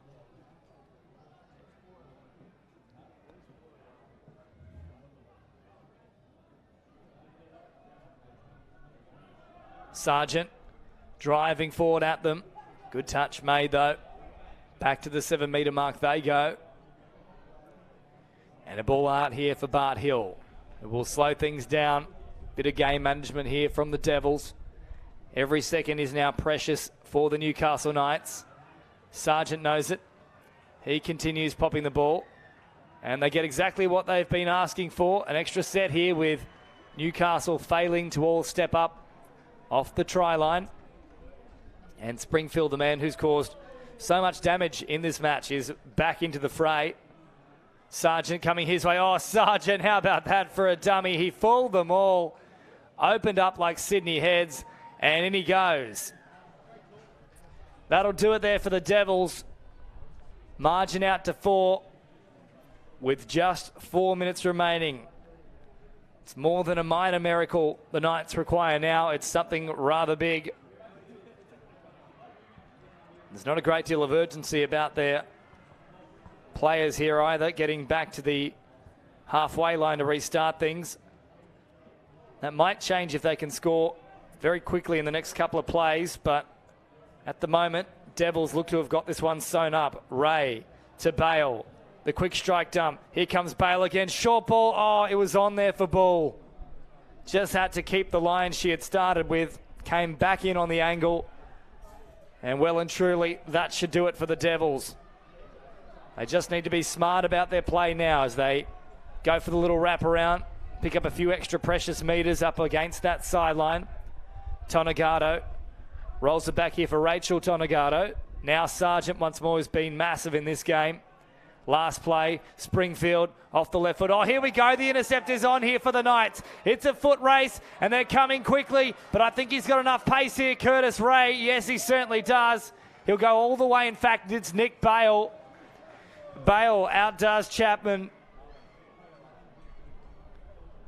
7-4. Smart piece of play from Bale, stepping up in the line. 2.5 to go. It's close, but it'll be no cigar for the Knights. Simply too much to do with not enough time. And of course, the Devils getting used to the ball here. They'll just wind down the clock with this set. Nothing too fancy. Hill. Touch comes from McSpadden. And crabbing forward. Deegan. Still somehow evading the touch there of McSpadden, who's getting a little bit frustrated off the back of it. Deegan. Oh, Tope was wanting another one there. He's left it behind. Under 2 minutes to go as Newcastle not giving up here. They keep driving forward. Miller. Hicks now up over halfway. Fresh players onto the pitch. Chance to link up with McSpadden. Ellis doesn't use him. Now hops into acting half. And they straighten up here with Redmond. Last play now for the Knights. McSpadden with the big dummy. Changeover to come. They'll get one final use of the ball here, Newcastle. But Wollongong have booked their place in the grand final. Deegan with the dummy. And Bart Hill. Further upfield as now Sargent links up with Tonagato. Luke slowing it down here. Zaremski still an option through the middle. Taking a very long time with this particular play. Springfield and Sargent. Now Tonagato for the line. Has he got there in time? Well, Tonagato's adamant. He's evaded the touch.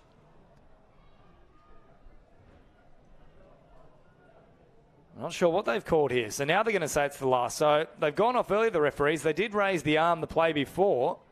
It's no repeat set. Tonagato nearly somehow works the trapeze and gets in on the corner, but he's just left it behind at the death. Sargent steps up on McSpadden. 10 seconds on the clock. And another set to come here. Won't matter though. An intentional penalty there from Veron. However, it has resulted in a forced substitution. Last play now for the Knights. Tamika Bull dies with the ball. And the Devils are off to the grand final. 7 tries to 4. We'll see them in action a little bit later today. It'll be at 2:25. You can expect to see the Devils in the grand final. Their opponents still to come, of course. But up next, we move to the Women Open A's division. Should be a cracking fixture. They've been warming up in the background. The Dogs taking on the Manly outfit. All the action in 5 minutes' time right here on Bar TV and New South Wales Touch Football.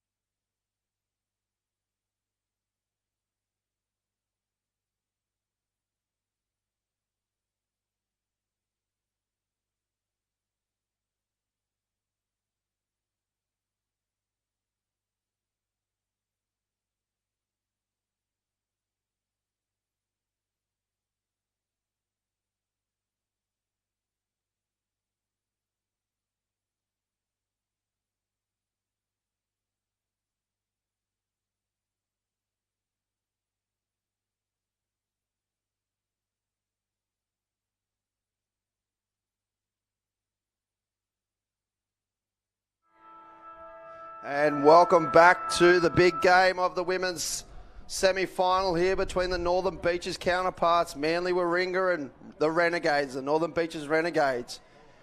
Here we have Maiolo with the ball for Manly with Davis from half. Oh, we have a quick injury here, so not a good start here by the Renegades, but referees pull the game up and Holly Raff coming on to defend this set. Here we have Maiolo with the ball. Jumping into half is Nagy. Out to Davis. Davis with the ball through the middle. Runs a quickie play. Davis steps back and good shut down there by the Renegades. But unfortunately, once again, the 50-50 call goes the way of the Manly Sea Eagles. Manly's got their big guns on here with die ball. Davis with the ball. Die ball with a quickie and good defence there. Nice and tight there by the Northern Beaches Renegades. Once again, roll ball out to Davis. Davis with the ball. Maiolo with the ball out of half. 4 on 3. Steps back. She's through. She's over the line. Looking for an open player. And once again, good man on defence there by the Northern Beaches Renegades. So a good defensive start by the Renegades here. Let's see if they can get their flow off their own line. Dishes the ball to the wing. This is Wilson driving the ball. Off to Packy. Packy with the ball. This is Saldern off with Randall driving the ball forward. Through the middle here with number 4 in Hinwood. And set completed there. Good defensive set there by the Manly Sea Eagles. We saw a game here yesterday between these two teams, and defensive pressure was a big thing, but also the roll and the rucking of the Manly Sea Eagles. It's a well-oiled machine, and that will be the challenge for the Renegades here to stop their rucking. Here we have with the ball. This is Rogers. Plays a big part in this Manly girls driving sets. Fresh legs coming on with Clifford. Not quite straight, but play on. Clifford again with the ball. This is the 7 in. Petey through the middle. Petey from half. Steps back. Long ball out to the link, but just could not find the open player. And Renegades here holding firm with their defence. Wilson again driving the ball off. Onto Packy again. Driving the ball forward in Hinwood. Hinwood finds Nathan. Wilson at half. Driving the ball forward, the Renegades. With this fresh legs in Stubbs. Stubbs and Raff. Raff back to Stubbs. Dishes the ball out to the 8 in Richie. Richie's away. Richie looking for open side and good defence there. Good cover by Brittany Clifford. So it's end-to-end start here by the Northern Beaches battle. Just slowing the play down here, Rogers just containing themselves, and we'll look to get the ball down the other end. This is Petey driving the ball forward. Clifford, good drive there, made plenty of ground. They'll look to recycle the ball here. This is good yards and good flow here by Manly Sea Eagles. That's touch 4. This is McDonald with the ball. Strike dump in the middle. This is the 12 in Carruthers from half. Carruthers is over, looking for open player down the wing. And Nichols, I believe that's just touches made, and that is touch 6. So end-to-end stuff here to start the game. Here we are, just could not find an open player. So first real repeat set chance, and Manly getting some fresh legs on here early.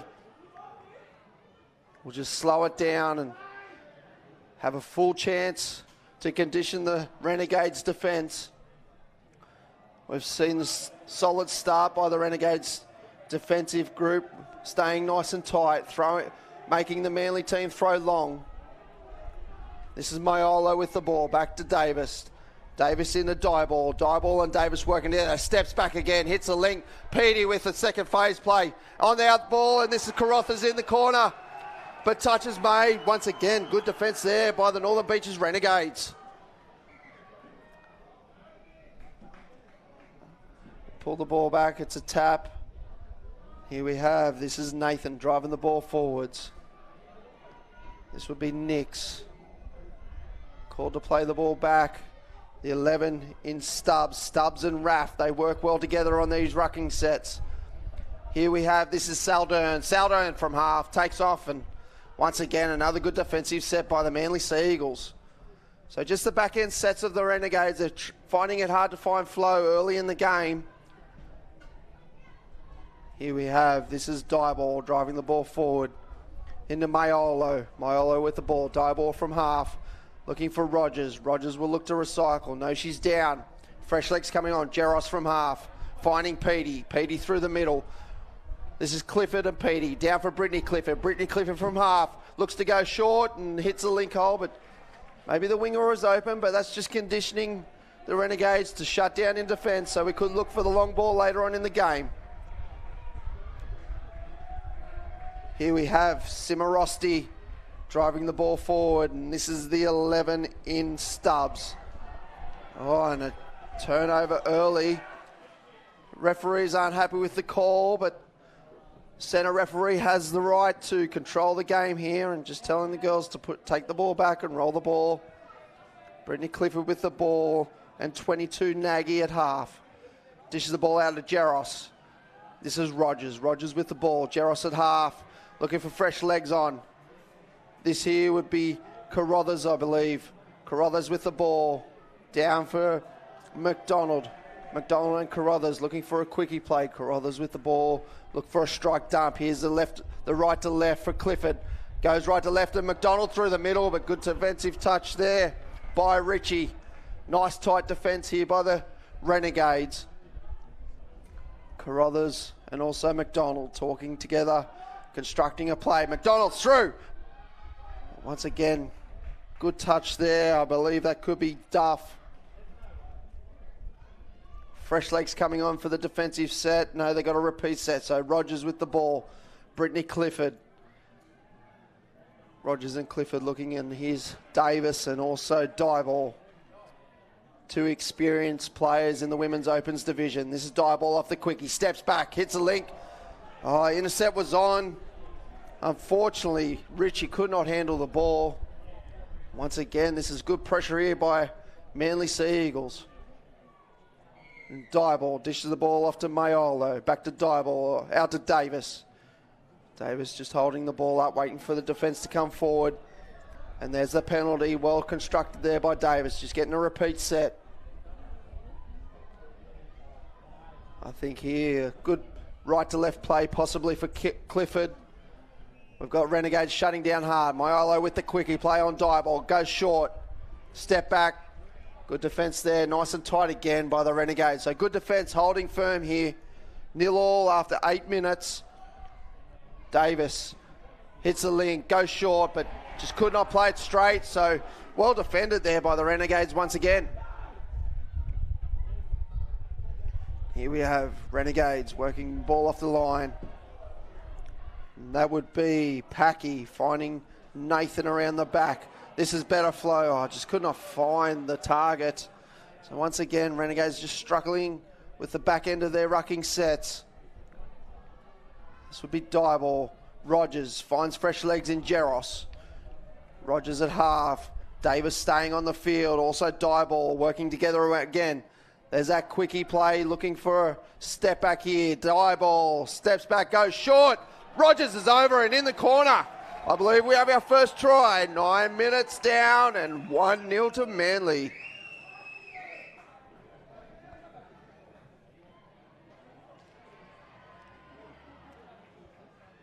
So Manly hits first with a short side quickie. They have been stepping back, but then they just took off short side and the short side winger was caught inside. And Rogers opens the scoring for Manly Sea Eagles. See what the Renegades have to hit back here with 7 in Randall. Randall down for Duff. Duff short ball, looking for a phase, but Manly just held off. Duff with the ball, gives back to Hinwood. Hinwood's down. Duff from half, steps back, hits a link. Good tight defence there by Rogers. Here we have Ritchie, and that's a set of 6. Jaros driving the ball forward. This is a good drive for 1. Manly making almost a halfway. Petey for 2. This is Rogers working with Clifford. We are joined here now by Jimmy the Jet, one of the New South Wales staff, GDO. How are you, Jimmy? Not bad, Stoney. How are you going? Yeah, very good, mate. Thank you for joining me in commentary to give the voice a bit of a rest. But welcome to the commentary box. We have a good tight game here between Manly and Renegades. Clifford, step back, look for the ball, play on's a call. Good chance here for the Manly side. How's the weekend been, Jimmy? It's been very good. Glad the weather's worked out towards the back end. All of the rain dances were done in the office have worked. Clifford's obviously. over, looking for open play. Oh, McDonald. She was open and just couldn't find the player. Sorry to interrupt you there, mate. No, it's all right. The game got interesting. No, like I was saying, all the anti-rain dance we've been doing have worked, obviously. And we've been able to get a weekend out as Renegades get a relieving penalty and make their way up the field. Yeah, the weather's really turned it on here for us, and we're glad to get a normal State Cup in. And the crowd, quick turnover here. So one thing I think the Renegades need to work on, and I'm sure the coaching staff in Jace Martin will be fixing up their rucking set. It's a couple of non-completed sets now, and good chance here for Manly to come back on. They're sending Davis and Dieball on again to set up their first try. Davis with the ball, just holding the ball up. There's quickie play again. Back to Dieball on the quarterback. Out ball to the winger, and good defensive play. No, play through. And this is Nagy in the corner. Touchdown, Manly. Very well done there by Manly. Just saw the open space, drew Renegades into the middle and created some space out wide. From up here, it looked like she got touched, but obviously not. And we're back in. Manly up 2-0. Yes, Manly hits back. I think the Renegades they're really in this game. They're just completing their rucking sets and finding their flow. I'm sure they'll work it out and come back hard here. This is a good chance with Duff. Duff with the ball. Looking for a strike dump. Play on. Duff from half. Goes short. Steps back for a 4-on-3. Ball's down. Duff again. Left to right. Good defence there by Rogers out on the wing. Very well read there by Manly. Good defence on the line. It's exactly what you want after scoring some points. You want to defend well and not leak anything. And here we have, this is Davis driving the ball forward. Good set here. We'll look for Rogers. Doesn't dish the ball out the back like they have been. This is Petey. Turns the ball back for Clifford. Petey from half. Gives back to Clifford. Down. Petey from half. Going short. This is good flow. Play on. This could be 6 to go. Penalty. So very good set there by the Manly Seagulls. Went the full way. Got a penalty out of the referee. And this is another good chance here. Big defensive set by the Renegades. No, absolutely. Manly did well. Get down the field and get the penalty. Get a new set of 6 from the 7. Now Renegades have to really defend well. Oh, the quarterback play. That's a waste of a set. I don't think Coach Brown over there will be happy with that. Didn't use a full set of 6, but yeah, we're talking about grand final day. Budgie Smugglers final day. Thank you to all our sponsors in Budgie Smugglers. ISC Apparel, Hyperactive Merchandise, Paul Macquarie Hastings Council, and Skins. And the crowd goes off. We've got a big Renegades contingent in the crowd, and they're very noisy, so a lot of support here for the girls' game. We can see the big games are on and the grandstand is full. The sun's out, and everyone's enjoying their touch football. Once again, good firm defence there by Manly. They've just got to try and find and get in behind this front line defence. If they can get in behind the defence, I think they'll catch the Manly girls out. Petey, Nathan, long ball out to the wing. Good line there by the winger, but good defence there by Nagy. No, absolutely. Manly did well there. Read the defence, the attack very well, positioned their defence and held them out, which is pivotal for the rest of the game. Here's Clifford with Petey. Dishes the ball out to Brittany Clifford. This is Maiolo around the back. Rogers at half. Petey finds her fresh legs on. Rogers drives the ball forward again. This is McDonald. McDonald through the middle. Carruthers from half. McDonald and Carruthers working the ball together. 4-on-3 platform for Jaros. Jaros goes from half. Finds short ball by McDonald, and good tight defence there once again by Ricci. No, absolutely. Renegades did well to defend that set. Nice tight defence. Hopefully this pressure on them can relieve soon with some points. Once again, just Renegades, the relentless defence here. Pressure. Pressing hard on the rucking sets by Manly. Renegades just got to try and get in behind that front defence to help themselves out on their momentum. This is Stubbs with the ball. Stubbs and Duff working together. Just unfortunately, once again, just turn the ball over in the centre of the field. And here we go with Jaros. Jaros finding Rogers. Rogers just taking the settler, Fresh legs coming on once again. This is better by Stubbs here, pushing forward. This is much better set here. Don't roll the Renegades. Here we have Davis. Davis returns the ball to Dyball. Sweeper Maiolo. Davis goes short side. They're open. They're short. Good defence there by the 14 in McDougall. Very well done there by Renegades. Very well defended that set. I thought Manly were in for all money. Much better defensive set there by the Renegades girls, and this is the hard thing. Get in behind this front defensive player. Nagy takes the first touch on 2, driving the ball forwards. Renegades. That will be Stubbs again. Once again, this relentless pressure by the Manly Seagulls defence, and this is Randall driving the ball forward. Do we have a yes/no? Play on's the call. Randall get to half here with Saldern. Randall with the ball in the middle. Saldern at half. Saldern take off short side. Oh, that should be a penalty. Yes, it is. No, good call there by referee Emma Bleasdale, a local Paul Macquarie Junior referee, now moved to Sydney.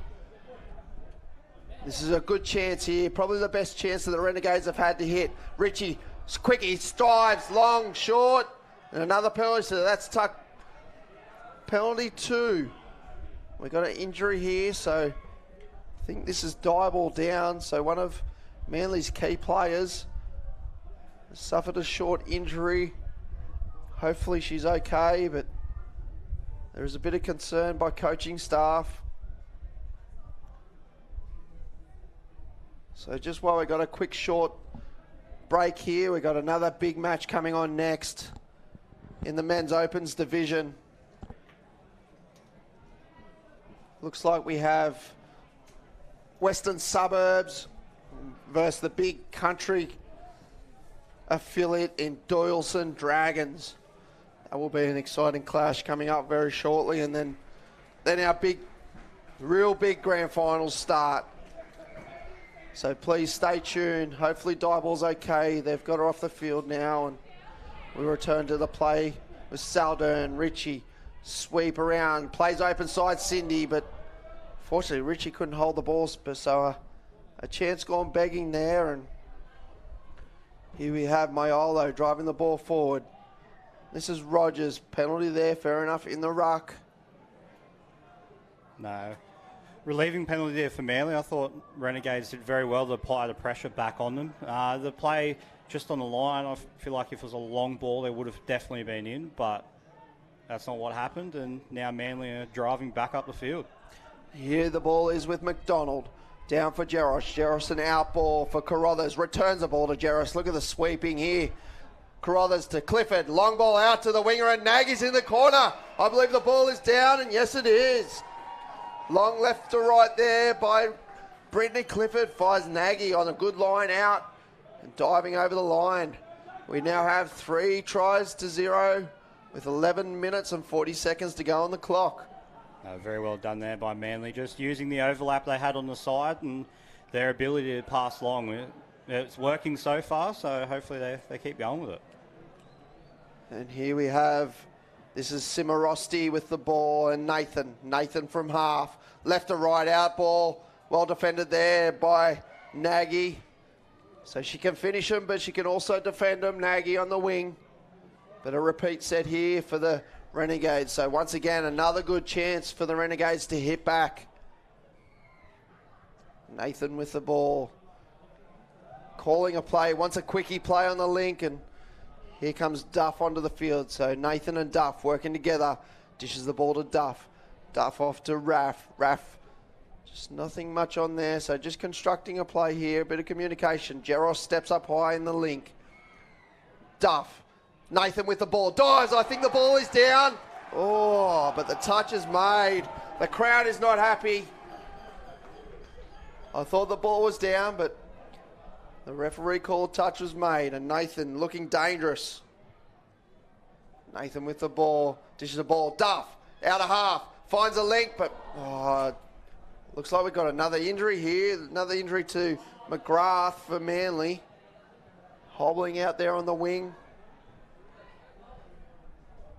Very well done there by Renegades. I feel like they just tried to force it at the back end, felt the pressure that they needed to score, and then just forced it. But as we see Manly rolling up the field, just getting over halfway. Renegades, I feel like there's enough time for them to get in. They just need to keep their cool and try and structure something up rather than play sporadically. Yeah, and here we have Renegades working the ball off the line. Good play here. We got the winger down the sideline. That's better yards. Need some flow off the back here with Duff driving the ball forward for 2. Here we have Richie. Richie driving the ball. And I believe this is Hinwood. Hinwood down. Saldern from half. Goes short side. Takes on Clifford. She's through. Play on. Oh, but Clifford dives. Good touch there. I thought she may have missed her, but touch was called and pull the ball back. So Manly working the ball off the line with Clifford. Here to Petey. Petey, oh, good hands out there by 13 in Davis. Sorry, Derdebeck. Here we have McGrath driving the ball forward, so her leg's all right. Here we have Davis working the ball through the middle. Davis looks to Jink, and we've got Rogers in the middle. Here's Rogers. And here is Clifford with the big long left to right. Or should I say right to left. And Nagy just couldn't find the corner. Very well done there by Renegades. I think they've learnt that they're going to always go out wide to the wing, so that the wing is holding very well and blocking it off, as we see Renegades working their way up past halfway. Yes, Renegades, a bit better flow off the back end here with Duff. Duff from half, looking for an open play. Phase play. Oh, that could have been the last touch. They're calling 6 to go. Oh, that's good honesty. Good sportsmanship there by Brittany Clifford. No, absolutely good honesty. I feel like Renegades just need to just calm it a bit, just calm down, and just go through the processes. They're definitely looking like scoring most plays. They just need to take some time and not force it. Yeah, good chance here for the Renegades with Duff on the field. Also Nathan. Oh, we've got a turnover here. That is what they call a coach killer. Yeah, they need to use their full set of 6 there. That will hurt. I'm sure Jace Martin's got some plans here. They're sending on Saldern for a defensive set. I'd like to see a real hard press here. That's good for 1 for Renegades. Nathan pressing on 2. Jaros down. Here comes Davis. Full of energy, driving the ball for 3. Oh, good solid defence there by Saldern. This is McDonald with the ball, looking to dish off, but no, he's down for a 4 and 3. Nichols through half, but good defensive set there by the Renegades. Much better. No, very well done. They kept them outside of their 7, which hasn't been happening before, so now they start off with a better position. Hopefully they can capitalise. Yeah, this will hurt. No half at acting half, so the slow roll the ball. They've opened them up down the side here, so better driving set. This is Hinwood driving the ball for the latch. I think this is Richie. Richie with the ball, looking for fresh legs back to Hinwood. Hinwood, we've also got Stubbs out there in the middle, but just turn the ball over. So it's been the hardest thing, unfortunately, for the Renegades, just finding the flow on the back end of their sets. Here we have Carruthers with the ball. Rogers looking for fresh legs coming on from the sub box. Clifford, Rogers to Petey. Petey back to Clifford. Clifford, good drive here. Do not roll, Renegades. Petey from half, steps back, looks for a phase play. She's down. Petey from half, gives the ball out to Brittany Clifford. In the corner with Rogers, but touch is called. Good touch out there by McDougall. Very well done there by McDougall. I just feel like Manly held the ball a bit too long there. If they had passed it off earlier, they were in for all money. Yeah, but once again, Manly's finishing the ball on the far side box, and it's really hard for the Renegades to get. Oh, that's in the ruck. Yes, good penalty there. That's a relieving penalty for the Renegades. Yeah, every set just seems to be the ball's finished in the Manly box side, and Renegades, they've got to go all the way to this side to get to their box, so it's hard work for the Renegades. Duff gives the ball to Saldern. Saldern and Duff working together in the middle. Saldern returns the ball to Duff. This is good flow. Saldern from half. Goes short, steps back. Phase plays on. Touch was made, so they're going to play for touch 5. See if they can conjure up a trick play here. Saldern, late switch with Duff, and well defended there by the Manly Sea Eagles girls. Very well defended. I feel like Manly, they're in a position now where they can afford to not clock off but relax a bit and just keep driving into their box side of the field, making it harder for Renegades and tiring them out. Yeah, we have 5 minutes to go on the clock. Still 3-0 to Manly Sea Eagles, but look at this flow back onto the field. The ball playing from Manly is relentless. Davis on the outside of her player. That could be a late ball. Yes, good call there by the referee. Picked it up. And good field position here for the Renegades. I hope they do conjure something up to make this game exciting towards the back end of the game. Absolutely. It'll be good if they can get a try in. It'll definitely add to the excitement of what's already been a pretty good game to watch. Yeah, Richie with the dump. Duff onto the ball. So Duff looks like she's going to be the strike player towards the back end of this game. Duff returns the ball. That is 4 in Hinwood. Duff steps back, looks for the that's touch 6. So that set of 6 really ran out quickly there. So here we have Nichols off to Rogers. Nichols drives the ball for... Oh, that's cheap turnover. So here's a chance here for Renegades to get into the game. Need to take their time, set up a play, condition the defensive Manly girls.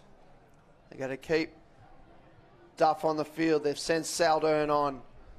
Here we have Nathan subbing off, and we've got Randall coming on. So Coach Jace Martin's barking orders down there on the sideline. Duff gives a ball on the quickie. Step back, dive. Tight defence there by the Manly girls. Like to possibly see a dummy to the quickie and release Saldern on the outball here, though I think that may catch Manly out being so tight. And there it is, outball. They got the numbers, but good defence there by Jeros. Read the ball well. High fives there from Rogers. So really pleased with that defensive effort by Jeros. Carruthers with the ball. Going directly forward on touch 1. Jeros with the ball on 2. Rogers driving the ball forward, down. Fresh legs coming on. Nichols, no. Jeros with the ball for 4. There's a bit better defensive set here by Renegades. Rogers from half. We don't normally see this, but she's gone short side, but well defended there in the 7 in Randall.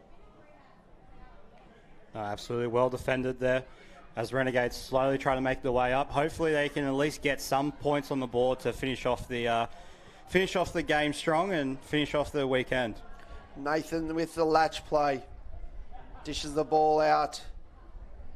This is Saldern. No, that's Nathan, sorry. Do apologise. Wilson with the ball. Dishes the ball back into Stubbs, and that's the set of 6. So a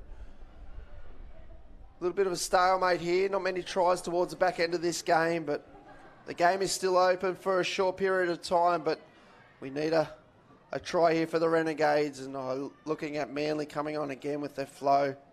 Davis barking orders out there to Dyball. She looks, I think that's Dyball out in the link, so she looks like she's recovered from her injury. And Davis here with the ball. Back to Maiolo.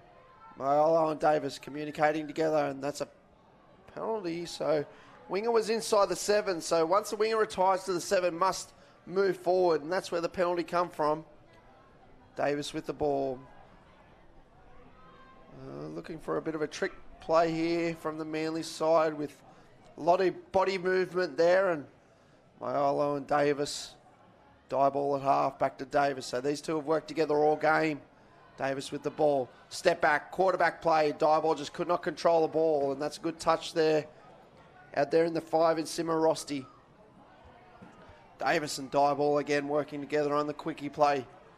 Quickie play, open side. Short side play, we scored for... Oh, there we go. They've learned from their first try of the game. Dieball. Open side quickie play and just found Nagy on the out again, and that's the second time they've scored that same try. Very, very good hands from Nagy there. Difficult catch to take, but Manly did very well there to get the ball out and create that overlap as we see the crowd getting a bit excited because Manly have got too many players on the field. Yeah, 7, possibly 8 on the... Oh, I'm not sure what's going on here. I think they've given the penalty the wrong way. So 20 seconds to go. Unfortunately, the game's over for the Renegades, and Manly will move on to the big dance. But They need to keep their head high. They are a young team, only developing. And I'm sure Jason Martin will have them bigger and better next year. Moving into Vorden Cup. Good chance here for Duff. Duff going short, and there's a hooter in the background. Renegades keep their heads high. Like we said, only a young team. They're high five, and they're still happy to get to a semi-final by the looks of things. And I'm sure Jace Martin will have them ready to fire for 2023 State Cup. So that's semi-final done and dusted for the Women's Open Days. Please stay tuned. In 5 minutes' time, we've got a big match again. Semi-final between Dawson Dragons and the Western Magpies.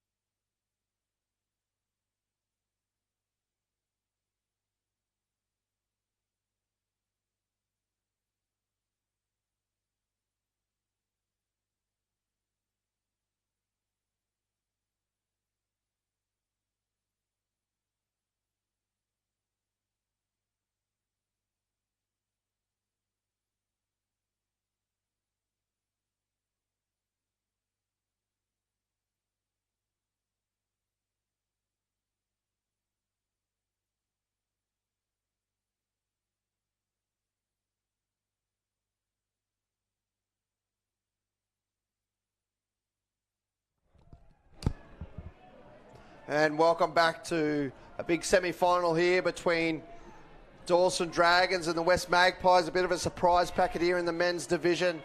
Young side coming through. Once again, you've got David Stone and also James in commentary. Once again, welcome back, Jimmy. Good to have you here and looking forward to this game. Thanks for having me. Absolutely looking forward to this game. Two teams have been very entertaining to watch all weekend, so hopefully they put it on and give us a equally as entertaining game. Yeah, and here we have a early 7 on call by Mr. Baggio in the middle. Here we have our 3 leading referees in Kim Skelly, David Baggio, and also Mr. Calabria. We've got David and Goliath. And David Baggio and Goliath being Calabria. I said to him before I'll try and get that one in commentary, so there you go, boys. And here we have Thompson from half, the passive out the back to Fitzpatrick, and Jesse Jenkins in the corner, but no, the ball's being called back. Got a bit of an injury here to Fitzpatrick by the looks of it. That will be a big blow. He may have just got a bump in the region that no man likes to get a touch in, and he's here just taking a knee, just trying to recoup himself. This could be a big blow early here to the Dawson Dragons if he's no good.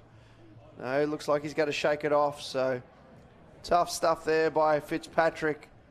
Here we have Dawson sending some early legs on for this defensive set in Langbridge and also Cash. Actually, Sun, sorry. Oh, that's a cheap turnover there. There wasn't much happening. And here we have straight away Langbridge and Sun straight off again. So they're the defensive stops in the middle by the looks of things. And Little here with Simmons from half, given to Thompson with the speed, steps back. Not too much happening there. Good defence there by Catalano. Both Catalano brothers in the middle here working well together. Here's the man that takes a quick in, dives long way out. Play through, touches made. Catalano covering the inside. Thompson again off to Simmons. Simmons working with Thompson. Thompson from half. Penalty there, fair call. Solid effort there by Junior Catalano. Just a bit forceful. Very physical player. Simmons here working with Thompson well. Thompson will be their strike weapon here for the Dawson Dragons. Rooster play. Back for the phase play. Oh, there's a penalty too. And Mr. Kim Skelly's going to stamp his authority early. He's told Junior Catalano, please go away. And he's, whoa, wow. That's early. That's a professional foul. So he's sent to the other end for 4 sets of 6. So early chance here for the Dawson Dragons. No, absolutely. I feel like Dylan Thompson just really showed his experience there, throwing the ball into the West player that was offside and get the penalty, and got probably a better result than he could have hoped. Simmons. Rooster play again for Thompson. And there it is. First try to Riley Johnson. Normally we see him scoring from a lot of quickie plays, but they're just a release on the Rooster, and Dawson opened the scoring after 5 minutes. Dawson 1, West 0. Very well done there by Dawson. They kept composed that whole time. They had lots of options, but kept composed, chose the right play that they needed to, and came away with the point, as we see West working their way down into Dawson territory. Costello and Blackwood, 2 of the veterans of the West team, 2 of the big men in the middle. We've got a Cindy play coming for Catalano. Blackwood from half fires the ball out to winger in. Not Dafter, sorry, wrong side. Knuckler. I should already know that.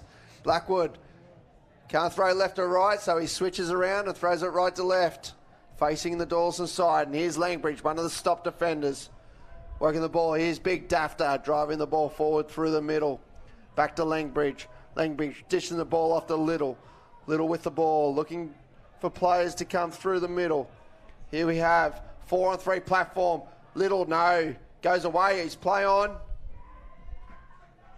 Thought they had the the West Magpies on their back, on their heels. Here's Little and Thompson. We know they worked well together. Here's Thompson on an out ball to Simmons. Simmons out to Big Dafter, and Dafter's in the corner for try number 2. Brilliant work there by Dawson. 2 absolute bullets of passes to get the ball out to the wing very quickly. That's all you need. You need some ball speed, get the ball out, play the overlap. Yeah, we see Little and also Thompson. We've seen it for a very long time now, them 2 working together on that right to left. It's either a quickie play or Thompson goes from half and steps back and rips an out ball. It's very well known, but it's also very well hard to stop there for the Dawson Dragons. Let's see if West can hit back with JP Catalano. This is 0 and Max Phillips. Phillips is down for shoot. Shoot with JP Catalano. Just goes away from his half. Dishes the ball back to 96 in Bitar. JP Catalano here working the ball. Possibly looking for a link quickie. He loves a quickie play on the link here. JP Catalano steps back. He's from half. Late switch with Bitar. Not much happening there, and press defence here by the Dawson Dragons. Dishes the ball out to shoot, and they lost 10 metres there, so would have been better off probably someone just running through the line and keeping the ball on the 7. Good field position here with Rodimer. Rodimer out, Fitzpatrick. Rodimer at half, finds young Eagleton. Here we go again. Once again, Thompson onto the field, working with Langbridge. Langbridge down. This is Rodimer on a Cindy play. Oh, passive out the back to Sun. Sun in the corner to Jesse Jenkins, and good defence out there by Barakat, covering across behind Knuckler. Thompson, fast feet. Ooh, almost through. Not a bad defensive set there by the West Magpies. Here we have West working off their line. Touch 2. Oh, look at this from Barakat, driving the ball forward. Shoot from half. Off to Phillips. Phillips is down. Good hands there by Shoot. Here we have the number 1 in Takchi. Driving the ball. Junior Catalano with a step and a step back, and ball in behind. Just couldn't find anyone open. Dawson Dragons, Langbridge working the ball off his own line, and a penalty there. So good field position here for the Dawson Dragons. Anything that you can see outstanding in this game that's keeping the difference between the two teams, James? I feel like Dawson at the moment have all the control. They're keeping composed, and they're playing to, if anything, they're playing to the refs very well. They're taking every opportunity they can to get whatever penalties they can to get them up the field. And unfortunately, West seem like they're not driving up the field as well as possible. So they're losing valuable metres. As we see, what a ball!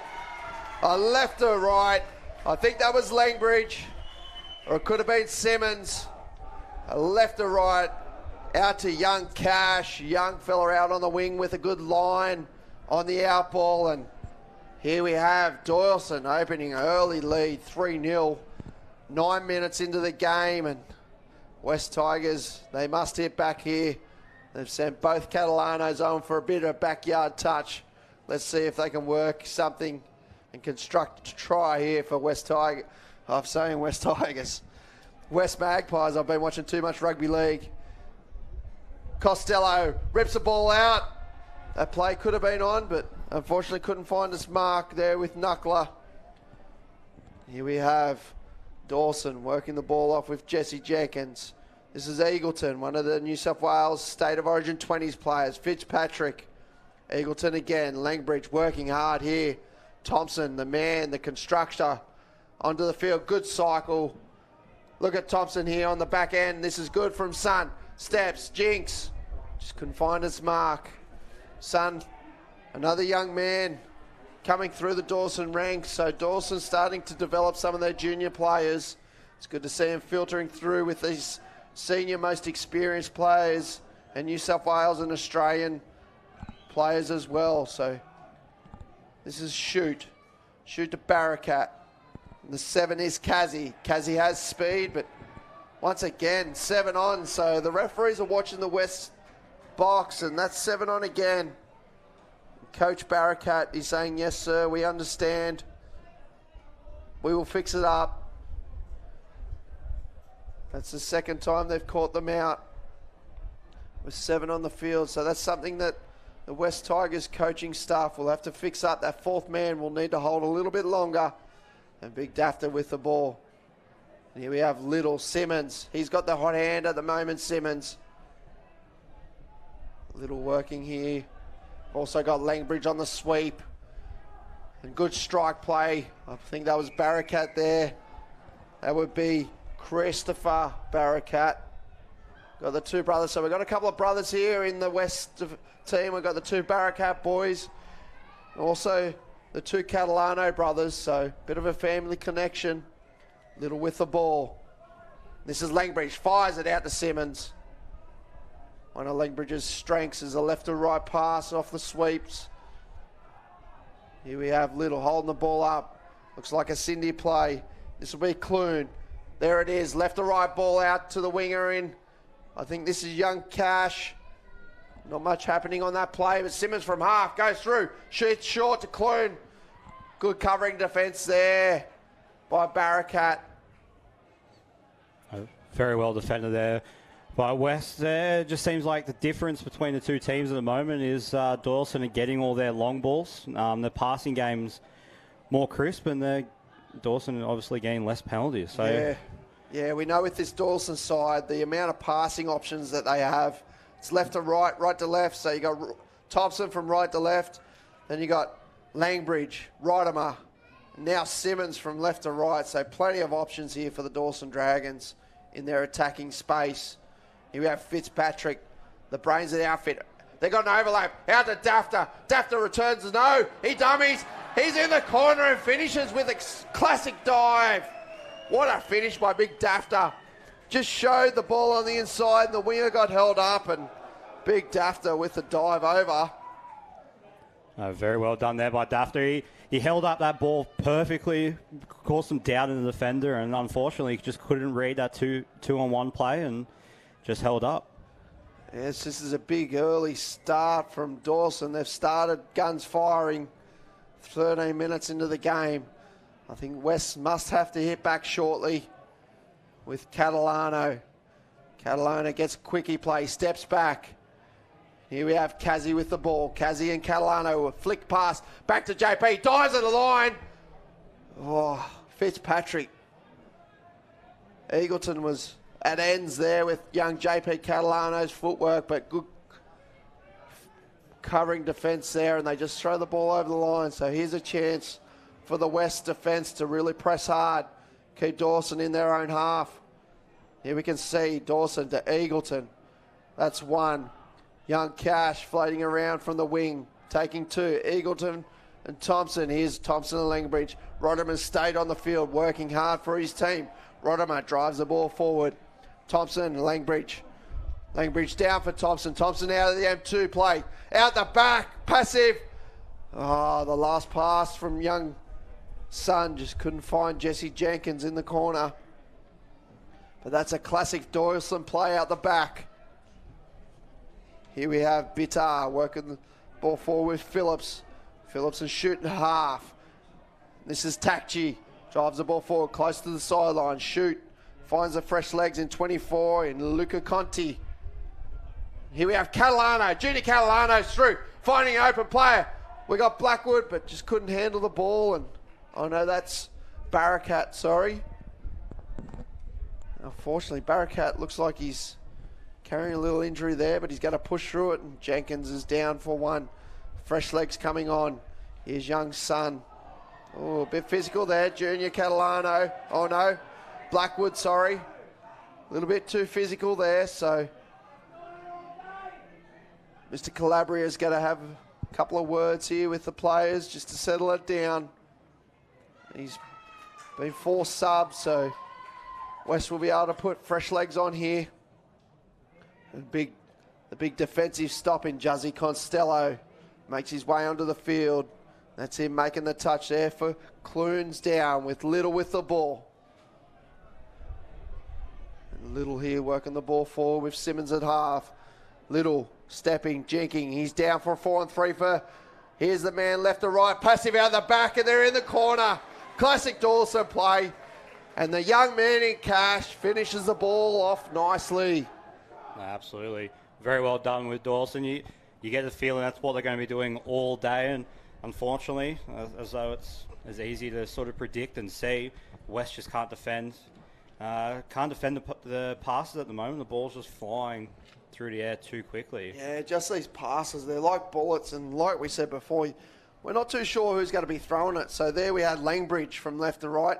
Simmons has already thrown one, so very hard for the defensive team in West to get a read on who's actually coming as a strike weapon. So bit of hard work here with the two Catalano boys in the middle with the ball. This is the 7 in Kazzy. Dishes the ball off the knuckler. Just taking the settler. JP and Junior Catalano working together. Out ball, Kazi, but a good read there by Jesse Jenkins.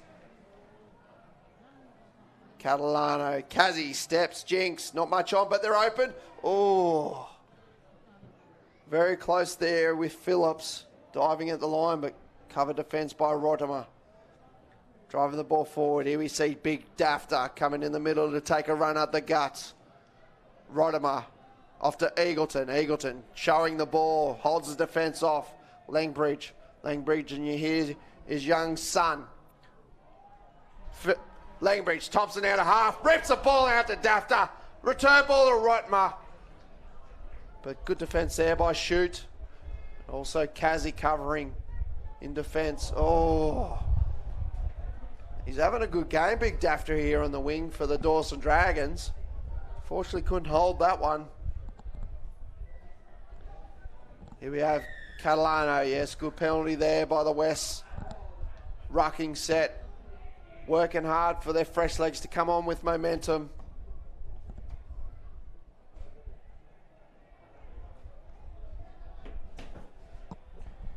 As we see, West coming up the field.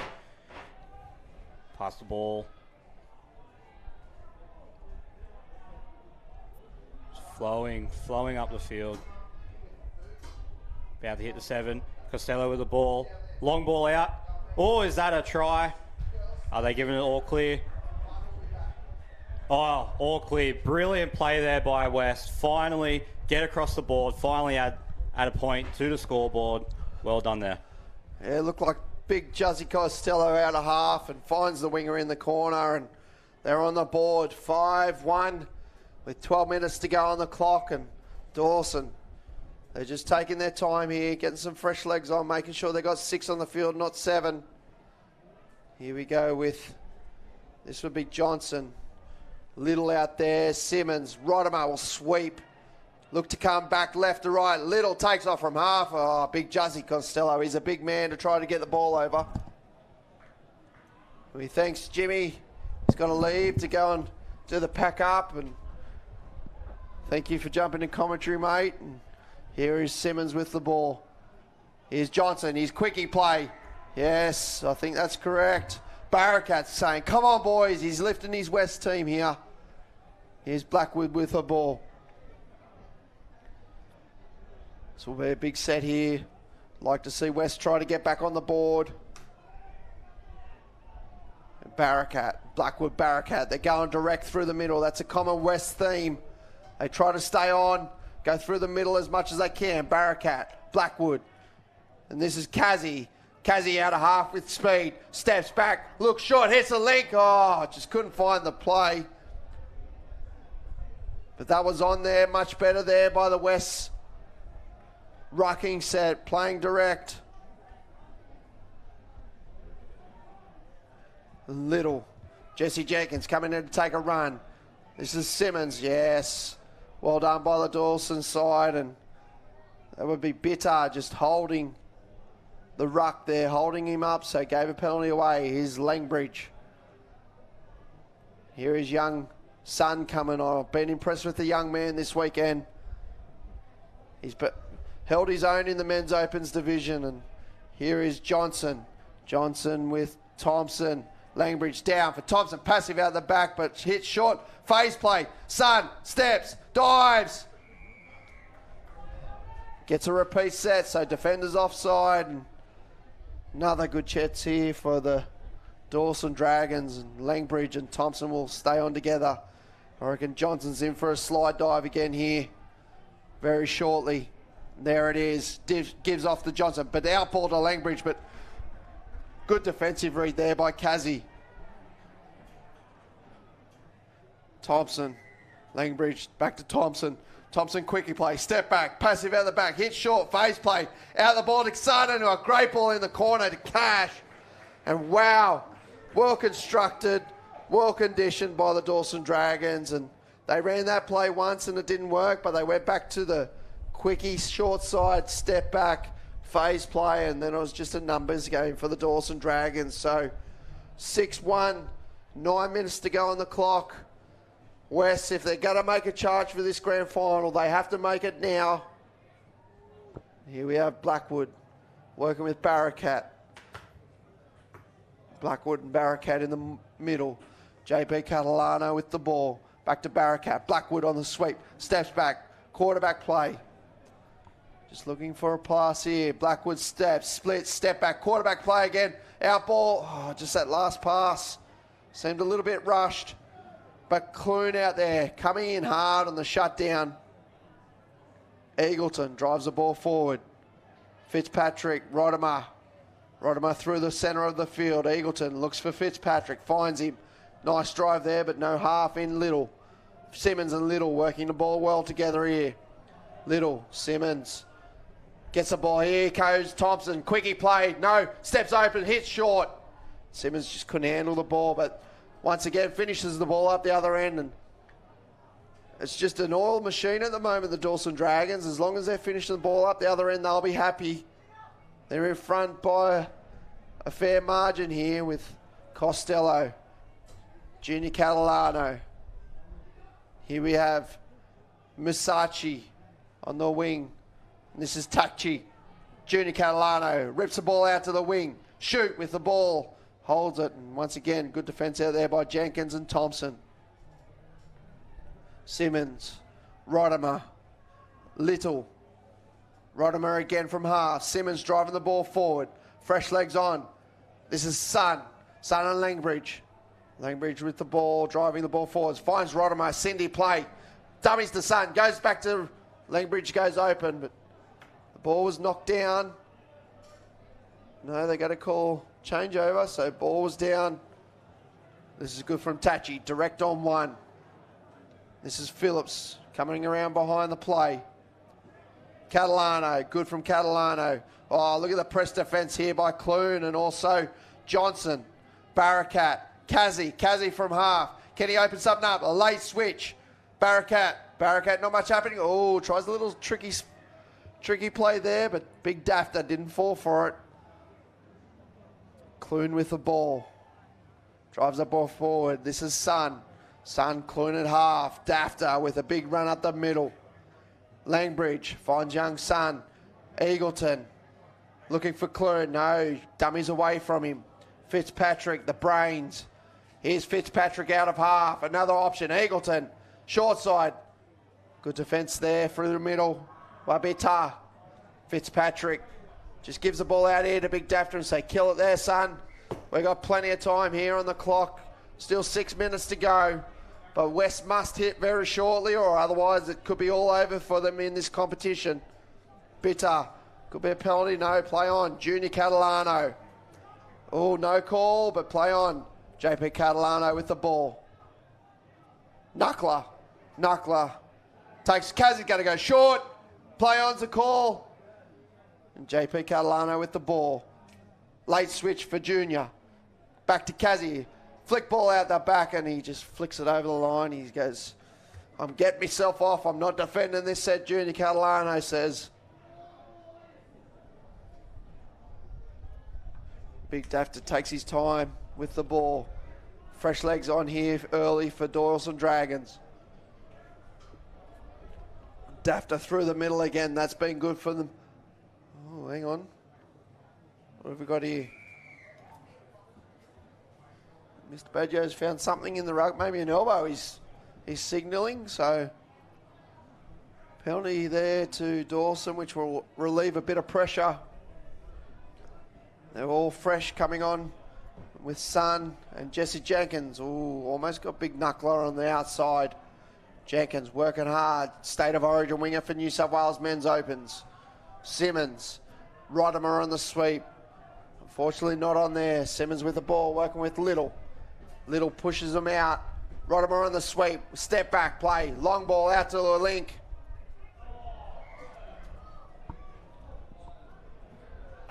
What have we got here? We've got a bit of a push, I think. Oh, his shoot's got to go up the other end. So once again, this will not help the Dawson Dragons. The West Magpies. Dawson Dragons will have 4 sets of 6 with 6 versus 5. So Could be all over Red Rover here for the West, and that's another penalty. So West will want to be careful they don't give 3 penalties here, or they could have one on the sideline as well. So that would be 4 defensive players. Simmons out to Young Sun. Step back. Good defence there by Barakat. Rodimer at half. They'll just take some time here. Take the whole set of 6. This is good with Sun. Quickie play. Out ball from Rodimer. Simmons. Big Costello coming in from the wing to shut the play of the ball down. Good defence here so far by the West Magpies. Rodimer. Little on the sweep. Finds him. Hits short. 6 to go there. Kazi got his hand to it. Once again, Dawson won't mind this. Taking time off the clock. They send Thompson. So we look probably for a quickie play or a right to left. No, Little's going off. And you have Fitzpatrick and Thompson. They'll work together here. The brains trust of Dawson Dragons. Fitzpatrick looking for Sun. Rooster play. Here's Thompson. Footwork. Sun's in. Straight through the middle. Costello just couldn't get to the play, and the overlap created by Dawson Dragons, and they take a 7-1 lead with only 3 minutes left on the clock. That could be all she wrote. Looks like Dawson Dragons maybe going through to the big dance. We've got the other semi-final out on field 1 where we can't see a scoreboard or anything like that. Unfortunately, I can't give you a score out there, but here we have Dawson being very clinical in their play. Junior Catalano, quick play back. I think, oh no. I thought he was offside there, Eagleton. Blackwood might have been in, but no, unfortunately he's out, and Catalano just throws the ball away. I think they know that's it. Wests have done well to get this far, and this is good by young Catalano. He's still trying. He's pressing forward. Eagleton with the ball. Langbridge. Langbridge down for Simmons. Little through the middle. Catalano makes a touch. Good touch there by Catalano. Little with the ball. Working with Simmons. This is Johnson out of half. Out ball to Simmons. They got the overlap, but good hands there through. And that would be Cash in the corner, but the hands on the Dawson Dragons. Wow. They're looking good here, and they'll take this good momentum from this game into the grand final. We've got an 8-1 score with 1:15 left on the clock.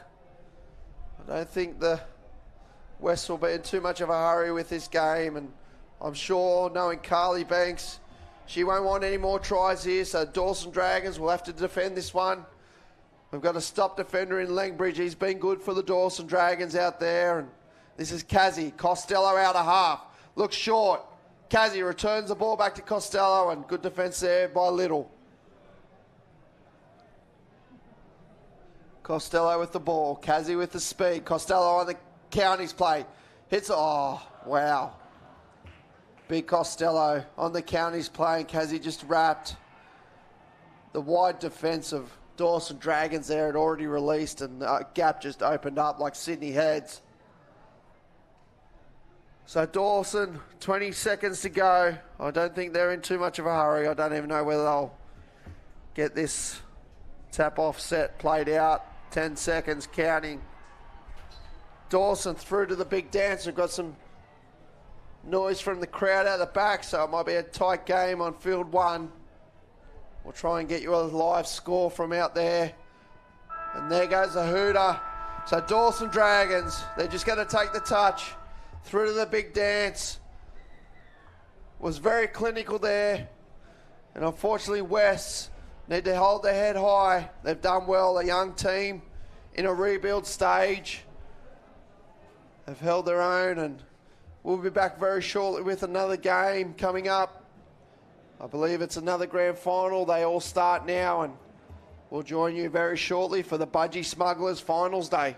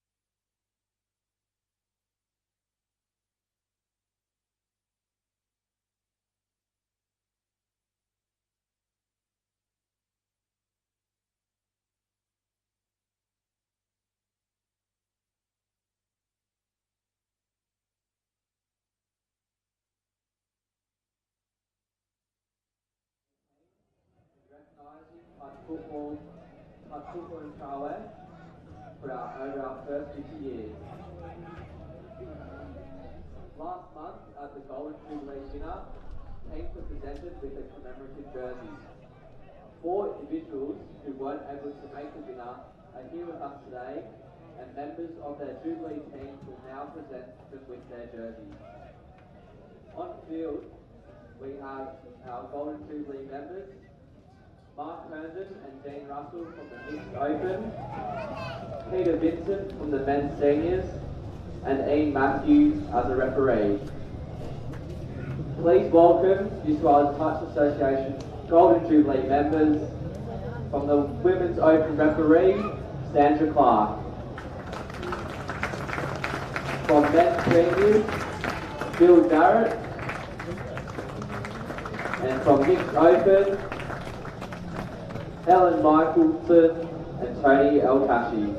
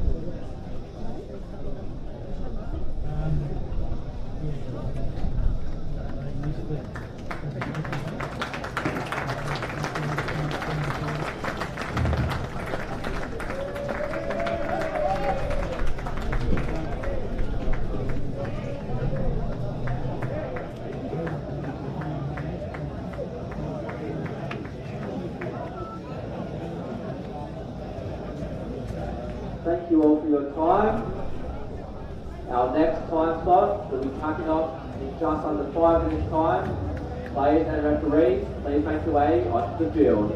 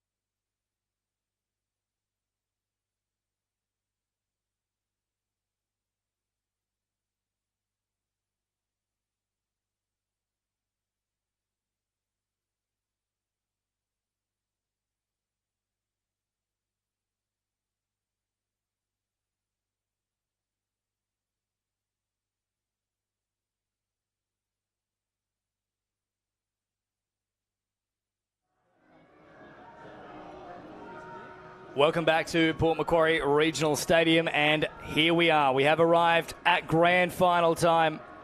The first of 5 consecutive grand finals to be played here on our stadium field at Port Macquarie Regional Stadium for the New South Wales State Cup 2022 tournament for touch football. Budgie Smuggler Grand Final Day. All the action here, live, exclusive and free. We hope you've been enjoying the coverage. And this one in the men's 20s division between the Orange Thunder, who will get first use of the ball, and the side from the Hills Shire, the Hills Hornets. Should be a ripping fixture, 30 minutes on the clock, no halftime break, and the sides will change ends when a try is scored. James Preston with you in commentary, and Orange to get first use of the ball here. Away they go through Banks, heading out towards the sideline now, popped back to the middle here. So they'll settle things down a little bit with Blimka. Here is Blimka again. Pressuring the line now. In this men's 20s division, a great rifling pass. It could be on here for them. What a dive for the corner that is. Orange secure the first try. Clark Kent turns into Superman, and in goes Sean Carpenter. 1-0 in the very first raid, producing a result. Beautiful piece of play there from Orange. Great try by Sean Carpenter.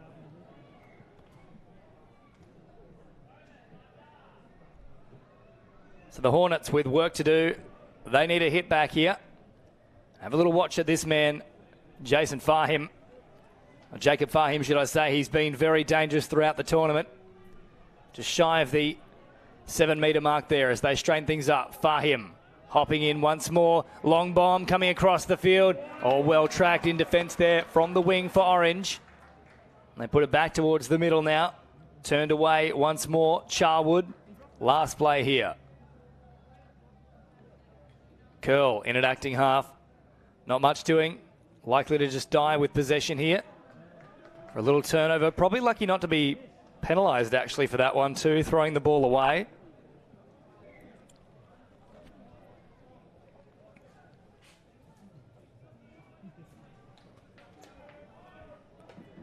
So Orange on the charge here and up over halfway. Good metres so far in this set. Working it forward, there is the try scorer, Carpenter. Middle of the ground now, still encroaching on that try line. Eventually they'll get the touch in here. Still another couple of plays up their sleeves. They'll work here for the strike dump. An attack on the last. Beautiful cutout pass again. Carpenter once more. Goes for the acrobatic finish. This time he's cartwheeling all the way to potential victory for Orange. It's a great start for the boys from the country. 2 tries to 0. We haven't even had 3 minutes of play yet, so they're keeping track with the clock.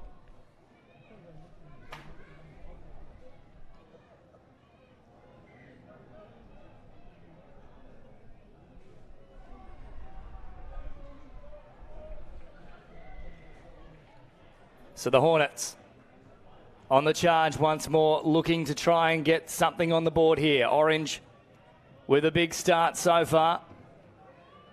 Majuli. Great ball over the top and well found. A lovely line from the link. And it's try time here for the Hornets. Confirmed.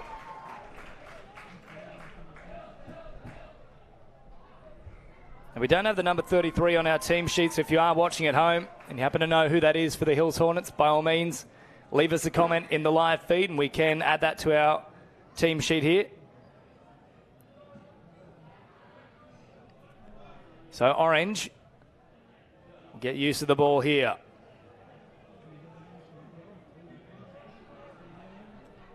Toward the line they come again. The little flick pass pops out from Blimka.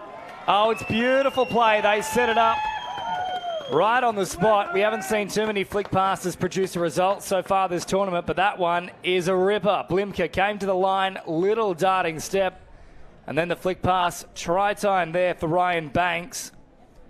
3-1. We've had 4 tries in as many minutes. An action-packed grand final here as Curl gets the dancing feet moving on the spot.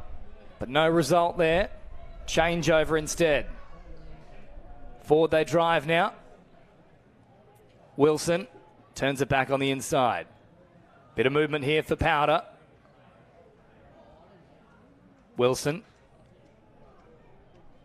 Off once more now for Orange, holding it through the centre of the field. Oh, heavy touch there, not forceful contact though. And they're turned back. And a change over here.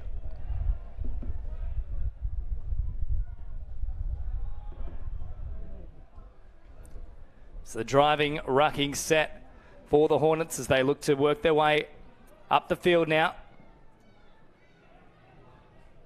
Thank you very much there to Mason Robertson, who's let us know that number 33 is in fact Mo Lester. No, in fact, that's not the case. That's not good. Not good at all. Apologies for that one. I've broken the two names in between. That is a try there for the Hills Hornets. 3-2 on the scoreboard.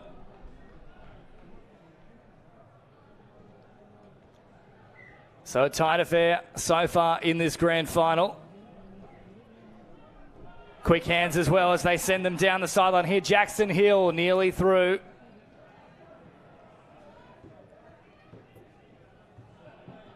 Now play the ball back. Carpenter.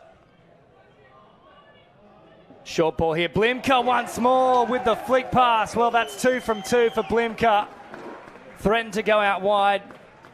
Popped it back towards the middle. Beautiful deception about the flick. And he's a man that's got that skill set down packed. 4 tries to 2.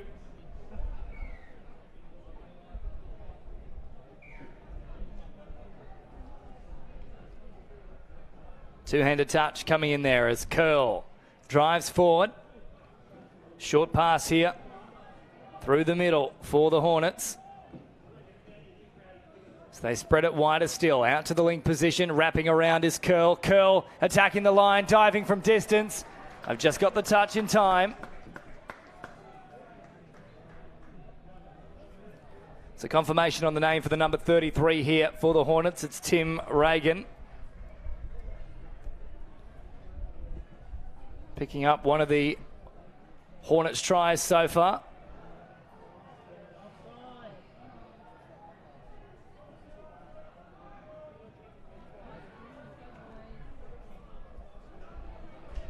Short ball as the Hornets are on the back foot here with Orange pressing hard and up over the halfway line. Good rucking set so far as Schultz comes into the attack here. Last play now for the Thunder. Weaving, spopping, and knocked down from the Hornets there.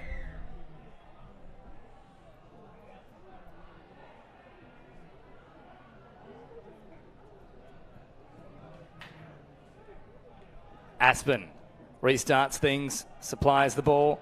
Now that one could go either way here. There was definitely a man in the ruck, and yes, Aspen, maybe a little bit of gamesmanship from him. Really exaggerating the point. Trying to get that pass off. Still with the Hornets here. They have work to do though. After 8 minutes, they lead the Orange Thunder 4 tries to 2. Now slow things down here. An option to wrap back around. Driving forward now. Here comes Curl once more. Curl at pace. Gets in behind them. Looking for a support player. Eventually they'll arrive on the spot. Now there was pressure in defence, but not enough. They've gone in. Beautifully worked from Matt Curl. Showed some great patience once he got into the end zone. 4 tries to 3, a nice tight grand final, what we want to see here.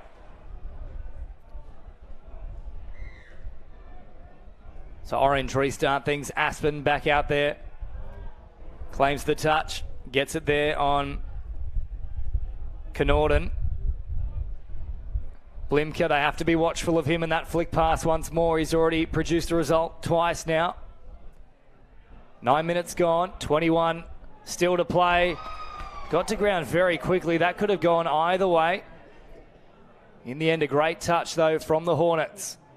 It's the last play now, and they won't have a strike dump to work with. Blimka plays it off. offering players back on the inside and simply heading towards the sideline. Happy to finish with the ball as far away from the Hornets sub-box as possible. That was well fought, intercepted anyway.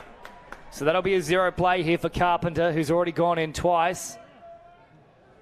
And the touch comes there, Connaughton. Now Chase King.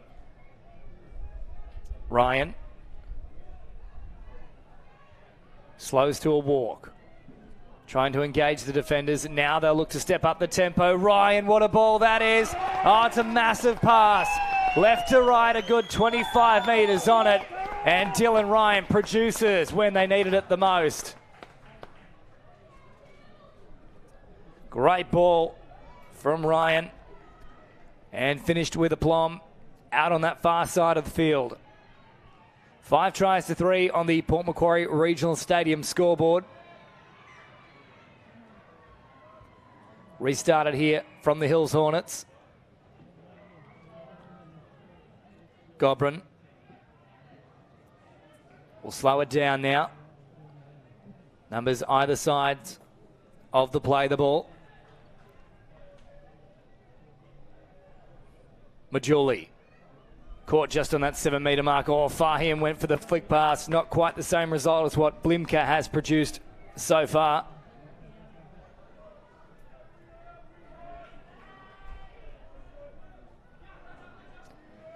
And a chance for Orange to march upfield once more. 11 minutes gone in this one. Still plenty of time to play. Orange raced out to a 2-0 lead before the Hornets got themselves on the board.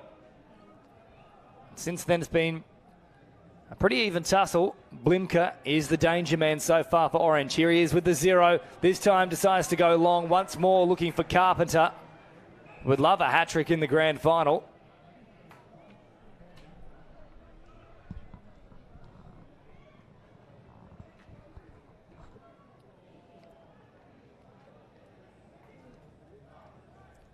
Touch made there from Lawson. A couple of players jamming in on Fahim as well. They can ill afford to let him get some free space. He's very dangerous for the Hornets. Great little piece of recycling there from the Hills side as they keep promoting the ball upfield. Curl, the architect for the Hillshire side. Curl suggesting he never got back the 7. Not happy about it either. Is Matty Curl. And that back chat is going to cost him an extra 10 metres or so in favour of the Orange Thunder. We're now caught just 10 shy of the halfway line. Connaughton rolls it here for Ryan. Has already produced a stellar pass for the last try that Orange recorded up towards that 7 metre mark. Here comes Ryan again. This time he goes to the link position. Aspen didn't get there in time. A beautiful line run there from the Thunder. And the Hornets are thunderstruck. 6-3 on the Port Macquarie Regional Stadium scoreboard. Lovely pass from Dylan Ryan once more. Not much they could have done about it, in all honesty.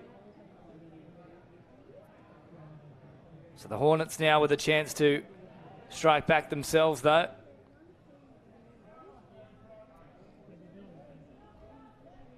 Majuli forced back here. Last play, Aspen with Fahim wrapping around, trying to open up some sort of a passage out wide. Nothing forthcoming for them, though. Quick hands. Oh, pressure on the run there of Connaughton.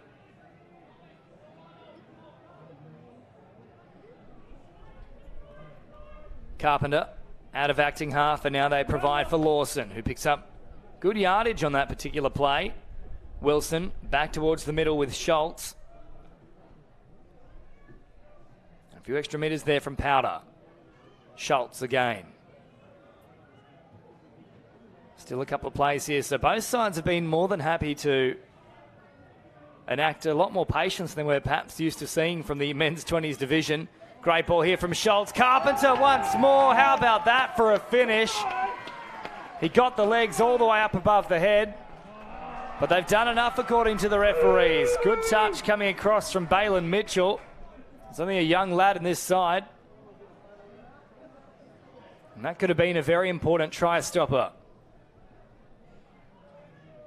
Margin of 4 is a very tough one to rein back in. And that does give them just a little bit of a chance here.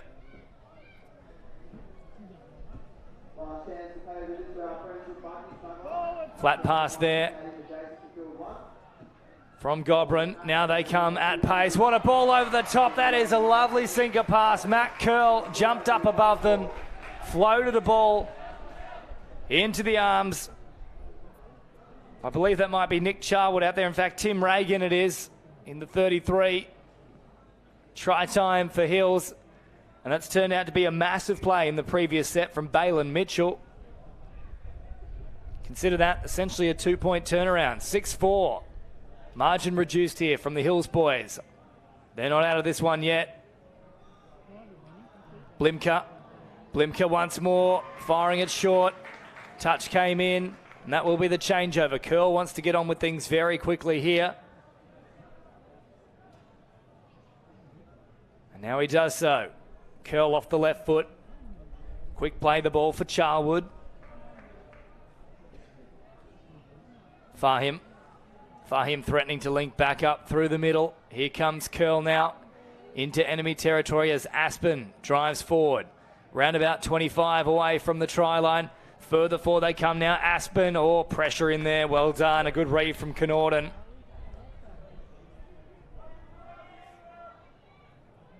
Lowe makes the touch. Followed up there by Patterson. Great little wraparound play. Very clever stuff. Once more from Blimka. He's got all the tricks in the bag. Through the middle they work it now. Chase King drops it off. Ryan is out there once more. Stepping into the path was Patterson. Ball played at, so they'll get another set in close proximity to the try line. Ryan plays it. Touch is made there from Patterson. Ryan once more threatens to go very, very long, and the touch is made as we're now joined in commentary by none other than the CEO of New South Wales Touch Football, Dean Russell. A very good afternoon. Good afternoon, James. Pretty cracking game, isn't it? So far, so very good from both sides. They've thrown just about everything except for the kitchen sink at one another. Yeah, I didn't see the Orange semi-final, but I certainly saw the Hills Northern Beaches semi-final, and it was again a cracking game, a really fast-paced game. So I'm just wondering whether that's taken a little bit of the sting out of the Hills Hornets, no pun intended. But the Orange team, they are playing extremely good touch and deserve their lead at this stage. It was a very fiery affair as well, that semi-final between the Renegades and the Hornets. And in this one, Dean, you'd be very happy to know, a couple of flick passes that have resulted directly in tries from Blimka. Yes, he has been known to throw them on occasion, and not very often have I seen them go to ground, to be honest. He's a real exponent of that particular skill set as the Orange Thunder look to work it away from their own end, and they're not going to do it on this occasion. Poor roll ball. Yeah, they got their whole set mixed up there. Players looking to get off the field. Instead of just doing the hard work and getting up the field to make the substitutions easy, took the easy option out and just went straight to the sub-box and left the acting half isolated. That could... Always threatening is Matt Curl, and he cut out Vorden there with an opportunity for the link in the form of Charwood. But they read it nicely there, Orange. Here comes Curl once more, threatening over the top. He goes straight into the hands, though, of Carpenter. So picked it off, and that'll be a zero tackle, or touch, as we should say. Back towards the middle. Good defence there from Orange. The wing put himself in the channel, made the pass hard, and just took the easy intercept in the end of the day. So forward they march once more. And that will be a little turnover here. This is where coaches start to get a bit nervous. You've got a 2-touchdown lead, and the last 2 sets you've made simple errors not to complete your sets and not to give the ball back to the opposition on their own line. So you're inviting trouble. Aspen towards the middle now with Gobrin. Dancing around. Almost like a kangaroo with the amount of jumps there. Still a few plays left in this set too. They'll slow things down once more with Majali. Now they look to launch the strike rate. Aspen is out there. Great read once more from Carpenter, jamming in from the wing. I don't think he was the man who was off. Might have actually been Jackson Hill in the 37. Yeah, I think they called the link out there, but really good defensive play from the wing again. Could have easily resulted in the touchdown if he doesn't get his timing right. So 6-4 on the Port Macquarie Regional Stadium scoreboard on Budgie Smuggler Finals Day. First of 5 grand finals right here in the men's 20s. Oh, dancing around and finding Aspen. Has he evaded the touch? No. Once more, a great read from Carpenter. Yeah, if I were a Carpenter, I would have knocked that nail in myself. Dean Russell, I picked you at the silly time of the day for you, haven't I? Here we go with Aspen. This time it works. Once more, a great ball here from Matt Curl, who went deep into the line and fired it late, and a massive hole opened up for the link. Yeah, like too many times they've come this side of the field, putting pressure on the Orange defence a lot there. They've made a couple of really good scrambling saves, but just once too many tried to go to the well, and they found out, found out that time. But again, it came down to not completing their sets and getting the ball back down the field. So Blimka once more trying something pretty exceptional there with a cutout pass directly from the restart. Blimka, great footwork. Now he draws and passes. Good read, though, in defence from Charwood. Jammed in from the link position. Still on here, though, for Orange. They drop it down 7 metres away. Blimka goes from distance. I think they've got him covered, though. They're certainly claiming it. No, Blimka's got the try himself, so he's set up 2. Now he scores 1. Yeah, the referee there was indicating that the outside defender made the touch but was offside, and that's why she played through. And Blimka is a very talented player, especially in attack. I watched him play at the NTLs for the Southern Suns in the regional event, and every time he was on the field, they either scored or went close to scoring. Very, very dangerous player for this Orange Thunder side, and the Hornets are going to have to be watchful because he is causing plenty of problems at the moment. Back to the middle they come now. Curl, heavy touch on him, not forceful contact though. Once more he fires it long. It's way too big though. Yeah, that time, just trying that play too early. They hadn't really overworked the defenders, got them caught out of position, and you really need to reposition the defensive line rather than just throw those long bombs. Ryan comes charging into the defensive line there. Oh, they've worked it down the short side. Now the referee has unfortunately got in the way of what could have been a spectacular short side raid. Yeah, and there was a penalty also there, 33 from Hills, whose number doesn't appear on there, Tim Regan apparently. So he got in the way of the subs coming on and caused a collision, and that's what the penalty was for. So Blimka back out there. The danger man is afoot once more. Great footwork here though from Orange. They go for the strike down. Blimka threatening, pops it back on the inside. Fahim, good piece of cover there from the middle. Yeah, lucky to get away with that. He incorrectly rolled the ball. He just put it in front of him and stepped away. He didn't step over it. We'll see what he does there. Oh, he's done so again here, yeah. Blimka. This time he goes wide. Carpenter has, however, got his hat-trick. Well, that one's a little bit of a controversial one because he's done the same thing there, Dean Russell, but similarly, doing the same thing again, it's Blimka brilliance. Yeah, but it's the way he sequenced that. He set up the last couple of plays to move the Hills defensive line around and make sure that when he got to that third play, he actually had the option. He could have gone to the link or the winger there to score because they actually positioned the Hills winger in no man's land. So 8-5 with time beginning to run out here. The clock starts to become a factor. 6.5 to go. And the Hornets need to strike here. They definitely need to be next to score. Aspen wrapping back around. Well read. Charwood could go absolutely nowhere on that play. Last now, and they don't get the strike dump to work with. Oh, Curl has come up with an absolute dog's breakfast. Yeah, lazy. And he's still on the ground now. Laziness there, unfortunately. And that's where I think that fatigue might be coming in the way that they just making silly errors that they weren't making in their semi-final. Like I said, really hard game against the Northern Beaches, fast-paced, action-packed, physical game as well. Might be taking its toll late in this game. Last play now. Great ball supplied. Oh, Schultz is on the spot. But how about the pass from Jackson Hill, who stepped up on one leg like a flamingo and fired it. Yeah, great ball. Great read back inside too. Again, they just set that play up, manoeuvring the defenders around. Swept around to the right-hand side. Up on that 1 footers, like you said, like a flamingo. And then just fires back across the ruck. Here, and there he goes again. Look at that. Fires back across the ruck. Really good hole running there. They might have this one in the bag. 5:20 to go. Well, they have to score right here and now if the Hornets are any chance of pulling this one out of the fire. But Orange are most certainly in the box seat. Fahim off the left foot, opening up the play just a little bit. Somewhat disorganised though. Curl's got to steer the ship here. And now he pops in at acting half. Here he is, Curl. Oh, great ball. The man delivers when he was required. Micklewraith goes in for the try. And it's all good. So they do strike back here, the Hills Hornets. 9-6. There is enough time here, Dean Russell. Yeah, Curl and for him really set that up well. And not just with their body movement, but their head movement. They threw the defence all looking to their left with the way that they shifted their eyes, and then all of a sudden hit back to their left-hand side. Long ball out, and here goes Blinker again. He set them up again. Well, every time he touches it, he's creating problems in that Hornets defensive line. The chained armour is now looking to have quite a few chinks in it. Blimker off the left foot. Oh, and the flick pass. It's superb from Blimker. Nearly produces a result. Diving at the line, flick it up and see how we go. Man has got all the skills you can possibly ask for.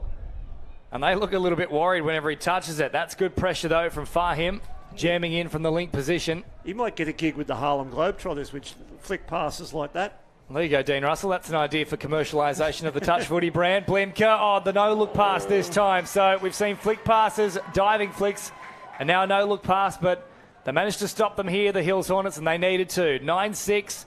3 minutes and 50 seconds to go. A try here would mean we're in for a grandstand finish. Fahim, quick hands, Charwood. And do they have another set to play with? They certainly do. Yeah, piggyback there. Blimker, a very rare error from him there. The no-look pass, all he had to do, if he had eyes up footy, he had an easy cut-out ball to the wing because the Hills defence had already crashed in onto the link. And so sometimes it's good to have eyes up footy. They'll be looking to potentially bring that into the fold here. Set on the Orange Thunder line. 8 away as Curl once more goes for an attacking raid. He's forced back from Schultz and they won't get the strike down. That could be crucial here for the Hornets. Fahim fires it wide for Aspen. Aspen nowhere to go. Curl wraps around and quite simply they succumb to the pressure in defence there from Thunder. 3 to go. That's roughly about 6 sets to play here. And they're 3 behind on the board. They really need to try and force a turnover and get good field position so they can have multiple shots at the line, the Hills. I don't think it's going to happen based on this set here from Carpenter now. Hopping in at acting half. They've marched upfield with relative ease. Now it's with King. King is caught there from Vorton. Back to the middle they come. Slowing it down. Smart play here from Orange. So they drop it on the 7-metre mark. Ryan, oh, great footwork. Now opens it up. Big, massive loping pass there, but they do get the touch just in time. Well done from Micklewraith. Yep, so if you're the Hills coach here, you're really encouraging your team to drive, get a couple, here's a piggyback, get a couple of really good drives, then throw the ball around, try and manoeuvre the defence out. If you're the Orange coach, you want a good defensive set here, and then it's a must to hold the ball for 6 and get as much territory downfield as possible. The clock is still a very big concern here for the Hornets, even with a try. Right here and now, it might not be enough for them. Patterson slowing it down. He can ill afford to do that. They've just got to go pretty much every play. They realise that now. The touch comes in, and they'll get another set, but that's not what they need. They just need the try. Forget the extra plays. That's actually not a bad result for Hills. They were under pressure there. They get the penalty against them, allows them to reset. Oh, and that's going to be it, though, Dean Russell. That one's gone to ground. 1.5 minutes on the clock. The margin is 3, although it's been touched in flight. And that's probably the best piece of sportsmanship I've seen here this weekend. They're in the final of the Men's 20 State Cup, and Oliver Connington has gone to the referee and said, "No, sir, I touched that," and the referee wasn't going to give 6 to go. Well, it's a game built on honesty, of course. If you make the touch, you say you have indeed got it, and if you don't, hands go away as Micklewraith tries to get the one to ground very quickly, and yes, confirmed. So margin reduced, but they can easily work this one out with the clock now. I think Orange have got it in the bag here. Yeah, they just you wouldn't want to lose it from here. That'd be a real coach killer. But Orange, they just need to be smart here. 6 touches, wind the clock down. There's not enough time in my mind on the clock for Hills, unless they take an intercept twice off the both tap-offs. But there's not enough time on the clock. They should be very unlucky.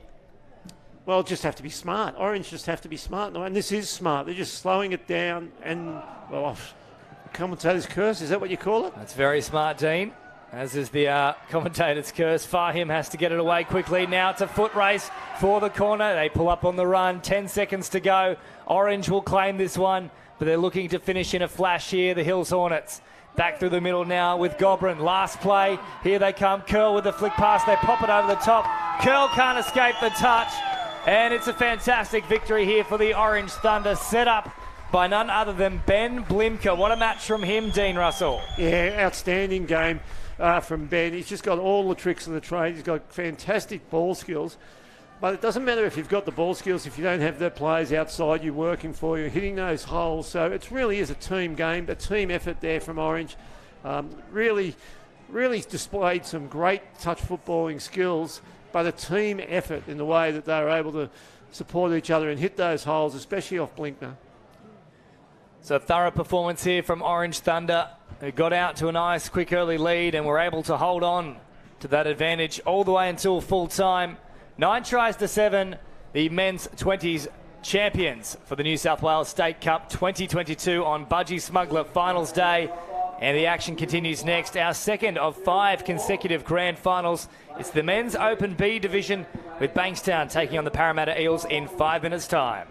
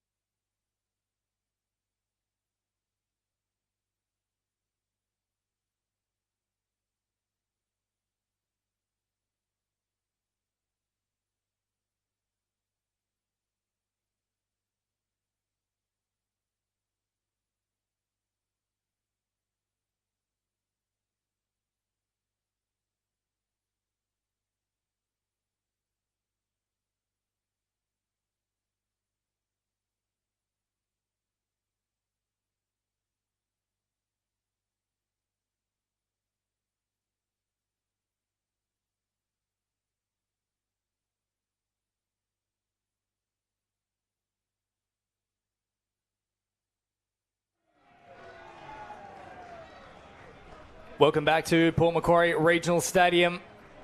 Grand final action here in the Men's Open B Division. The Parramatta Eels securing a place here up against Bankstown. The Jets looking to stage somewhat of an upset here against a red-hot Para side who has been on fire throughout the group stages of the tournament.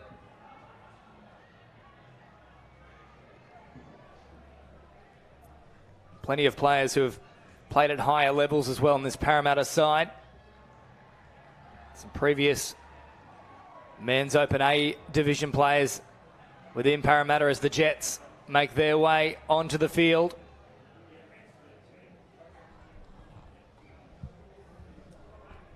We are not too far away from kickoff here. James Preston with you in commentary. What should be a terrific grand final here. We've just seen the Orange Thunder defeat the Hills Hornets in the men's 20s division.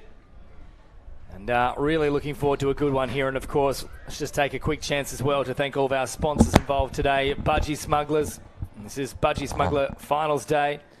Not to mention also ISC Apparel, Hyperactive Merchandise, Skins, and Port Macquarie Hastings Regional Council, who provided this brilliant venue for us. And Dean Russell, the CEO and General Manager of New South Wales Touch Football, and also, of course, a Jubilee member, joins me in commentary here. Dean, another really good fixture on the cards here. Yeah, this promises to be another cracker. There is just some absolute talent right across both teams. And if you have a look at the Parramatta team, you'll notice number 4, Daniel Barton. Keep an eye out for him. Ex-New South Wales Men's Open player. He's had a couple of years off and in making his way back. Ex-Premier League, played for Australia. So he's had a couple of years off, but just making his way back in. Thought he'd come up through Div 1. So he'll be a key figure here. And mate, if you want to watch lightning quick, number 15 for Bankstown, Kieran Hughes. Right? What was that thing Jack Gibson said? He could turn the switch off and be in bed before the lights went out. It's pretty much accurate of Kieran. He does have some ability. And of course, there's the old stager, Rohit Prasad, Roy as we like to call him.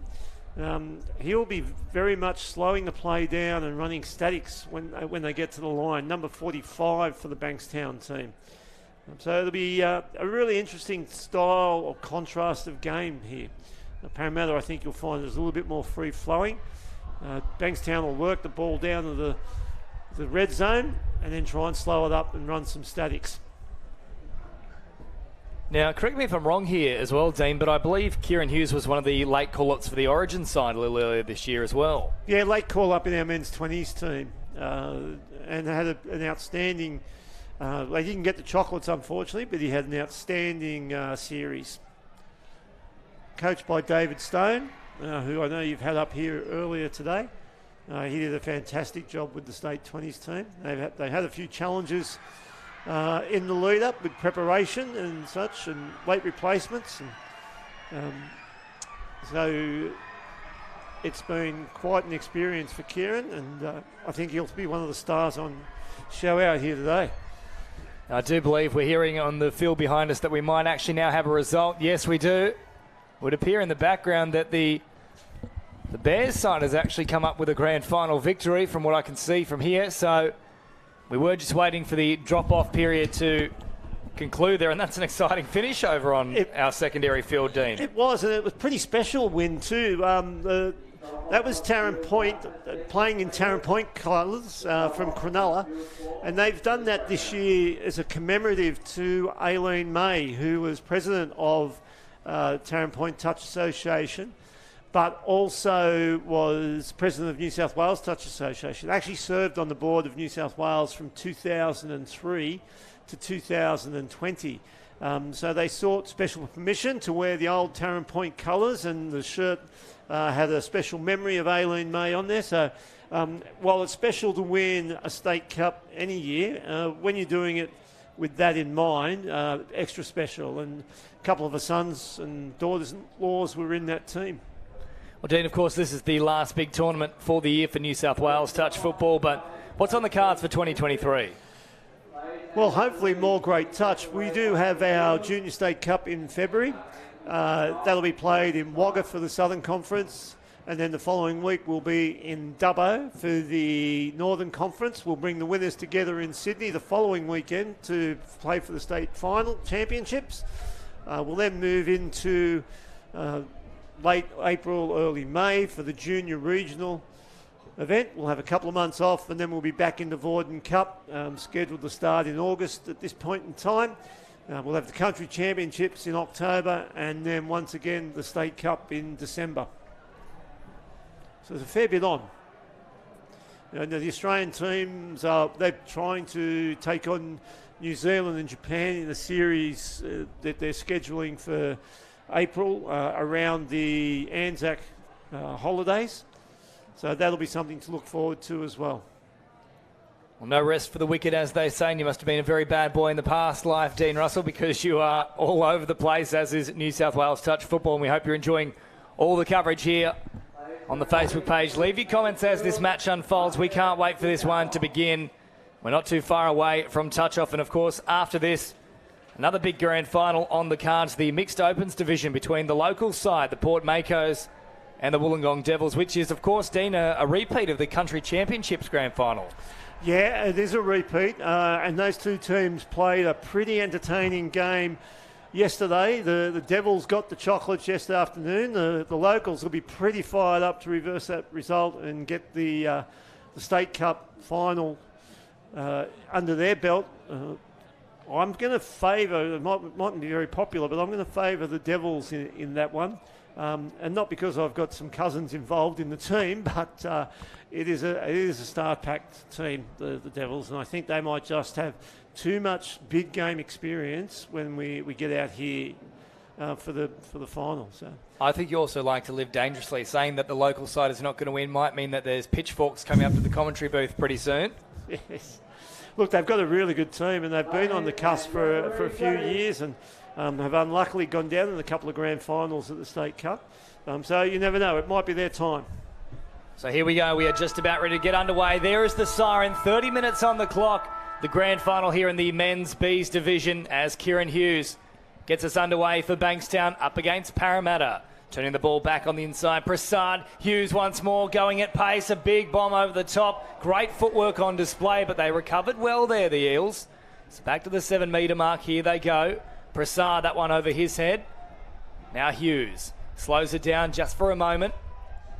Real mix of youth and experience in that middle part of the field for Bankstown between Prasad and Hughes, and on that occasion, Hughes just unable to squeeze underneath the defence. And you see old man Roy there, he's setting up those static plays. As soon as the change over, he's straight off the field and let some of the youngsters defend. There is one of them doing exactly that. Hughes making the touch as upfield they come now, the Eels with Ladalevu. Here's Phillips. Ladalevu once more, goes straight and hard. Last play now for the Eels. On the back foot, they've got the Bankstown Jets. Oh, good touch coming across from a very hard-working middle. Both teams, experience and youth in both teams there. Josh Phillips, member of the New South Wales men's 30s team, working with a couple of the youngsters and rising stars of the game.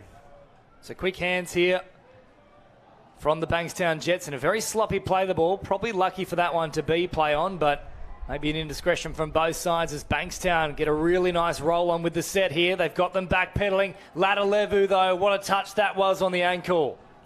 Yeah, read where they were going, got across there, closed the hole down and made a good diving touch, but had a bit of good support outside him there. Also making the touch at the same time was Daniel Barton, who's at the half now.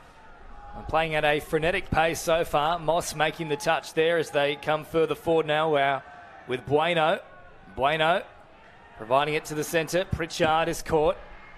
Good run here from O'Connor, but he's stopped in his tracks. Yeah, a bit disjointed, that driving out of their own half there from Parramatta.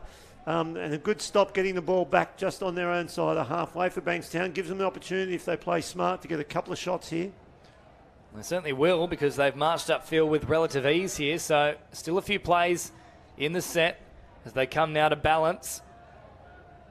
Further on they go. Hughes now running at pace. Oh, getting down very quickly was Prasad. Did he get there in time? No. Good touch from Pritchard. So Pritchard v Prasad, and Pritchard wins out.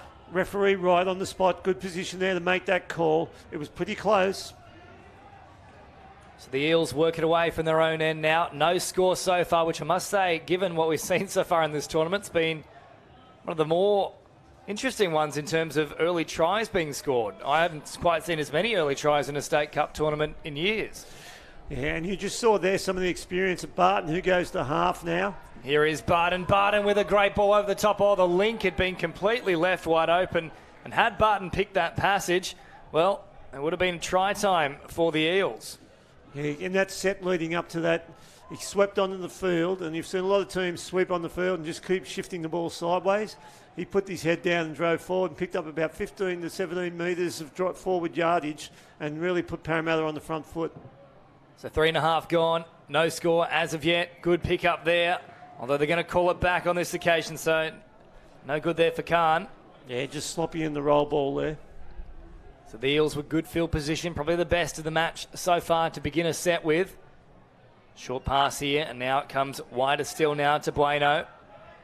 Barton drops it down. You can just see still with the tape around the knee, so obviously returning from injury. Ladalevu through the middle. Good touch there from Khan. Stepped up to meet him nicely, so no further encroachment on the line. 7 away, last play now. Ladalevu with a great spiralling pass all the way out to the sideline, and it's try time for the Parramatta Eels. He's pretty dynamic, the little man, isn't he? He was light on his feet there, but threw a beautiful left to right cut-out pass. And the winger had time to just catch the ball, have a picnic, pack up, wander over the line and put the ball down. It's a very tasty way to get a try, that's for sure. And dare I ask what he had on the sandwich there, Dean? Chicken and pickles. Chicken and pickles? Yeah.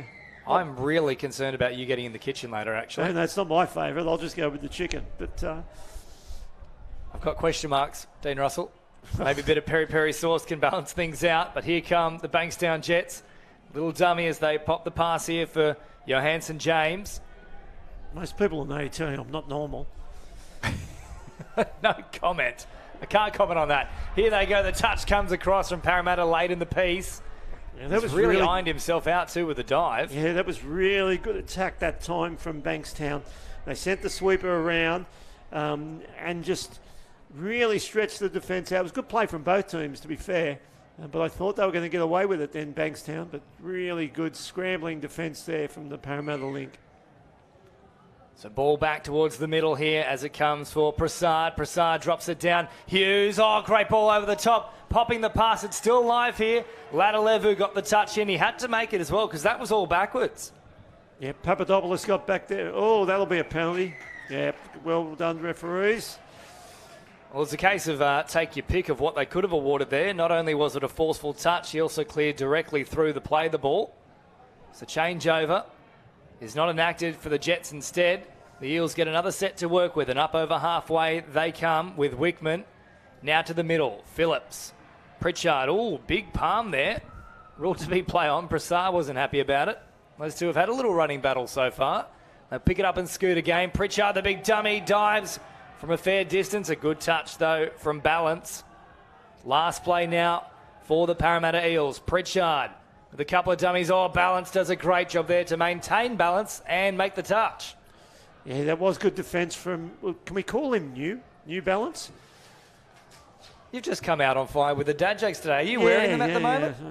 Have you got New Balance on? What's that? Is that Asics, is it? It's been, Asics, man. It's been a long weekend. I know what you're doing. You're trying to angle for more sponsorship here, Dean Russell. That's what this is. Short side raid with the Bankstown Jets. We always welcome good commercial partners. And we certainly do appreciate the support of our sponsors here for this particular event. ISC Apparel, Hyperactive Merchandise, Skins, Budgie Smugglers. I hope you're not wearing those at the moment. You don't need to in this booth with me. Thank you very much. No. Extra cover, please. More layers. I do support the sponsors, but I don't have them on right at this point in time. There's another coach killer there from Parramatta coming off their line. That's silly error. Give the ball back to Bankstown in good attacking position. They'll have a couple of shots on the line here. So Prasad comes to the middle of the ground, and now they slow things. There's a bit of wind starts to pick up as well here at Port Macquarie. Hughes off the right foot, great short ball. I think they might have got there in time, the Eels. Yes, they've just stopped it. Yeah, good touch from Gray. Yeah, good defence from Gray getting across there. But you'll see Prasad, he'll try and work exclusively with Kieran Hughes here in these static plays. That's been played out there from the Eels. He's not happy about it, Geddes, but definitely got fingertips to it. Another set to work with here for Bankstown. Just under 8 minutes played. The Eels up 1 try to nil. Hughes at pace.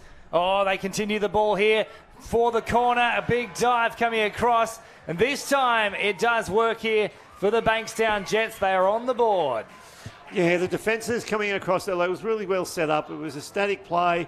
They run a little quicker. They use Kieran Hughes' real speed to try and burn on the outside. When the defence collapses, he throws that long pass. I thought the winger was going to get across there, but he just hesitated, thinking that his counterpart was going to come back on the inside. And that may have cost him getting there in the end. So up forward they drive now with Ladalevu and level peggings. Touch is made. Ladalevu again scheming. Or late ball. Had he held it himself, he might have been all the way through, though. I'm not sure whether they made the touch, but yeah, he's dynamic, isn't he? Ladalevu drops it down once more. Barton with the long bomb over the top. Great tracking, though, in defence. Gave them no room to work with. That's wonderful play from the wing out there for the Jets. So here they come, Bankstown working away from their own end. And a nice little drive in this set as well, Dean.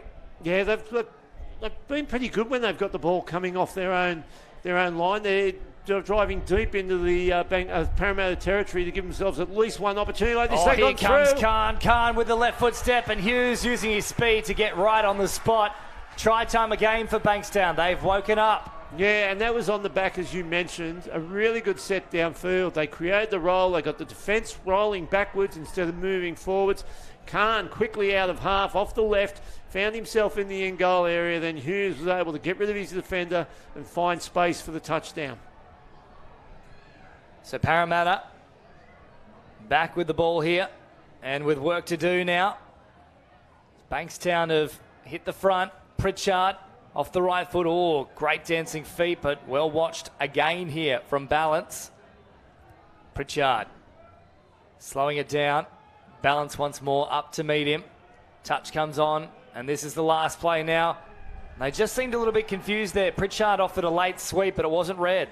Yeah, I think they were looking for the penalty, and I tend to agree. They should have got the penalty there. The Bankstown boys moved forward, then stopped.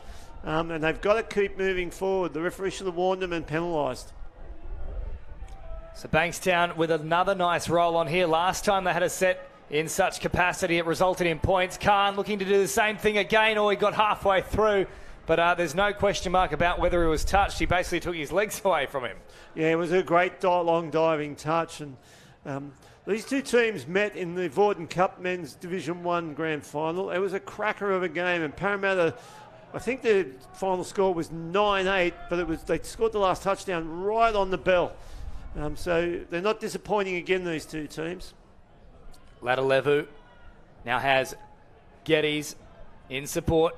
Very quick customer is Geddes. Here he goes once more. Ladalevu, great one-handed pickup. Oh, he's nearly squeezed all the way through, but well recovered in the end there from Khan. Yeah, there was good defence either side of the ball that time from Bankstown.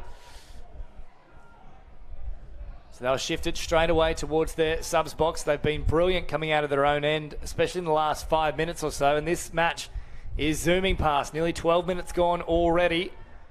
2 tries to 1. The Jets lead. Hughes popping it back over the top. Geddes will want to get that out of his game. Nearly just gave them a free set for no real reason. Prasad. Oh, Hughes with the dancing feet. Hughes sets it up on a platter, but geez, they've just got there in time. Yeah, very desperate touch from Wickham there. So now Ladalevu works towards the subs box, and he looks absolutely gassed. And a little bit of extra tension in that touch there too from Papadopoulos.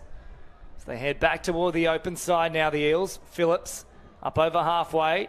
They recycle the ball here and keep it alive toward the middle. Good touch made. Phillips drops back underneath. Once more, the cutout pass is the option. Barton out there. Hasn't had too much of a say in proceedings so far. That's a nice pass, though. Just a little out in front of his link support, though. Yeah, the idea was right. We'd probably like to see the Parramatta boys just run a better angle there. Black was running an out angle. He should have been hitting or chopping the hole and running the inline to give Barton a better opportunity to find him. So once more working it deep from their own end and already establishing a nice flow about their sets. They've done a great job with rucking and driving so far. They drop it right on the 7 metre mark. Khan, great ball. Oh, balance. This time he goes in. And yes, Dean Russell, you can say it. New balance is afoot. Well, I didn't say it, but you did. But that was really good play from Khan there. Like, he comes out of the half. Again, comes off his right this time. Last time at the other end of the field, he went off his left. Just a little step off his right.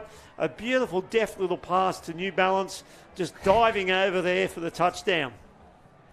So 3 tries to 1. And a very happy shoe enthusiast in the booth here with me in the form of Dean Russell. I just like giving people nicknames. Let me know when you come up with one for me. I'll be very intrigued as to what it might be. It'll be Hey. Hey? Oh, hey, presto. Oh, my goodness. Don't think I haven't heard that before. It's been a while, Dean. You put me on the spot. I was immediate with it. That's true. I'll give you that. Here comes Phillips. Are you going to say screwdriver for him? Phillips back to the middle now with Barton. Touch comes in, last play. Barton once more scheming. Oh, looking to dive from distance. He's done a great job there, Barton. Yeah. He's a big, long, lanky thing, and he stretched himself out and gets the try. I don't think Barton thought he got touched there at all. He's exchanged a couple of little words, but there was a touchdown. The ball, regardless whether he got touched or not, if he didn't get touched or if he did get touched, he had the ball down well and truly early enough. But that's just his experience. He not only dived for the line, but he was able to twist his body away from where the defender was. So Parramatta reduced the deficit. 3-2, Bankstown lead. The Eels scored the first try of the match for a run of 3 straight for this team in green. And Prasad not happy with Hughes on that occasion, telling him to head back towards this open side so they can launch something on a second chance here. Hughes off the right foot, or has a crack himself. Good touch though from Geddes. No, it hasn't come in time. So Hughes with the dancing feet has done a Barton himself and got to ground very quickly. Again, great sportsmanship there from Geddes. He thought he had him covered. He went to make the touch, missed. He turned straight to the referee and said, no, sir, didn't make the touch. So once more, Bankstown out to a 2-try advantage. Pritchard pops it back on the inside. Ladalevu now. Pritchard and Ladalevu working together. Barton also out there, so the big guns on deck. Ladalevu, quick hands. Pritchard, oh, very smart read there. Had to be made. Lachlan Ford has stopped a try on that occasion. Yeah, they're really starting to put some pressure on the Bankstown boys here. Really important set here for Bankstown. If they let a touchdown in, all the momentum switches back to Parramatta and they're only one behind. So Truman made the touch on that occasion, denying Ladalevu. Pritchard dumps it off here for Barton, who now produces himself as an option once more and dives again. This time, they're certainly claiming they got it here, the Jets. Yeah, Barton getting up again. He looked a bit perplexed there. I don't think he thought he felt the touch. Barton slows it down again. Here he goes. Will he opt for the dive once more? No, a great pass this time. Delivers it on a platter right into the waiting arms of Troy Black. And that's not black, that is gold, baby. Yes, showing all of the experience and class there, Daniel Barton. And maybe the Bankstown boys, a couple of last touches down there, he hasn't really been happy with some of the calls, and maybe they've awoken a sleeping giant. So 4-3. This match has most certainly come alive. 13 and a half on the clock.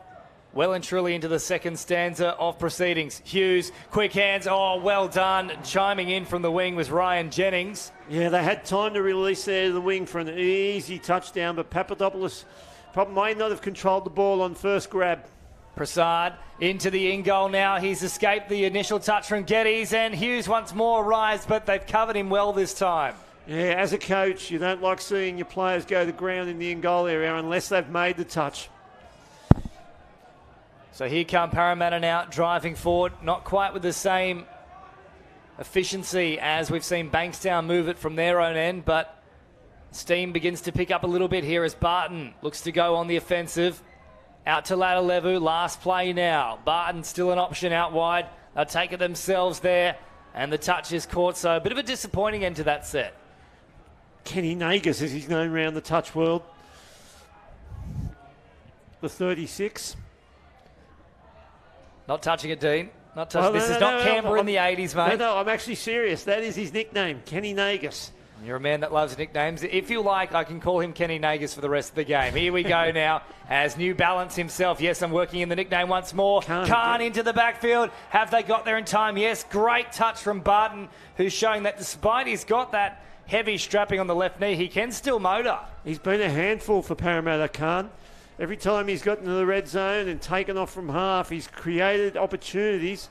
And to me, we talked about Prasad and also Hughes earlier, but it's Khan who's got the hot hand at the moment. Oh, and it's a forward pass, a coach killer here for Parramatta. Shane Jover, deep in their own territory, 11 and a half on the clock. And they won't want to concede here. Already down by the one. They've worked very well to get themselves back into a position where this match is still up in the air. Hughes now to Prasad. Pritchard once more stepping up to put an end to his run. Hughes goes early and goes wide. Oh, lovely pass from Kieran Hughes. And Hussein made sure he stayed low and gets the try. 5-3. It does prove to be a costly turnover. They've wanted touchdown there. 2 touchdown break now, and Parramatta still got plenty of time. Just under 11 to go. Don't give this one up yet. So 5-3, the margin at 2. Great ball there from Kieran Hughes. Parramatta with work to do. Here's Geddes. Forward he comes. Strong touch there. Once more, getting close to that 7-metre mark. Phillips with the quick hands. Or Barton thought about playing it inside the 7. Thought better of it in the end, though. Barton, long ball over the top. This time it's on an absolute dime. He's found the run there of Ryan Field perfectly. Try time for the Eels, so they hit back almost immediately. Yeah, the difference in the two teams at the moment is that there's 3 attacking options for Bankstown. There's only 2 for Parramatta when they get to the red zone. It's really Hughes, Prasad and Khan who have really controlled the attack, and they've just got that extra option at the moment that Parramatta don't seem to have. You know, Ladalevu and Barton have been the 2 damaging ones. Pritchard has been a bit of a force throughout the tournament as Hughes pops it back on the inside here for Prasad. So, Dean Russell, you're 100% on the money there. You've just mentioned those 2 as causing problems, and once more they do it. Yeah, the discussion going on there about the Parramatta defensive line and who should be making the touch, and they did get caught out there. 2 of them in on the touch and put all sorts of pressure on Barton at the link to try and get in on and shut down Prasad, and just didn't have the opportunity to do it. So Parramatta once more behind the 8 ball. Yet to lead in this match. Can I just say, we're starting to get suggestions from the audience on some of the nicknames we should be using. They want us to call Khan Genghis and Field the Blue Wiggle. The Blue Wiggle, is there a story behind that one for Field? No, I'm not sure, but... Tell you what, if you're watching at home, leave us a message as to why it should be the Blue Wiggle. Maybe Wikipedia has the answers. I'm not sure if the Blue Wiggle's last name is Field. I actually think it is Anthony Field's young bloke. Oh, okay, well there we go. So there's a direct link. So touch made, and they'll get another set to work with here. All offside, Parramatta. I thought Genghis was going to take off from half there, but he's made his way off the field now. But the Prasad, the old firm, well, the old and the new firm, Prasad and Hughes together. So what you're telling me is at the moment, Genghis can't? Well, no, he can't because he's off the field. Exactly, there we go. Thank you, Dean. I'm glad we've clarified that. Prasad is back out there, though. So is Hughes. Plenty of questions to be asked here. Hughes goes for it himself. Oh, what a dive that is. And he picks up another try. Kieran Hughes is a man possessed in this game. And see, that's the experience of someone like Roy Prasad in a team with youngsters. They're scoring nearly all their touchdowns off exactly the same setup, but they've got 3 or 4 options that they run each time. And it's defensive at the moment. Their heads are scrambled because they don't know, are they going outside, inside? They're going to go outside and pop back inside. And it's all coming from exactly the same setup.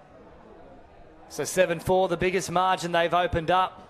all game now, the Bankstown Jets, and only 7.5 to go. Parramatta need to be next to score. Hughes is still out there, as is Prasad. So 2 of the 3 big uns are in play at the moment. Papadopoulos wrapping around. Hughes, Prasad pulling the strings. Last play now. Hughes, that one's going to be a rough play the ball, and a changeover here for the Parramatta Eels. They needed that. Yeah, they did, and Prasad probably not overly happy with Papadopoulos there. He wanted him wide out on the left, and he swept around, and you could see Prasad telling him to get back out on the left, so because he wants to position defenders up against the players he knows he may not use to take him out of the line. Pritchard back out there now for the Eels. Can he be a bit of a talisman for them?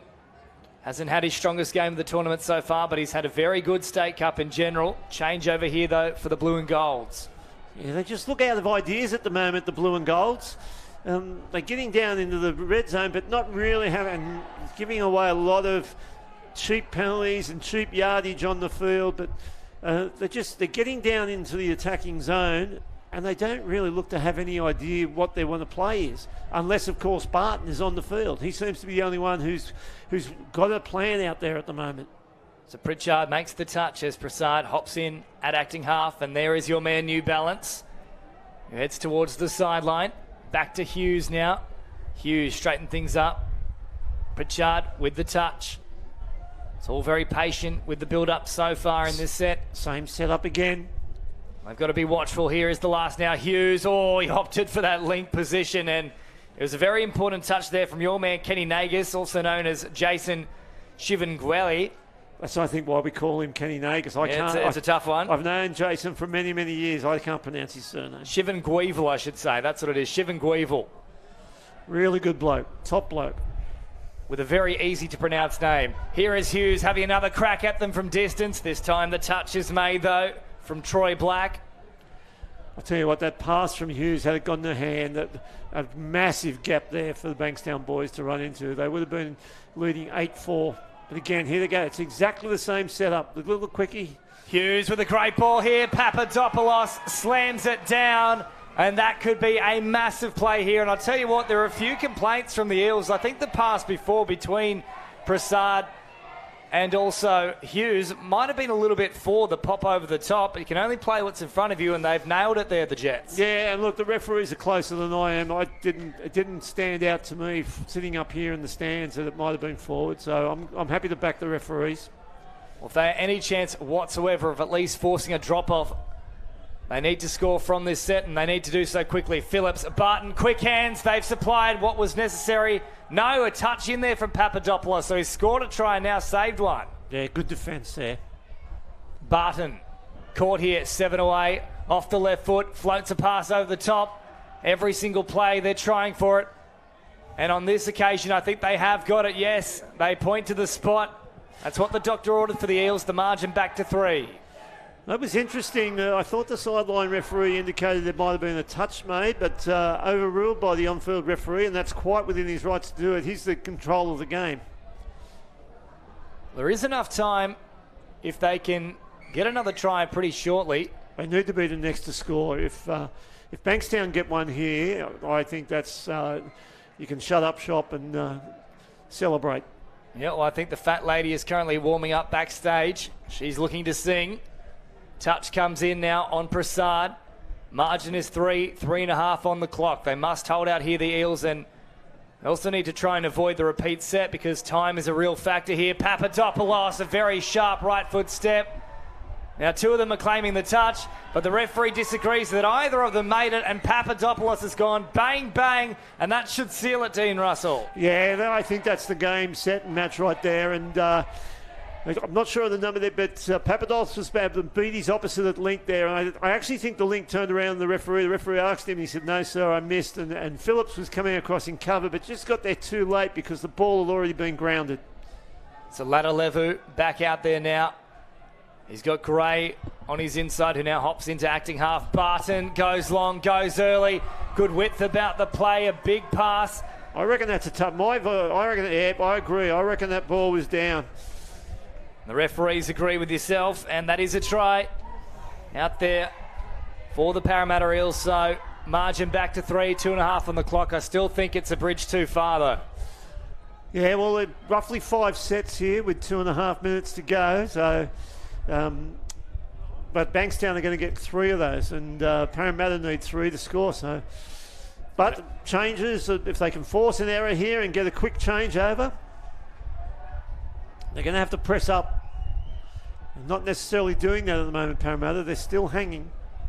They're certainly resting on their laurels at the moment in defence. It needs to be more aggressive with the approach. Hughes trying to capitalise on a little bit of a lull there in the defensive outfit of Parramatta, but the changeover comes. And, of course, don't go too far, because up for your next we move to our third grand final of 5 in the mixed opens division. The home side, the Port Macquarie Makos, will take to centre stage up against the Wollongong Devils in a rematch of the Country Championships grand final. There's still about 90 seconds to go here.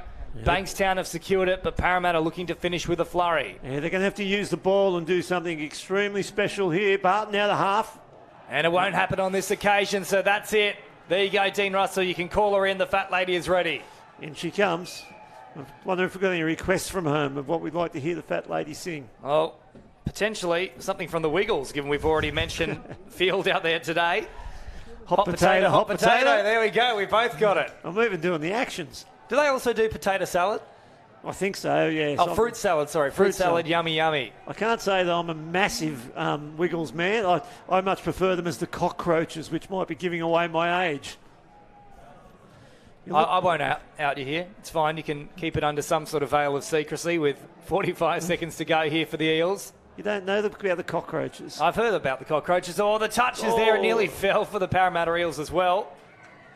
They're not quite the beetles, though. I know it's a very similar insect. They were a great band in the 80s before they disbanded and formed the Wiggles. Touch comes in here. Phillips, Barton over the top. Oh, beautiful pass once more from Barton. It's a consolation try, but it's a good one for the blue and gold. I'll tell you what, if Barton doesn't play this game, the gap between these two teams on the scoreboard would be far, far greater.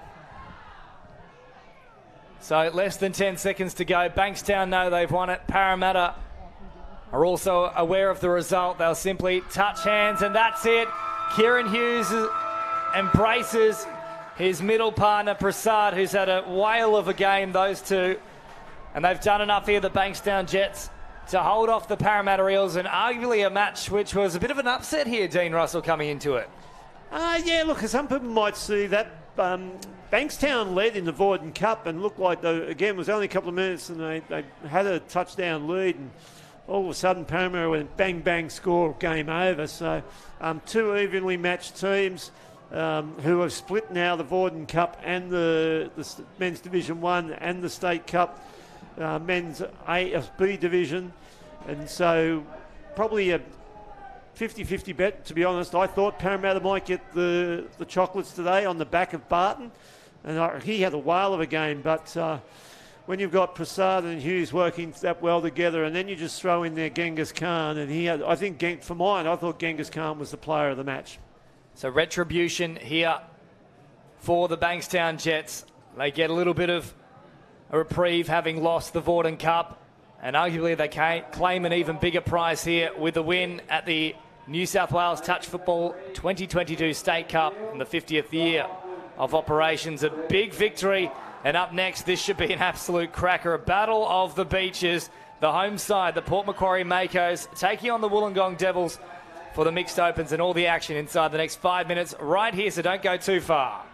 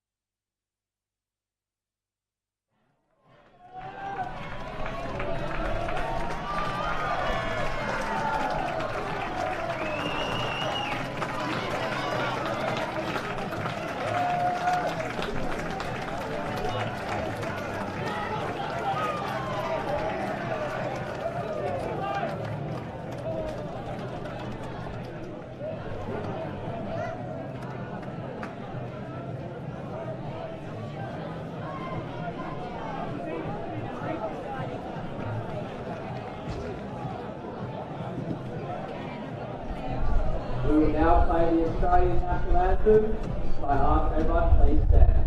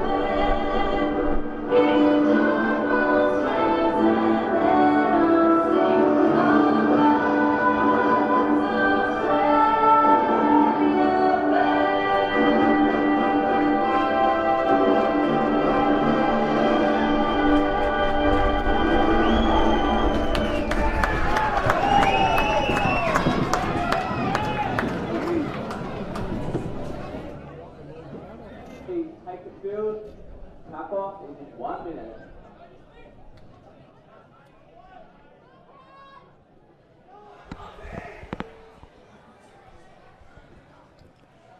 So the national anthem ringing out across Port Macquarie Regional Stadium, and the cup is up for grabs.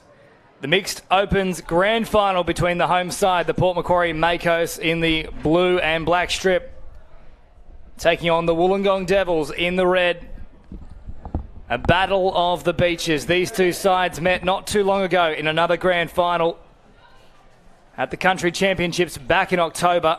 And on that occasion, it was the home side, the Port Macquarie Makos, who came away with the victory. But the most recent encounter between these two sides just yesterday resulted in a Devils victory, and they have been red hot throughout the tournament so far. And that man who is set to touch us off, Springfield, is one of the key men to watch. Here he goes now alongside Sargent. So the potential for some fireworks in this one. Tonegado to Deegan. Now Sargent heading to the middle of the field. Sargent back on the inside for Deegan. It's beautiful play. And what a way to start, just 20 seconds into it. And the Devils are on the board. 1-0.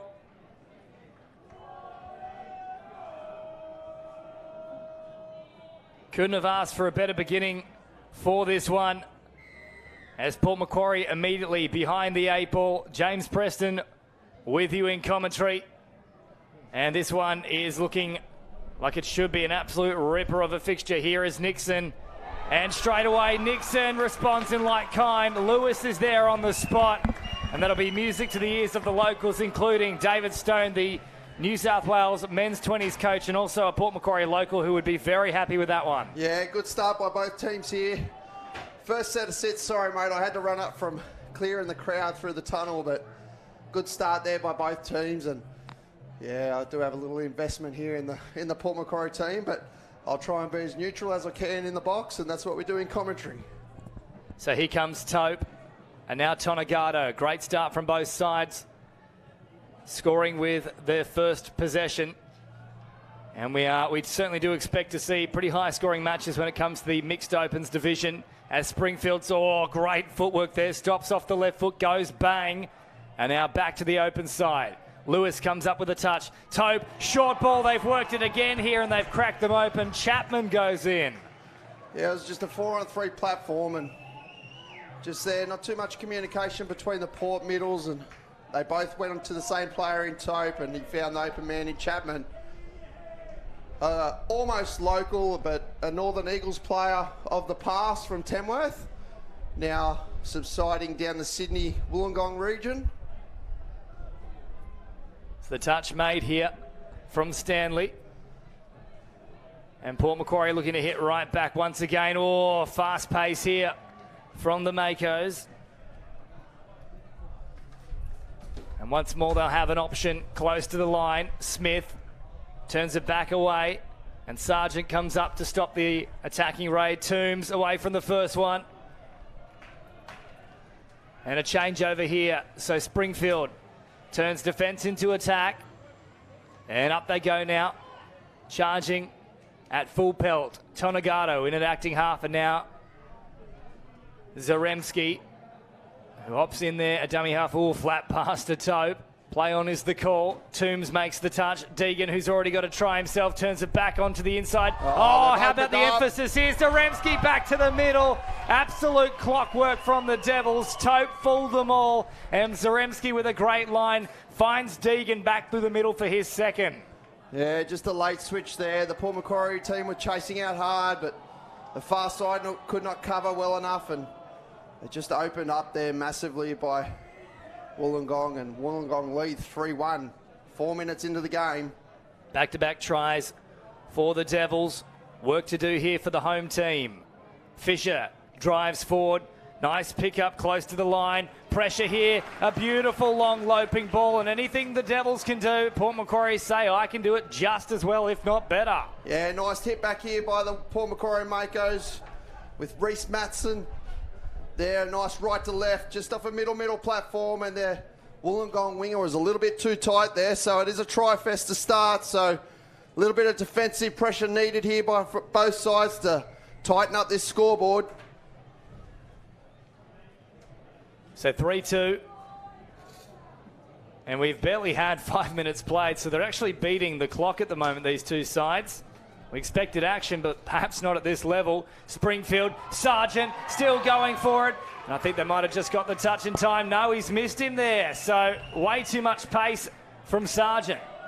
Yeah, nice Cindy sweep play there, and Sargent just a bounce out off the sweeper play. Got Tyrell Scott on the out, and the winger had already released. So nice try there by the Wollongong Devils. So it's try for try. I don't think we've had too many end-to-end sets yet, so a lot of tap-offs so far in this game. I'm trying to think if we've had a set that hasn't resulted in a try so far. Nixon with the dancing feet, pops back to the middle. Now Lewis, Nixon, oh, how about the footwork there? Supplies it long for Granger, ball back on the inside, and now finally here, Stoney, we do have a set that doesn't result in a try. Yeah, well defended there by the Wollongong Devils, but this is a good chance for a bit of defensive pressure here by the Makos, and they go away from the box on touch too. Zaremski coming towards the sideline now. Miller's back out there. Took a knock earlier in the day, but she's recovered well and now takes her place in the grand final. Deegan on the last. Tope running at them. He's got plenty of pace. Don't let the big size fool you. Popped it back on the inside, and Luke Heckendorf, the lead referee, is going to call a penalty here. Silly penalty there by the Makos. The guy never had the ball, and they're just pushing him, and he never had the ball, so the penalty was the right call, I'm afraid to say, there for the Wollongong Devils. Springfield receives it from Sargent. Sargent once more using his pace. Ball over the top. Miller steps back in off the sideline. Geez, they are on fire here, the Devils. They pop the pass, and finishing it off is Bart Hill. Yeah, Jaden Sargent with these bounce-out plays. He's just tearing the Port Macquarie Makos to shreds. They need to really tighten up there and make him throw. So 5-2, still beating the scoreboard here. We've only just had 6 minutes of play. 7 tries already on the board here at Port Macquarie Regional Stadium. Kobe Smith is out there now. The big number 17 comes hurling forward into the line. Flanagan caught, and back to the 7-metre mark he goes. Toombs slowing it down. Now Smith on the last. Back to Toombs. Options out wide. They go very wide with it. Good hands on display, but the pass is all too difficult there for Kim Lattimore. Yeah, the Makos, they just need to be patient here with their sets and try and condition the Wollongong defence. At the moment, they're a bit sporadic, and they just need to try and fix their attacking raids up. Tope comes forward, last play now, stepping off the left, then the right. Tope, was an option back through the middle. They're lucky that one went to ground. Yeah, just looking across the board, this Wollongong side, they're star-studded. They're full of Australian and New South Wales past and former players. So Toombs leaves it close to the sideline. Flanagan now heads to the middle of the pitch. In fact, that's Scott out there. Fisher Picks up the pace and now drops it just shy of that 7-metre mark. Great big long ball here. Scott's an option back through the middle. Have they done enough? No, Scott's too quick. Heckendorf says there is no touch. Try is confirmed and the Makos hit back. Yeah, nice constructed try and a good tap back there by Bianca Green on the outside wing. Back to Tyrell Scott, who's been a live wire in this competition so far. I'd like to see him really lighten this game up later on with his footwork, but good long ball there by Reese again. Yeah, Maston causing all sorts of problems, and interesting as well, I don't think we've had a famous name alike so far in the tournament, but Reese Maston, of course, you remember years ago, I believe won the X Factor. Yes, yeah, he was a singer, I think, I believe, but... Now, no touch there from Fisher. That's what he's calling. Geez, I think he's unlucky because Fisher pulled away from it. Springfield stopped. He's got him dropping from the outside, so the Makos were dropping a little bit too soon, but yeah, Fisher definitely calling the no touch. Here we have the danger man, Sargent, with his footwork. Sargent. Good defence there by Tanae Luck. Yeah, that's great play. Didn't play the ball. Simply put herself up into the passing lane. And the ball hit her incidentally. Scott, nice big right foot step, picks up another 10 or 15 metres as a result. Maston comes forward. Now Nixon, he is the danger man for the Makos. Great roll ball, but they didn't take full advantage of it. Pollard drops it off here for Lewis, changing the emphasis once more. Nixon pulls up on the run. Playing it now. Nixon, geez, that was close to four. Try. Nixon goes for it, but they've called it here for Sargent to get the touch. The Ling must have made that touch because I don't think Sargent ever made that line. So good defence there by Tonegado, an RLW player. So Bianca Miller now hopping in at acting half. Stanley on the charge over the halfway mark. They straighten things up here with Tonegado, and now a big run off the back of it from Chapman, but he can't get through. Good spot for the ball to be turned over. Pollard now for Lewis. Just 2 plays deep. 3 and they are up over halfway. Now the fresh reinforcements arrive. So pretty good set so far from the Makos, but they need to get the strike dump here. Smith comes forward and supplies exactly that. Toombs off the left, off the right. Oh, nearly found a gap there for big Kobe Smith. Yeah, good hold defence there by Deegan. Holding out wide. Port showed the passive line, but just decided to play short, which isn't too bad an idea from Ethan Toombs. So the big dummy comes out, and the touch is made there from Bianca Green. Smith follows up on the next play. Now Springfield for the Devils. Fires it wider still now to Tope. Last play, Springfield up through the middle. He's a dangerous man. He does the big dummy, puts on the step, still support coming. How about the dive at the depth? Matt Tope it is. Geez, out in full stretch. And a Superman dive for a super try. Yeah, Matt Tope, he's a quality player. Very star-studded with a lot of experience, and it was a good dive catch there by him. Well, I'd be very surprised if he's not winded off the back of that one, and Port Macquarie now have plenty of work to do. The margin back out to 3. And Luck not happy about that one at all. In fact, it was Granger, who's already been in the wars throughout this tournament. Cast your mind back to that match against Penrith. And Hannah Pedras and Herb were having more than just a running battle. There was almost the nails coming out as well. Maston, long ball, popping it over the top. Fisher back on the inside, but they've stopped in there just in time. Last play now, and they won't have a strike dump to work with. Fisher to Scott. The dummy comes instead, and Sargent read it well. Oh, and they've nearly dropped that one. In fact, referee Heckendorf will say that did hit the deck. Change over here in great field position. Deegan might have crossed for 2 tries already, but he couldn't handle that one there. Big chance here for the Makos. They got their strike weapons in Tyrell Scott and also Nixon here on the sweep. Pollard slowing things down. Now Scott is with it once more. Oh, bit of a difficult roll ball. More than difficult. It was incorrect. And they've really let them off the hook there, the home side. Yeah, just the 1%ers. Need to be clinical with this type of game. You give cheap turnover and you hold the possession, teams will capitalise, and there we go with good rucking there by Dodson. Good metres from Stanley as Hill now gets into the action himself. Veran goes for it.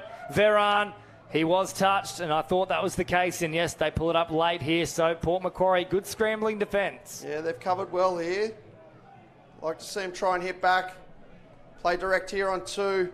Tyrell Scott down the side, but good defence there by the winger. So up over halfway. Port Macquarie come now. Toombs back out there. Kobe Smith gets the big legs. All wound up. Picks up good metres for that matter. Or just over the top of the head there for Tani Luck, who had no luck on that occasion. Yeah, unfortunately the Rooster player just couldn't find the mark. The ball floated a bit above Tani Luck's head there. Young Port side need to work hard here. Big dummy coming out as well from Rudd. Tope now centres things up alongside Tonagato. The touch is made. Tope drops it here for Tonagato. Luke on the burst. Back to Matt Tope. Tope, short pass here. Quick hands. Still alive. Oh, well done from Toombs. What cover defence there. He's worked hard there for his team to save a try. Wollongong were in with all odds. But well defended there by Toombs behind the play. Did a great job to shut it down. He had a lot of ground to make up. Oh, and then a coach killer there as David Stone lets out a sigh from deep within. I know you're trying to not be biased, but that one came from the heart. Yeah, them ones hurt, mate. The simple non-completions, they're the ones that can kill a grand final, but I'm sure they'll be working hard. They've had a long weekend, and I'm sure all these players out here have had a massive weekend, and they're still putting in no matter what. So Tope is out there as well. He is the danger man for the Devils. We've got plenty of exponents who can certainly cause a few problems. Deegan sets it up beautifully. Tope, quick hands. There it is again. Oh, they are on song in this final, the Devils, 7-3. Yeah, they've definitely done their homework on the Port Makos team. As we mentioned earlier in the commentary, that this is a country champs replay, and it's going to be hard work for the Makos to come back here, but they do have the strike power to make a late comeback, and Wollongong Devils out to a 7-3 lead after 15 minutes. So half the game gone. Still plenty of time to come back.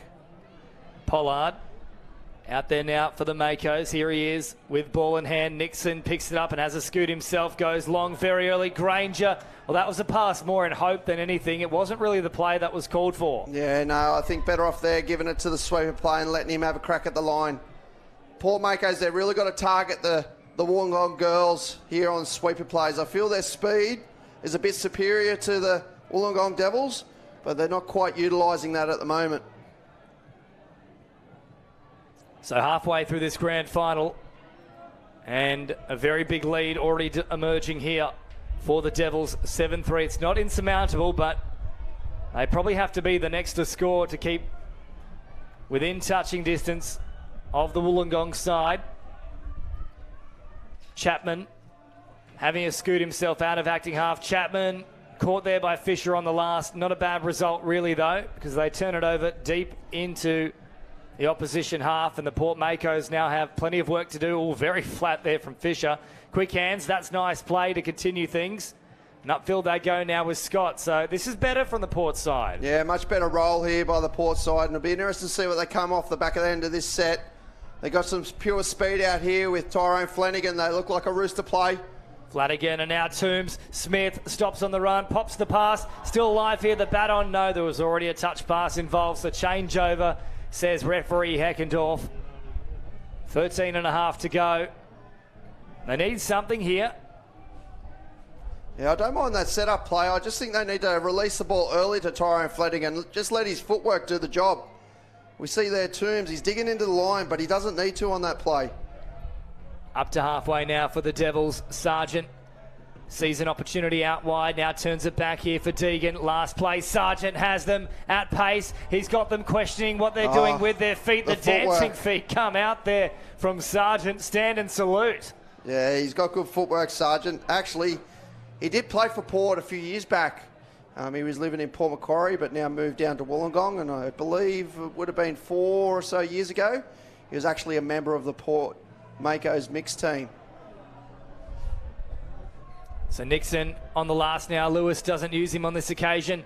Play on. Oh, Lewis with a big left foot step. Gets around another touch. He can't score himself. Good defence. And I think they've dropped that, plus there's a touch. So They survive once more, but Lewis, great evasiveness. Yeah, he's got good footwork, Lewis, for a tall guy. He's been really good. He's actually going down to Cronulla at the moment, trying to make one of their rugby league SG ball teams, I believe. So, but he's come back really fit, comes back every weekend for training, so his commitment's outstanding to the Mako's team for this tournament, and it's been really good to see him come back and play and give back to the club. Tonagato are now out to Springfield. Middle of the ground as Hill comes forward himself. Last play now, Springfield off the left foot. Well read, though, from Nixon. Shut it down. Bit better defence here the last couple of sets by the Makos, but, geez, the Wollongong Devils, they still look sharp, don't they? They're getting a little bit long in the tooth, I'd say, for an Opens division, but, geez, there's quality there, and they're a very fit team, and they're doing a really good job here. Well, they've barely put a foot wrong as Fisher looks to get them on the front foot. And now Maston threatens to go long. Does provide now. They're going to call it back, though. Well, it wouldn't have been by much. Certainly floated forward, but I'm not sure out of the hands just how forward it was.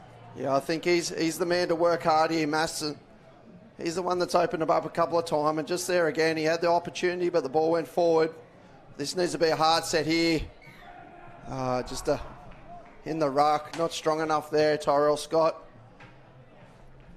We've got a player off, player injured. Yeah, Springfield out the back at the moment. He's looking a bit ginger. He is looking a bit ginger, actually. He's had a long weekend and he's trying to jog it off, but... Now eventually the Wollongong side get the full complement of players back onto the field, and they've taken the advantage of that stoppage there to work a quick raid on the sideline and change out for the fresh players. Stanley comes forward. Rudd. And now to Sargent, who's caused a whole heap of problems for this Mako side in the grand final so far. 10.5 to go. And the touch comes in there from Lattimore. Sargent off the left, off the right. Dances as always. Last play here. And the ball has gone to ground. So good defence there through the middle from Port Macquarie. Yeah, they didn't bite on that play. That was a little bit different to what they have in the last game, where they, the last try that they scored, they just... Port Macquarie, once again, Tyrell Scott, but solid effort there by the defence, and Port get a bit of a relieving penalty there. So Port Macquarie have a chance here to hit back and see what they've got coming on. We've got Toombs, Tyrone Flanagan, and also big Kobe Smith, who's been a real workhorse for the Port Makos this weekend. He's big in stature, but geez, he's got a lot of heart.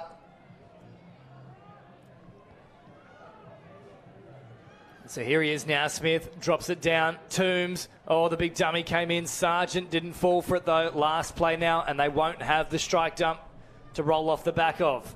Flanagan trying to create something from nothing. Nowhere to go. Granger, and they've turned it over in probably the worst spot they could have, because it's also close to the subs area for the Devils. Yeah, they should have killed it on the other side. That's probably just youth there, I think. Instead of killing it on the far side, making it hard for the Devils to get their box, they've killed it this side, which makes it a lot easier for them. Tonagato trying to evade the touch there of Smith, who was able to get him just in time. Last play now, Tonagato, nice roll ball. Deegan at pace, and eventually Toombs comes up with a touch. 9 minutes on the clock, the margin's still at 4. We had a rapid fire opening, 7 tries in 6 minutes, but since then, just 3 further tries in about 14 minutes of play. Yeah, it's come to a bit of a stalemate, just end to end at the moment, and you can really tell there's a fair bit of fatigue here. It's been a long weekend. These teams have had some hard games throughout, and definitely semi-finals were tough. Here we have the Port side trying to create an opportunity. They've thrown it straight into the waiting man in defence, and Lewis probably lucky not to be penalised there either for what seemed to be a very frustrated touch with a bit of extra spice about it. The dummy comes in from Tonagato. Hill. And now up over halfway is Sargent, met by Nixon. Springfield, good to see he's back from that little injury that he suffered a few minutes ago. Toward the centre they come once more. Sargent last play. Springfield at pace. Produces the flick pass over the top. And how about the hands on that occasion there from Chapman? Well, that might be the try of the tournament. Springfield and Sargent produce something miraculous. Yeah, Springfield, he's called the bluff. He was walking off down the other end, pretending he had an injury, and he's come on and he's set up an absolute blinder. And I think the Port Makos, they really have to go back to their strengths here. They've gone away a bit from their structures, and It's not what they've trained for. It's not what they opened them up at country champs with, so they really have to concentrate, try to get back to their structures in attack. But that was an outstanding try. You couldn't do too much with that defence. Well, that one is going to be shared far and wide, and make sure once you do see that on socials, you share the hell out of it. As Fisher pops a pass here for Scott, but that will be the changeover. There is still time here for Port Macquarie. In fact, they'll get another set, so this will help things. But they've got to score now, Stoney. Yeah, they have to score now, and they've got the two guys, probably one with a hot hand in this game at the moment in Reese, and also Tyrell Scott there with the electrifying footwork, and be interested to see what they conjure up here. Here is Reese Master now. Short pass back to Fisher.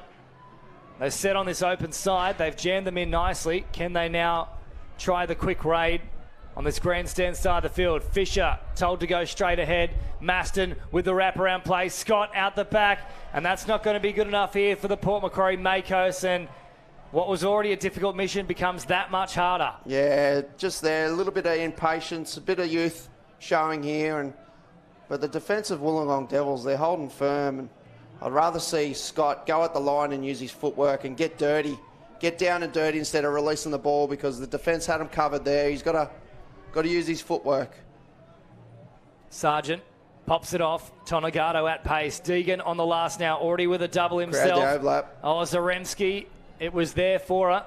Just had to get the hands to it. So 6 on the clock. Probably now the very last opportunity they could have to get anything from this game. I don't think they can win it outright at this point, but maybe still the drop-off zone. Yeah, they have to work hard here. You can tell, look at the speed of this team is normally their key point, but you can see here the fatigue's really set in and there's no flow off the end of this set. It's very hot out on the stadium field as well. Mid-20s here in Port Macquarie, but there's been a lot of moisture over the weekend, and that also adds to the heat, and I think that might just do it for them there, Port Macquarie. Yeah, probably trying a little bit too hard, trying to chase the scoreboard now, I believe, and they just need to keep their head high. They need to finish this game solid, and who knows what could happen in touch football. So here they come with Chapman, who just scored that ripping try, perhaps the try of the tournament, off the hand of this man, Springfield, who now pops a beautiful ball. Oh, geez, he's just having fun with them at the moment. Yeah, these middle scoop throughs with the late switch. They ran a lot of country champs, and Paul Macquarie's just having trouble. They're not reading it. There's got to be a lack of communication out there to get beat on this many switches. So Lewis driving up over the half now. Good defensive pressure, though, from the Devils. There was an opportunity for meters to be made, but it's aggressive defence from Wollongong. They are not giving them an inch here. Flanagan puts the foot down. Great touch, though, from Tonagato. Last play now, short ball, and once more, Wollongong have all the answers. The Devils are making Port Macquarie live in hell right now. Yeah, they're not having a good time, but the thing is here, the Devils are keeping the far 4 and 3 play really tight, and it's not opening up for the leg speed of the Port Makos. So the strike dump is actually in the centre of the field rather than being over towards what we call the 70-30 of the field. So Wollongong Devils really pressing up high on that far play, and the plays of the Makos just aren't working with that. Tonagato now to Deegan inside the final 4 minutes. Deegan still stuck on those 2 tries. He'd love a hat-trick by the time that full-time siren sounds. Turns it back towards the middle here with Tope, who's been exceptional for the Devils. I reckon we'll see a step out, bounce out play here by Tope. In, out, there it is. Deegan, Tope, you've called it. Stoney, he nearly was able to do so, but very watchful in defence there from Toombs, who did a good job. So Smith comes forward. Toombs now out to Tani Luck. So they get those reinforcements on the field. It's all a little bit slow at the moment, though, from the Port Macquarie side. Scott tries to speed things up. Fisher gets out there, always a tireless worker. He picks up easy meters. Tactically, they call it negative touch, but tactically, that's what's helped the Wollongong Devils in this game and also the round game. Scott with a great piece of footwork there. Nice pass from Maston, and he stepped on a dime there. Scott, and opened them up, 8-4, so good effort there from Port Macquarie. That's much crisper. Yeah, they're not giving up. Like I was talking there, just tactically where the Wollongong Devils are rolling. Once the Makos have got a roll on, Obviously, there's a bit of age difference between these two sides, and tactically, that's what the Wollongong Devils have said. We'll just roll to our line to take the pace out of the game. And that's probably helped the Wollongong Devils here today. Chapman with the big dummy to Tonagato, who hops back into acting half, and now Chapman once more. Very meticulous in their approach here. Springfield back to Sargent. Oh, how about the footwork there? Springfield now bounces off the left. Fisher steps up to make the touch, but I don't think he did. Yes, calling for it there. He said, I nearly got there, but I pulled my hand away. So that should be a changeover. And this is good here by Reese. He's not given up. The scoreboard may be far gone, but you can see Reese here pushing hard for the Makos. He's one of the leaders and one of the older experienced players. So Lewis crabbing upfield, easy meters inside the final 2 minutes. Nixon to Pollard. Pollard off the right foot. Last play now. Nixon, a long floating ball over the top. Oh, Lewis was coming back in the middle. And she knew what she wanted to do, but probably thought a little bit too far ahead. Yeah, I think she just got the line wrong a little bit there. That's a hard ball to throw. It's a long ball, and probably Kim Lattimore there just need to be a little bit tight and run that outline for that tap back. Would have made it a lot easier for her, but it all comes to experience, and I'm sure this team will learn from that. The two Tonagato girls linking up there and doing a great job as Zoremski now joins the action. Just over a minute to play. Hill, dummies, and now Tonagato, Luke that is, has a crack himself, good defence there from Nixon, as you've called, David Stone. It's a roll ball here, Pollard. Big dummy from Nixon. 50 seconds on the clock as Lewis goes for a scoot. Short ball here to Pollard. Once more supplying the pass. Good meters on offer here for Granger. But keeping a strong and stern line here, the Devils. Moments away from grand final glory. Toombs with perhaps the last roll of the dice here for Port Macquarie, and that pretty much sums it up here. Wollongong have been close to perfect in this one. Yeah, they've been very clinical. Everything they've done has been 100% right, and tactically they've been very good. They've got some very smart brains in their box, and obviously they've got some good change up with their experience. When the young Port side, they've unfortunately got no one in the box to help them out, but probably the change ups could have helped if there was some experience in there. But they've got to keep their heads high here and never to give up. There's always next year, and I'm sure it's a learning curve for them all. And there goes the hooter. Well played by the Wollongong Devils, just too classy. So there it is, the Battle of the Beaches, won by the Wollongong Devils over the home side, the Port Macquarie Makos, and it is retribution, a bit of revenge for the loss that they incurred just a couple of months ago at the Country Championships. 8-4 at full time, and the Mixed Opens is headed further south. They have claimed this division, and up next, we move to our second last grand final of what has been a tremendous 2022 New South Wales State Cup for touch footy.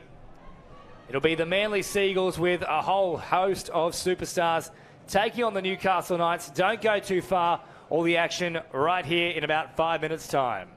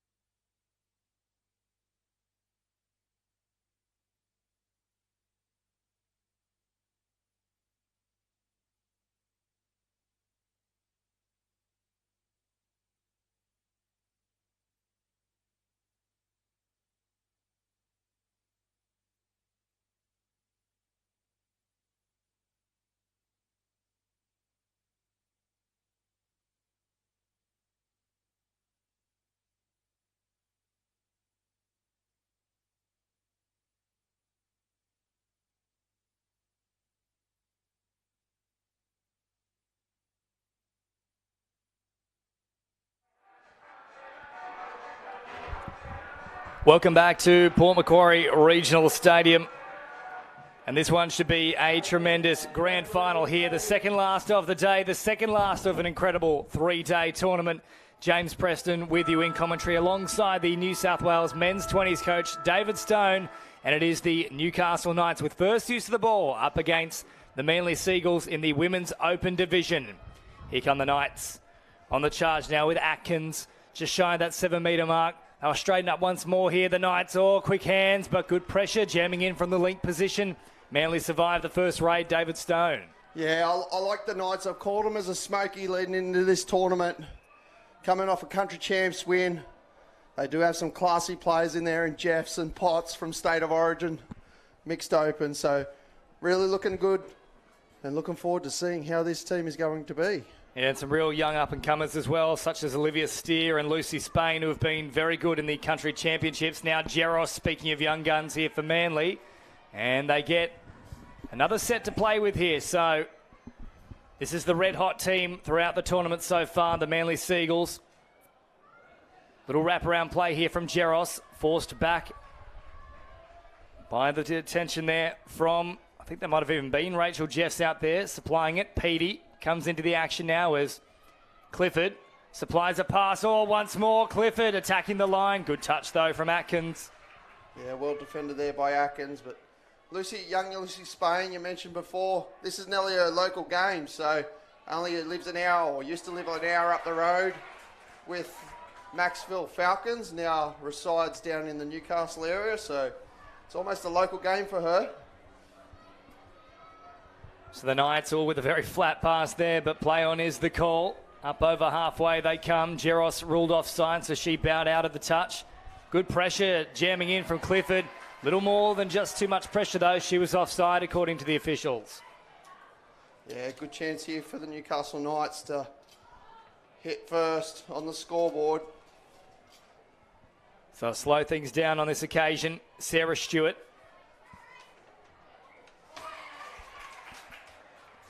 That will be a turnover here. In fact, another set to play with. Yeah, here's Jeff, one of the strike weapons here for Newcastle City. We've got Chelsea Highmarsh on the sweep. Short ball played here to Highmarsh. Once more they say, let's straighten things up. Highmarsh out of acting half now. Jeffs, short ball. Great read, though, from Jessica Nagy. Jammed in from the sideline. Last play now for the Knights. No score as of yet.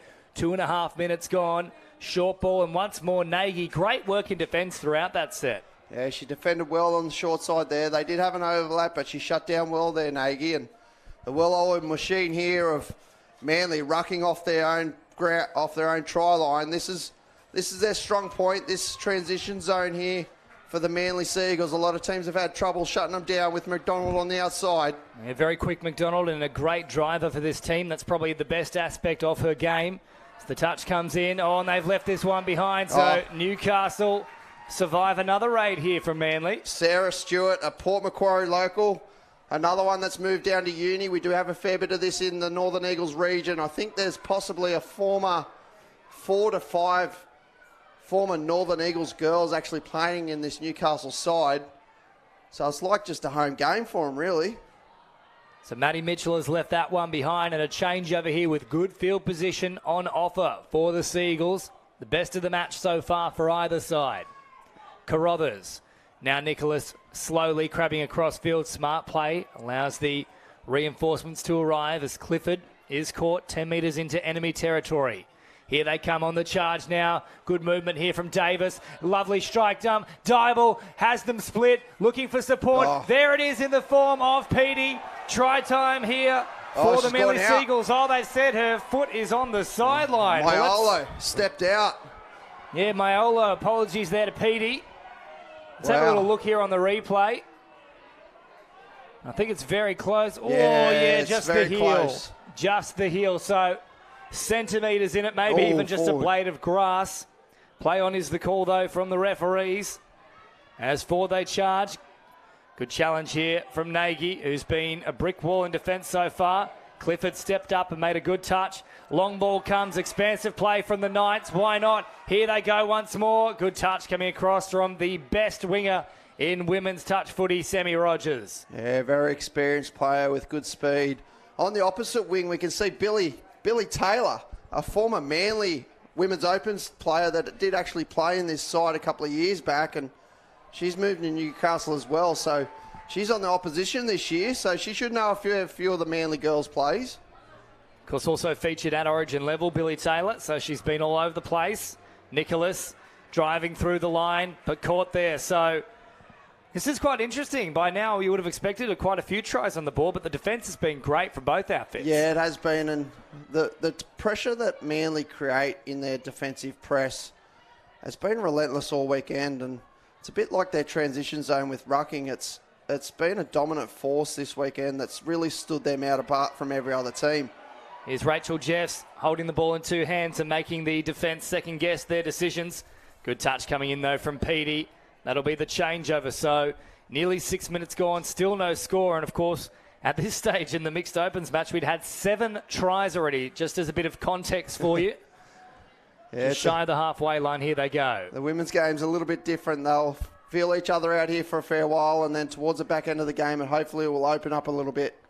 Clifford. Back now towards the middle. McDonald's out there. So too the run now for Đurđević. Đurđević looking for an opening. None presenting itself, though. Newcastle once more with the answers in defence. This one is a hotly contested final. Second last game of the tournament. Of course, the men's grand final still to follow, so make sure to keep it locked and don't go anywhere.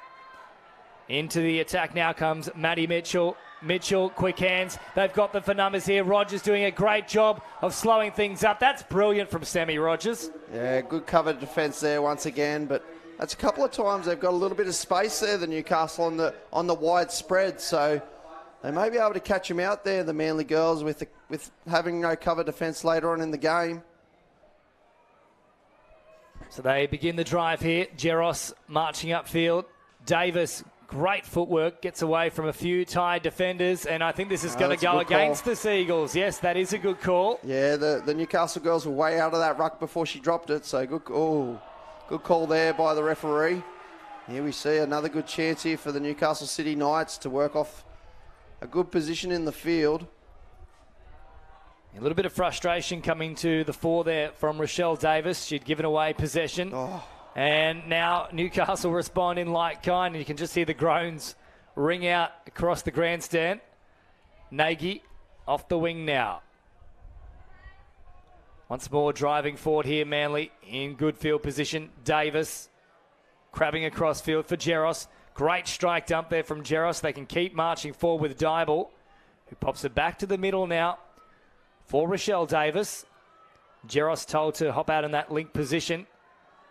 As the two Ds, Davis and Dybel look to launch a raid here. Dybel watch for the left foot step. Back on the inside. Jeros at pace. Great touch coming across there from Hindmarsh. Yeah, good cover defence there. You could read the play, the open side quickie, step back. And Chelsea Hindmarsh, good diving touch. So forward they march, and for those tuning in a little late, of course, we've got a new stream here. The previous match in the mixed opens was won by the Wollongong Devils over the home side, the Port Macquarie Makos, as Newcastle go on the charge here. Taylor with a bit of room to move.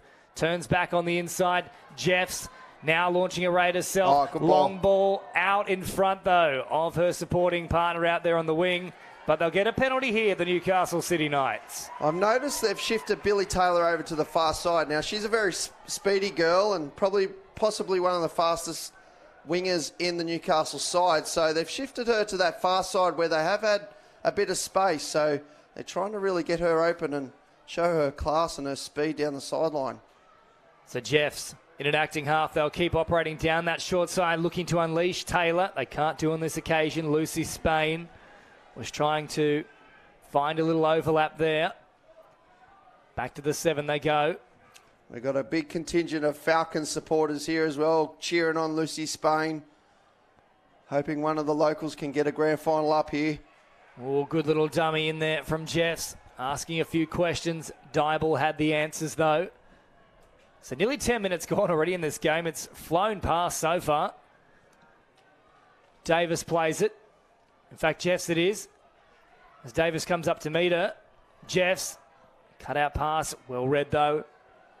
Yeah, good tight defence. Have a look how Sammy Rogers, she's on halfway of the field. So there's 6 girls literally defending half the field here. And you'll see them just slide open side. Short side's probably not the option because have a look, on the field there where Sammy Rogers is right now. She's literally got half the field to herself. So open side plays are the way to go right now. The problem for Newcastle City is they didn't even look just then. It was all premeditated down this grandstand side of the field as Dybel heads upfield now for Manly. Rogers pops the little pass right at the death. Good active work here out of dummy half from Rogers. Short pass here for Petey, who picks up good meterage and very cleverly ran directly at a player she knew to be offside and picks up another set here for Manly. Good experience there by Petey. She's a very classy player. Won multiple awards and been in multiple winning sides for a very long time. So showed a class there. Nicholas to Petey. Comes forward. The touch is made. Now Taylor Clifford. Off to Brittany Clifford. And then off her left foot. Wrapping around is Nicholas at pace. Just ran into the lane, though, of Nagy. So there was nowhere for her to go. And it was a simple slide in defence there for Newcastle. Back to the middle with Taylor Clifford. Dummy comes. Nicholas. Here for Petey. Petey crabbing across. Drops it inside the 7. Brittany Clifford. Quick hands there. Great read, though, in defence from Olivia Steer. The show and go there by Clifford. I'm not sure whether she knew which way she was going to go there, James, but it looked quite good from up here and well defended. The defence from both teams is very strong and solid here. And see if Newcastle Knights can get a bit of flow. Good return ball. Oh, forward pass. Oh, Jess Potts not happy with that. She thought she was off for the money there. But referees nice and close to the action. And they've picked it up. Petey out now to Clifford. And then Taylor Clifford. Petey once more. Popping a pass here for Jeros. Oh, Rogers had a little bobble. Jeros to Davis. Davis once more. Great meters on offer for her. Durdovic. Long pass. Oh, well done from Davis. That's athletic to make sure that ball didn't hit the deck. And somehow still works the strike dump. Dybel has the pass. And had they scored from there, that would have been brilliant from Rochelle Davis. Yeah, Rochelle Davis. She's been a stalwart all this series. She's a constructor out there. And what she wants, she normally gets with this Manly team. So we've got to watch for her later on in this game with her quickie plays and Dybel. They work well together.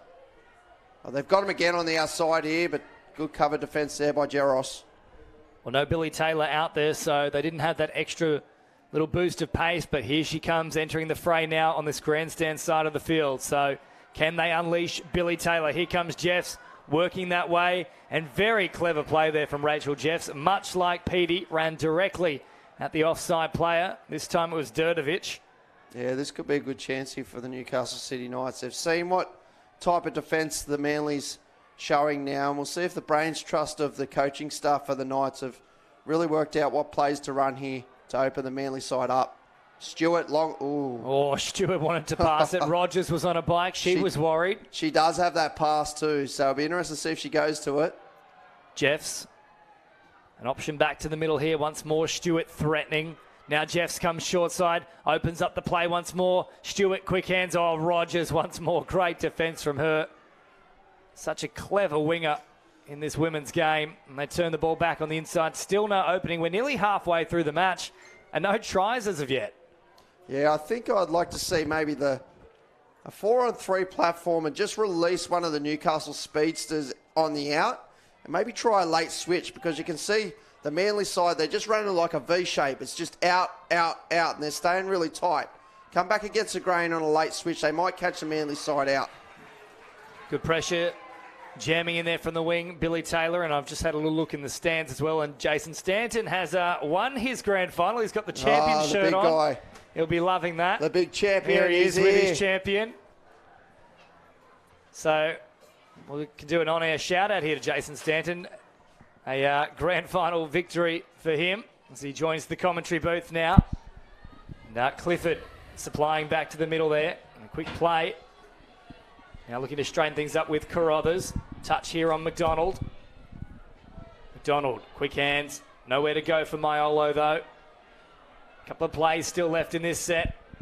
They continue to march forward now. And a great deal Oh, good play. in motion here as Clifford is caught. Last play here. Clifford once more trying to sort something out. Offers a one-handed pass. And nothing there with the up and in defence of the Newcastle City Knights. And it's a very good afternoon to you, Jason Stanton. Yeah, good day everyone. Thanks for having me. It was a long walk in from field 105, but I made it. Looks like it's a very tight clash here, very fast. Yeah, it's been tight, Jason. Congratulations on your grand final win. You and a few of the older boys got back together this year. Did you have a good tournament and enjoy yourselves? Yeah, we needed our touch rego with sideline and our senior citizens card, but we all got checked off. But real good to go. We looked very good with the cane as you were going over for the try there, mate. Did enjoy that sight. So 14 and a half to go here. Still no scoreline. Rogers pops it back towards the middle. Short pass for Nicholas. A drop off the play now. Petey for Taylor Clifford.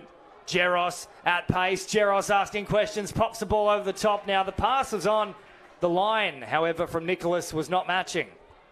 Yeah, there we can see they're just chopping holes. The play before, the outball I liked with the late switch back. I think that could really catch both teams out here because they're really compact in defence and they're just sliding on the out. So something back against the grain, they might catch each other out here. Jess with a little dummy. Petey didn't fall for it though. Now they come to the middle here with Stewart. Stewart asking questions. Spain picks it up off the left foot. Lucy Spain pops the pass here. Play on is the call. Stewart is caught though, and once more it's like ants swarming all over some honey sticks that have been left on the floor. The tight defence of Manly, it's been a dominant force this weekend, and yeah, we've still got 0-0 with 13 minutes to go. It's almost unheard of. Change over there. An uncharacteristic error from Sammy Rogers with the roll ball. So from the half, Newcastle City now can launch a little raid here. Jeffs marches upfield, links up with Spain, who picks up some extra precious metres. Alice Mitchell now. To the middle they come. Slumming things down here.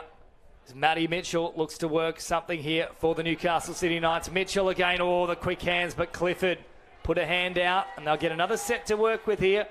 13 to go now, David Stone, and still no scoreline. Yeah, still no score, but you can see players are starting to jink and go back against the grain here, so I think this game may open up shortly.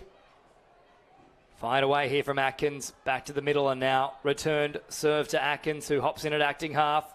Wrapping around is Mitchell. Mitchell nowhere to go. Rochelle Davis turns her away. Midway through the count. Mitchell slowing it down. Waiting for the defence to pop up. They've got to keep pressing, otherwise penalty could be incurred. Hindmarsh, great take there, and that will be a 0 play. Yeah, nice solid defence there by Clifford, Jace. Yeah, often with these nil-all scorelines, sometimes they're scrappy games, but what's pretty evident here is that it's a very high standard. Ball control is great, execution's great, and it's a good matchup of attack and defence. Before they march here Good on, touch. great diving touch at the depth there from Alice Mitchell.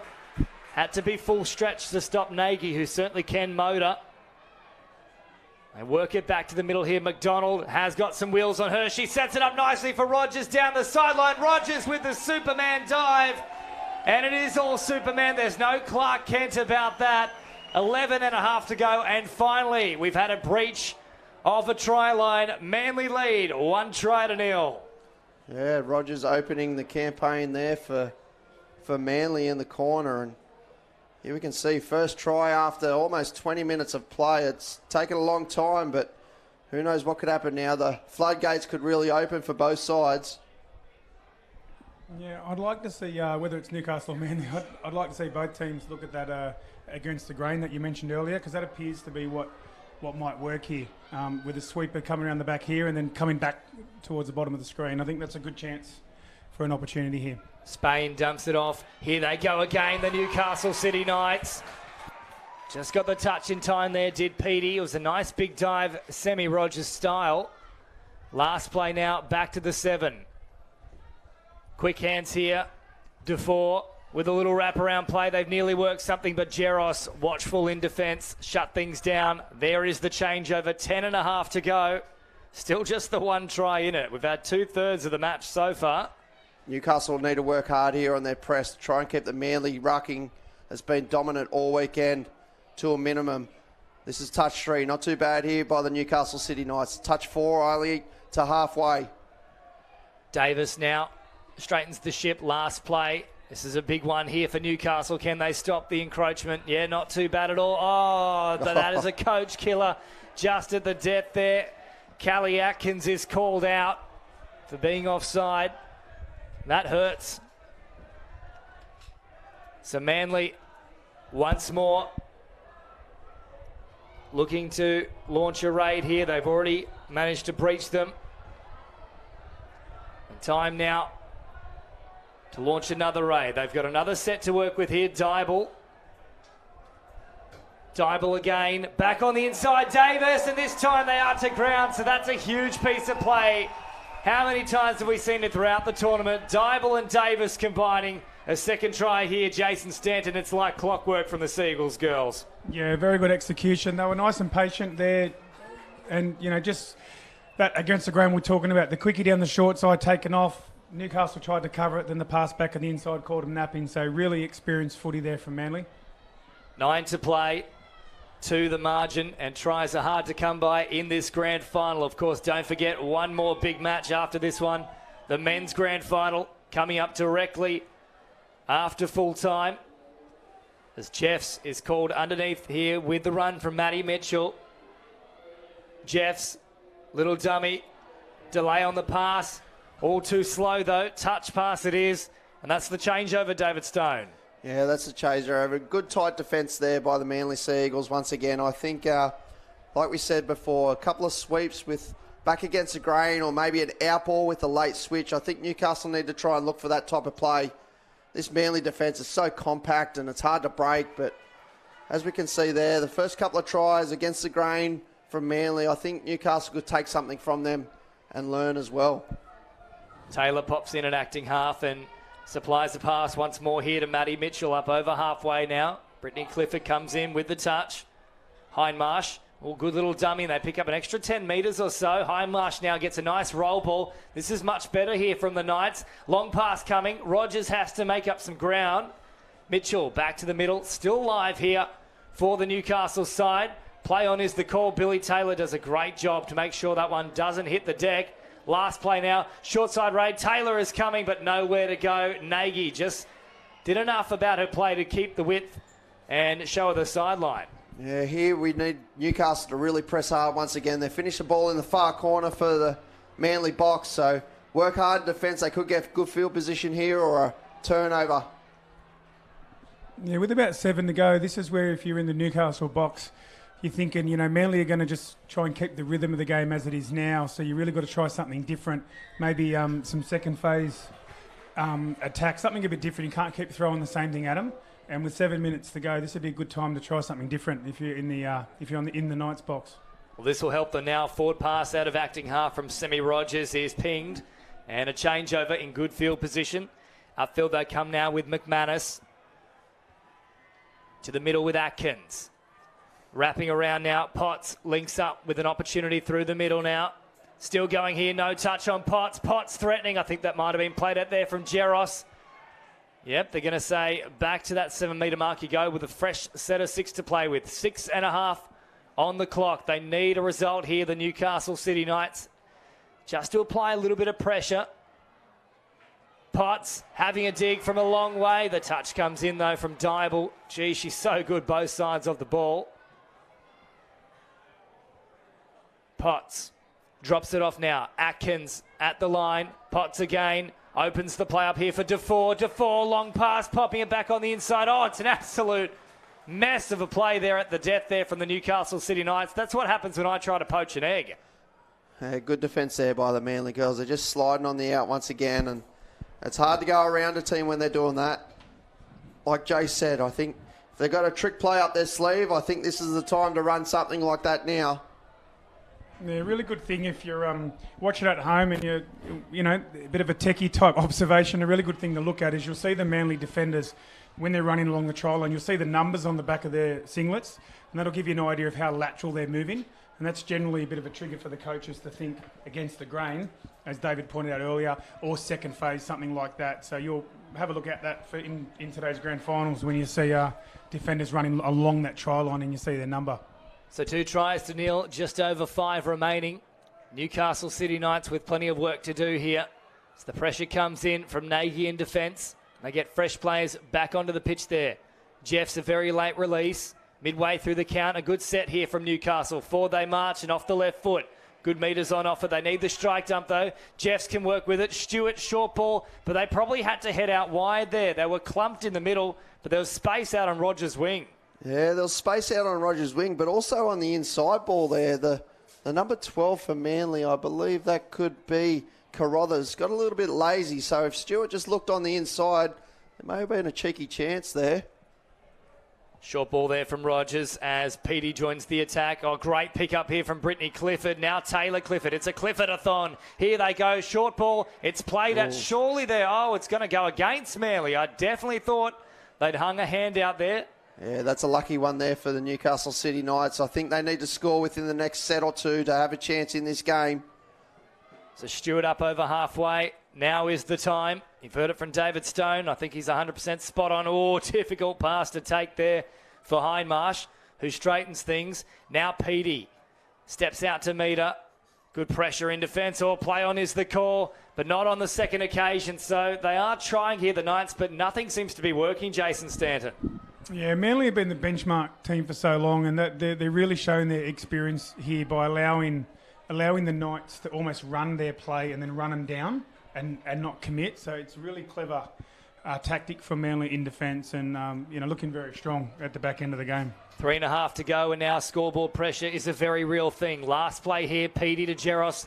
Jeros nowhere to go. Pretty much this set, they need a result, especially when you consider how hard tries have been to come by in this particular grand final. Good metres on display here, though, from the Newcastle City Knights, and that's a very harsh call. I didn't think it was particularly messy to play the ball, but they're on the spot. We'll back them, the officials, and that is a coach killer for Newcastle. It was a nice straight direct drive there, but just couldn't play between the legs. And yeah, it is a coach killer when you're not repeating your sets, especially when you've got to get to chase the scoreboard.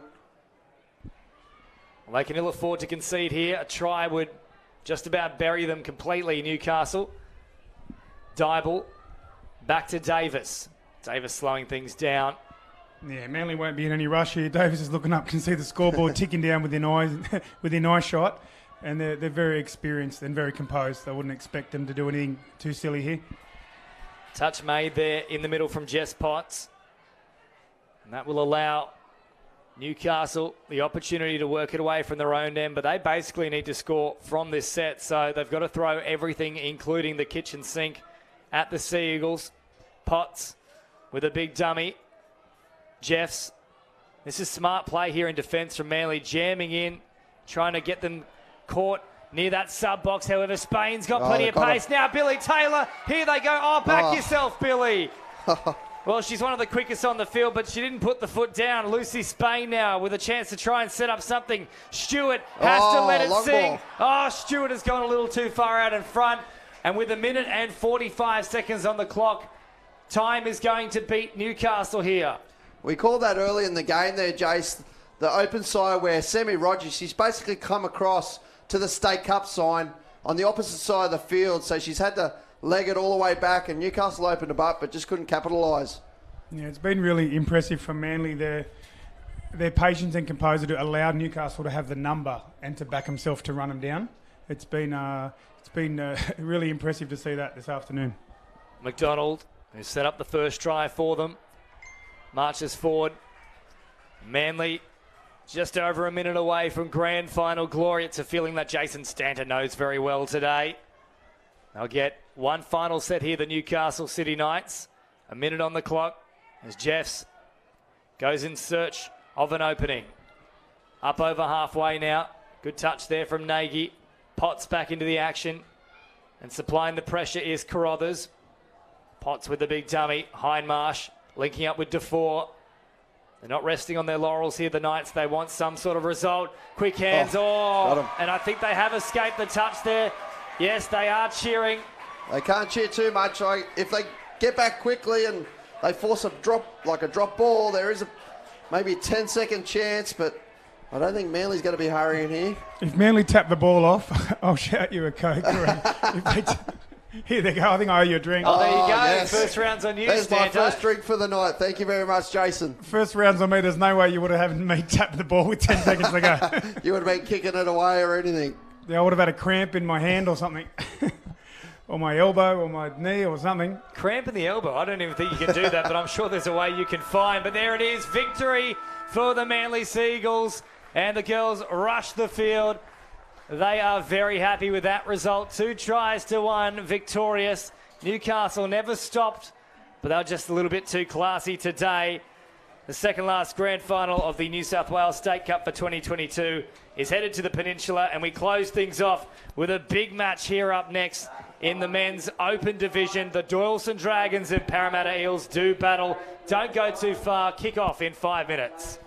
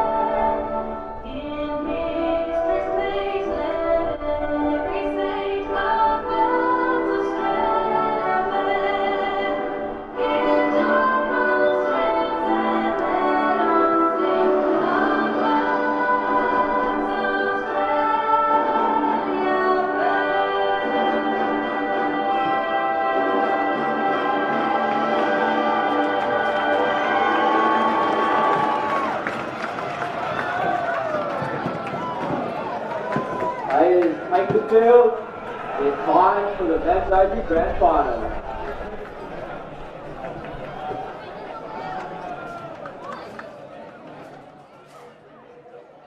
So the stage is set.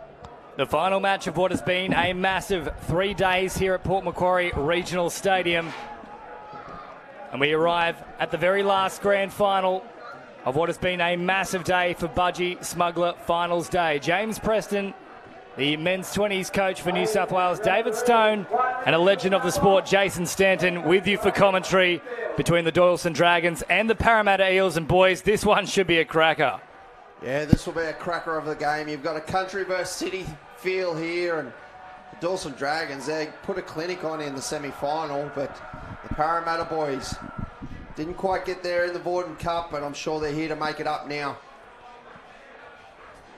Yeah, Parramatta have been full of surprises this year, and obviously Dawson's been setting the standard and been, obviously the benchmark team, but Parramatta full of surprises and really excited to see what they can do today. So out come the Parramatta Eels, led by Kai Simbolan, and they'll be looking to make a statement nice and early here against arguably one of the most polished sides of the past decade at this level, the Doyleson Dragons. A very well-drilled machine. Carly Banks always making sure they're through their paces. Can't wait for this one. Both sides have got so many weapons across the park.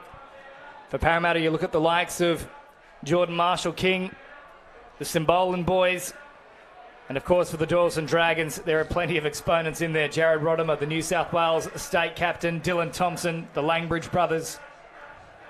We've got an interesting ritual here by Harrington and also one of the Simbolan boys tucking each other's shirt in. So whether that's a pre-game ritual, I'm not too sure, but it was interesting to see the boys down there getting a photo and tucking each other's shirt in. They're a very close-knit outfit here, the Parramatta side. I didn't realise it was that close. Yeah, close teams win. Close team win, boys. So we are just about ready to get underway here. We've got our elite officials looking after this game. 30 minutes away from grand final glory here for either the Doyleson Dragons or the Parramatta Eels. And Thompson is an option in support. He wraps around now. They don't use him on this occasion. Rodimer goes big early, popping back on the inside. What a ball. And Eagleton is sure he's got it down, but the touch came in from the link position. Beautiful stuff in defence from the Eels. Yeah, young Will Hickey there, one of me under-20s Origin boys. Really good defensive player, and he knows his job well, and he's a great defensive player. So Parramatta survived the first raid, and they have a chance to work it away from their own end now with Hickey. Here comes Simbolan. And into the action now is Liam Simbolan. Now Kai. And off it comes to Noong. Quick hands here. Nice recycling of the footy. Up through the guts they go. Wynyard is out there in the 15. Kai Simbolan at pace. Simbolan, just had to play it soft into the hands of his brother. A little bit too hard there. Yeah, we saw the D there where Dawson were happy again to back away and be really comfortable with the number. And I think what Parramatta need to look to is have a couple dives at their feet at the line, and then they'll start getting the defenders wanting to bite in. At the moment, Dawson are going to be really comfortable to handle that sort of attack. So Langbridge comes forward now and straightens the ship. Noong makes the touch. Last play here for Doyleson. Once more, they're bombing long. Dafter looking to flick the pass back to the middle. And I think there might be a little issue here as well for the likes of Chatton. In fact, Simbolan it is. And he's just clutching there for a moment. But changeover nonetheless here for Parramatta. And a chance for them to work it away from their own end. Kai Simbolan on the charge. And now stepping off the left foot is Mansour, one of the quickest players in the competition. So he'll be one to watch if they can unleash him. And now into the fray comes a real attacking weapon in the form of Jordan Marshall-King. Here he is, the big dummy. Oh, he just delayed the pass. There was a touch on it.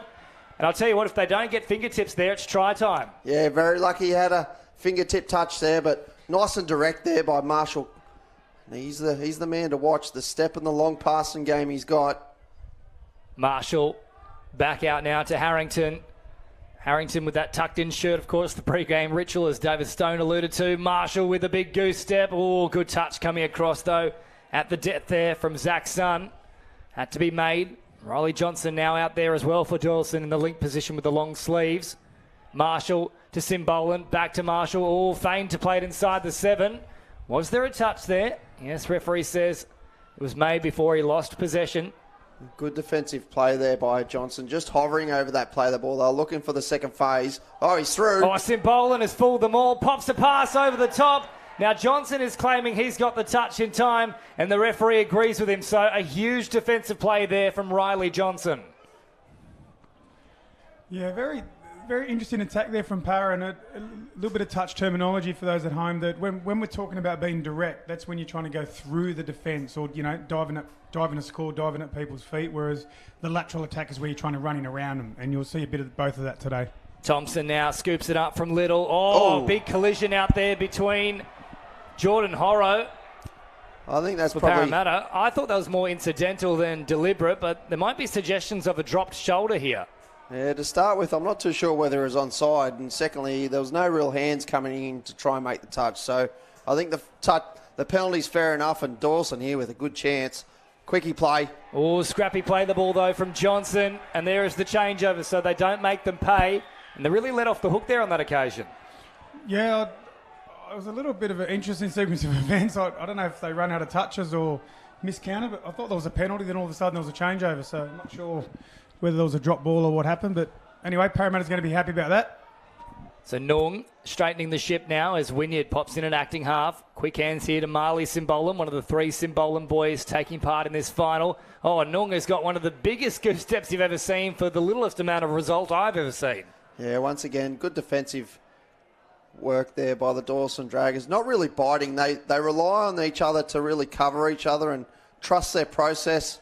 If they ever have to, they do shut late, but they do press hard in the middles, and the links are dropping back, getting good pre-touch. So good defensive shape here by the Dawson Dragons at the moment. Simbolan out to Mansour, who heads towards the subs box to get those fresh players on. Slow transition, though, here from the Eels as Hickey comes forward. He plays it around about 20 metres away from the try line. Kai Simbolan back to Harrington here, drops it at the 7 mark. Simbolan, quick footwork. Mansour popping it back on the inside, and Hickey well and truly leaves his mark on this grand final. Yeah, we've got a try. So try confirmed here for the Parramatta Eels, and perhaps a surprise result for those who have been watching this tournament closely. They strike first against a red-hot Doyleson outfit. I thought they might have come off actually the back of Dafter's hand rather than the tap back, but referees have said all clear. So 1-0 with the confirmation there. Langbridge out to Thompson. And work to do here for Doyleson as Daniel Langbridge continues to move forward. Just asking a few questions here of the defence. Sun hops in. Thompson off the right foot. Back to Sun. Gets to ground quickly and straight away. Ooh. Doyleson have an answer, and the Dragons begin breathing fire. Yeah, Dawson very patient, and they didn't seem too flustered by Parramatta scoring, and a very structured play there with a quickie in the return. We've been seeing that throughout finals day, working quite well this year.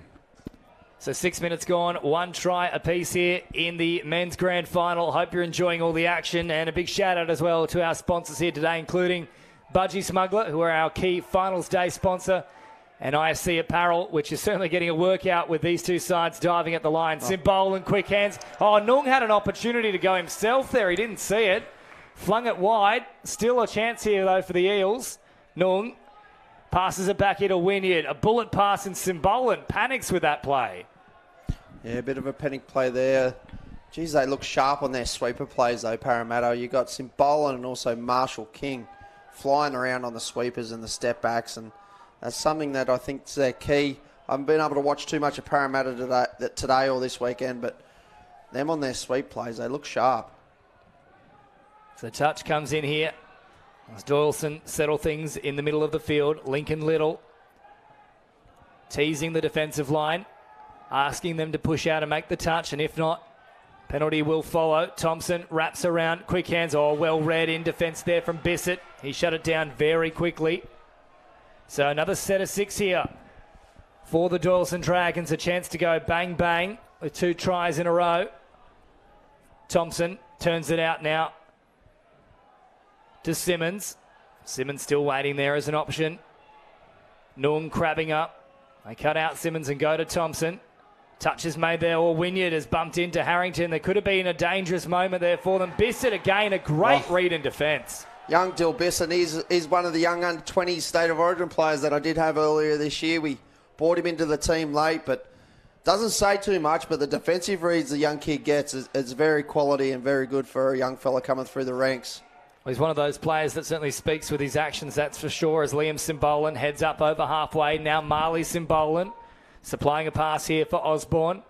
Back to the grandstand side of the field, and that's a terrible pass there from Jordan Horrow. The man was already standing in the line, he's just popped it into his hands. So Rodimer shifts it on, and now the touch comes in from Osborne. Yeah, it's only early days in the game, but we're already seeing the contrasting styles. Dawson looked very good with their structured set piece, and Parramatta looked good almost when they ad-lib or play a bit of freelance and almost confuse Dawson. So it's really interesting to see how this pans out. So Dawson looking to stick to their structures here and go back to the well. Rodimer with the flick pass, but it is touched there, and another set to come here. So Parramatta have more defensive work to get through. This one is really building nicely. Level scores, 1 try apiece. Just under 9 minutes gone. Doyleson again on the attack here. Eagleton tries to soar above Marshall, who gets the touch. Back to the 7 metre mark they go. Still a few plays up their sleeves. Eagleton takes the touch. Now they look to launch a raid once more. Bissett jamming in from the wing, giving them nowhere to go. So they'll slow it down here through Alex Langbridge. Langbridge now once more asking questions. Oh, stepping off the right foot. Langbridge at acting half. Can't score himself. Looking for a link up. Pops the pass. Oh, Rodimer into the sky and then planting it down. That is sensational from the Doyleson Dragons. Yeah, the New South Wales mixed opens captain. He soared through the air and he slams the ball down. Great hands there by Rodimer, but Langbridge, the footwork and the speed, just caught out Simbolan on the short side and he got through the line and he found Rodimer flying through the air. So Doyleson hit the front for the first time in this grand final. 2 tries to 1, about 10 minutes gone in this 30-minute match. Play on is the call here for Parramatta. Simbolan trying to work for the penalty. Langbridge steps back up to make the touch. Now Simbolan, Kai that is. Oh, how about that? It's even better. Kai Simbolan with the floating sinker pass, and Wynyard has plucked it out of the skies. You won't see a better put down than that, surely. Yeah, it's nearly impossible to coach against or to try and come up with a strategy for that sinker pass that you're talking about, because the winger sees the flight of the ball going high and thinks they need to run out to cover their winger, and then the link almost intercepts it. So wasn't that amazing? Yeah, anything you can do, I can do better, they say. Well, incredibly enough, that was actually better than Jared Rodimer's, which was a 10 out of 10. Somehow we've got to come up with a new metric, though. That's a 12. As Harrington steps forward. Now Thompson puts on the afterburners. Hickey covered him well, though, along with the likes of Jordan Horrow out there. Quick hands now for Fitzpatrick. Onto the field for Doyleson. Fitzpatrick once more. Works it. Eagleton goes flying himself. This time he won't be denied. 3 tries to 2. And now this game is well and truly building with a bit of fire about it. Yeah, he's excited, and the Doyleson crowd down the far end, they're excited as well. Young Eagleton pointing at his crowd, and I'm sure he's got a couple of little stars in there that all look up to young Eagleton coming through the ranks. Yeah, great try, and a quick shout out there to Kim Skelly and Badjo. That was really close, and sometimes they're really hard to get the call right, but that was a try, and they're right on the spot, so good call between them. Simbolan, oh geez, once more disguised the pass well. He threatened to do that little sinker over the top to Marshall. Instead played short. Here is Simbolan again. Marshall drops it at the 7. Here he comes, Jordan Marshall-King. Oh, how about that for a ball? We are just being treated to an absolute display here in the grand final. Marshall with the double pump and disguising it at the death. A beautiful ball for Nung. I'm a little bit concerned about your rating system because you went off with the 10 out of 10 early, and now we've seen 2 better tries. But just a quick something to highlight there was that was a perfect example where we saw Parramatta run a structured set piece and it didn't work. Then they went into a freelance run at the line, and Dawson didn't know what to do. So a really good sort of contrast there if you're watching it at home to see the difference. Stanto, I'd like to point out that math was never my strong suit. I dropped it in year 10 with good reason. As the touch comes in from Osborne, the Doyleson boys in the stands weren't particularly happy about that call, but I think it's the right one. Little, back to Thompson here. Thompson, once more, looking for an opening. Little tries to play it just shy of the try line. However, he's lost track of the count. That is a changeover. That was good defence there by the Parramatta Eagles. They weren't biting on that play. We see Lincoln Little and also Thompson play a lot of touch football together, and just the link there, and Big Osborne, he just held off and wasn't biting on that phase play. And once again, we got a penalty here to the Parramatta Eels working off their own line. So good start to their set. So Liam Simbolan now to Bissett. Of course, part of that men's 20s New South Wales lineup for the State of Origin series earlier this year up in Coffs Harbour. Simbolan comes on the charge. They've got all three Simbolan boys out there now. So here is Marley to Kai. Kai diving for the line, and they just got back in time. Geez, that was close, though, from Simmons. Yeah, tight dive there by Simmons. But good defensive. Oh, that could be a penalty. Yep, there we go, Jace. Yeah, good example there again, just to follow up. Sorry to harp on it a bit, but same thing again where Parramatta's run a structured sweeper play and Dawson handled it easy. And I'd like to see Parramatta stick to that ad-lib freelance footy, and I'm sure Coach Hetherington down there is probably onto that already, and he'll be sending the message out to the boys. Here comes Rodimer now, the mixed opens captain for New South Wales. Oh, good pressure again from Bissett. He has been a man mountain in defence. Yeah, he's been good. He's had some really good reads. And I just want to ask you a quick question, Jace. Being from a while back, it's been a while since you've played. Have you seen many go-to ball players and strike weapons like the Dawson Dragons have back in your day? Can you compare any type of teams? They sort of almost reminds me, I know it's going back maybe even before my time, but maybe some of the Parramatta teams that, the Penrith teams back even, going back more than 10 years ago, where they were just across the park. Yep. Very strong, very structured, get it done. And they're certainly setting the standard, and it's really, quite joyful to be back at touch and seeing players of that ability. Yeah, the Dawson Dragons, they've got so many strike weapons, you don't know who's going to come at you. Well, they might get a chance to do exactly that in this set, because an infringement in the play the ball means another set to play with here for the Dragons in advance part of the field. Thompson offers here for Sun. Thompson again picking up and running with free abandon. Oh, Johnson with the quick flick on. The bat is brilliant. And into the corner they go. Doyleson back in front 4-3. Yeah, pretty solid play there from Dawson. If you've been following them out throughout the weekend, you'd notice that they really like that. That's one of their pet plays, where they're playing the player out the back. And I think you probably would have heard from the commentary team them calling that a passive. So essentially the attack flies into the line and the link stays back. And that you'll see that throughout the game. Dawson loved that play. Here's Simbolan off to brother Liam. And I'll tell you what, boys, I don't think I've seen so many great tries in a single grand final in some time. Every single one of them has been a ripper so far. As Sun steps up to make the touch. Here's Kai Simbolan floating the big bomb out to Bissett, who keeps the width and keeps his feet inside the field of play. Try time, Parramatta hit right back. We've got a level ball game again. It just doesn't stop. Yeah, Kai Simbolan there. Our player of the year at the state conference and awards night the other week. And he good left to right pass there, and well finished there by Dylan Bissett, who stayed in a tight space but planted the ball down. Yeah, really difficult to defend or even to come up with some sort of coaching, tactic to handle Simbolan. He can hurt you with a dive. He can hurt you with the scoop. He can hurt you with a long ball. This is the modern player, eh? Full packages. Yeah. Can do it all. Yeah. Back in the day, used to be 1, 2, or never really got the 3. But these days, there's some players that have got some real class and skill about them that have got the whole package. So touch made Bit there like from you, Hickey. Jace. Last play well, now. The skill set's actually interesting that, how sort of complete it is for all the players. And this is, shout out to NSW Touch. With having all the junior programs, all the players are coming in the Premier League with a full package of skills. If you go back, say, 10 or 15 years ago, each team would have one player that can pass. And now 1 through 14, the skill's outstanding. So, Touch is in a good place. Well, Marshall picks it up with a free run here. Oh, good ball across from Simbolan. I think it's touched the grass just before they've got hands on it, though. Yes, they pull it back. 13 to go. How's a tap on by both teams here? Just the out balls, and the wingers are getting a good read, but the tap ons are just too classy by the Lynx. So Simbolan came up to try and put on the touch. He missed it, and now they were working just for a moment with a man less in their defensive line.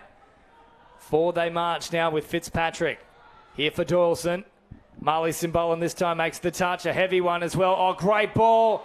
Bissett jamming in once more. Has just put enough pressure on to make them have another look there. And Dafter was furious he didn't receive a little tip on. Yeah, that was that passive play again out the back from Dawson. And this is, a little bit of a behind-the-scenes thing. With about 10 or 12 to go, this is where the coaches are sort of thinking, do we run the same plays that we scored from, or do we throw something different at the defence? Well, here's Simbolan looking to throw a big bomb over the top here and nearly batted back on to the inside there. There was more pressure coming across. Jesse Jenkins did a good read there from Doyleson. Now they come centre of the field. Fitzpatrick straightens up the attack. Thompson back into the action now as they work it slowly but surely upfield with more reinforcements arriving. Thompson keeps it alive. Simbolan makes the touch. Here is Thompson again at pace. Stepping back off the left is Zach Sung. He nearly got all the way through. Great touch at the death there from Wynyard.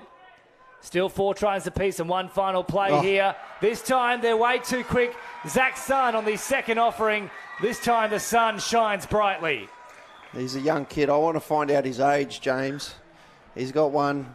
I only really noticed him this year in the men's open system at Dawson, but he's been classy all weekend, and he showed he can really handle the opens age group, so he's one I might be watching in the next couple of years.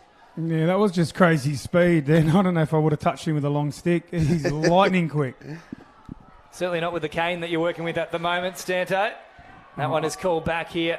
I've got that extension cane, but I don't think I still would have got Zach Sun with that. That was amazing speed there for that try. Something out of the League of Extraordinary Gentlemen from you. Certainly in the class of gentlemen now, if you don't mind me saying. I'll make sure if Zach gets the ball, if I see him, I'll be running for the dressing sheds. So the big dummy comes out here from Dafter. Rodimer moves it forward. Fitzpatrick, easy meters on offer there. Once more, he'll follow up with this run. Quick hands. Fitzpatrick again through the middle. Last play now for Dawson. They've worked it very easily. Eagleton with a dummy. I think he's caught this time. Yep, good tracking nonetheless, though, from Hickey. So 5-4, Dawson still in front as we come inside the final third of this grand final. 10 minutes on the clock. And a big shout out to all of our partners and sponsors here for this tournament who have done a great job in helping us get things on the field. Marshall tiptoeing down the sideline. Simbolan now. We'll come back to our sponsors in just a moment. There's a bit of action brewing here for Parramatta. Liam Simbolan now off the right foot. Evades the touch there of Eagleton. In fact, no, he didn't. Now with Marley Simbolan, slowing it down. One final attack within this set. They're trying to launch the strike dump here. They get the touch from Eagleton. Now they come to Marley Simbolan to ground very quickly. Down. And he is down, so we've got a level ball game. 5 tries apiece on Budgie Smuggler finals day. And the ISC apparel is a little bit dirty after that dive there. Yeah, that was class there from Parramatta. And again, unorthodox type plays. It's not the sweeping long balls. It's going straight at Dawson. Things that they're not expecting. And if Parramatta can tap into that, we're going to have a red-hot final 9 minutes as they challenge the champs. For a big man, geez, he got low, didn't he?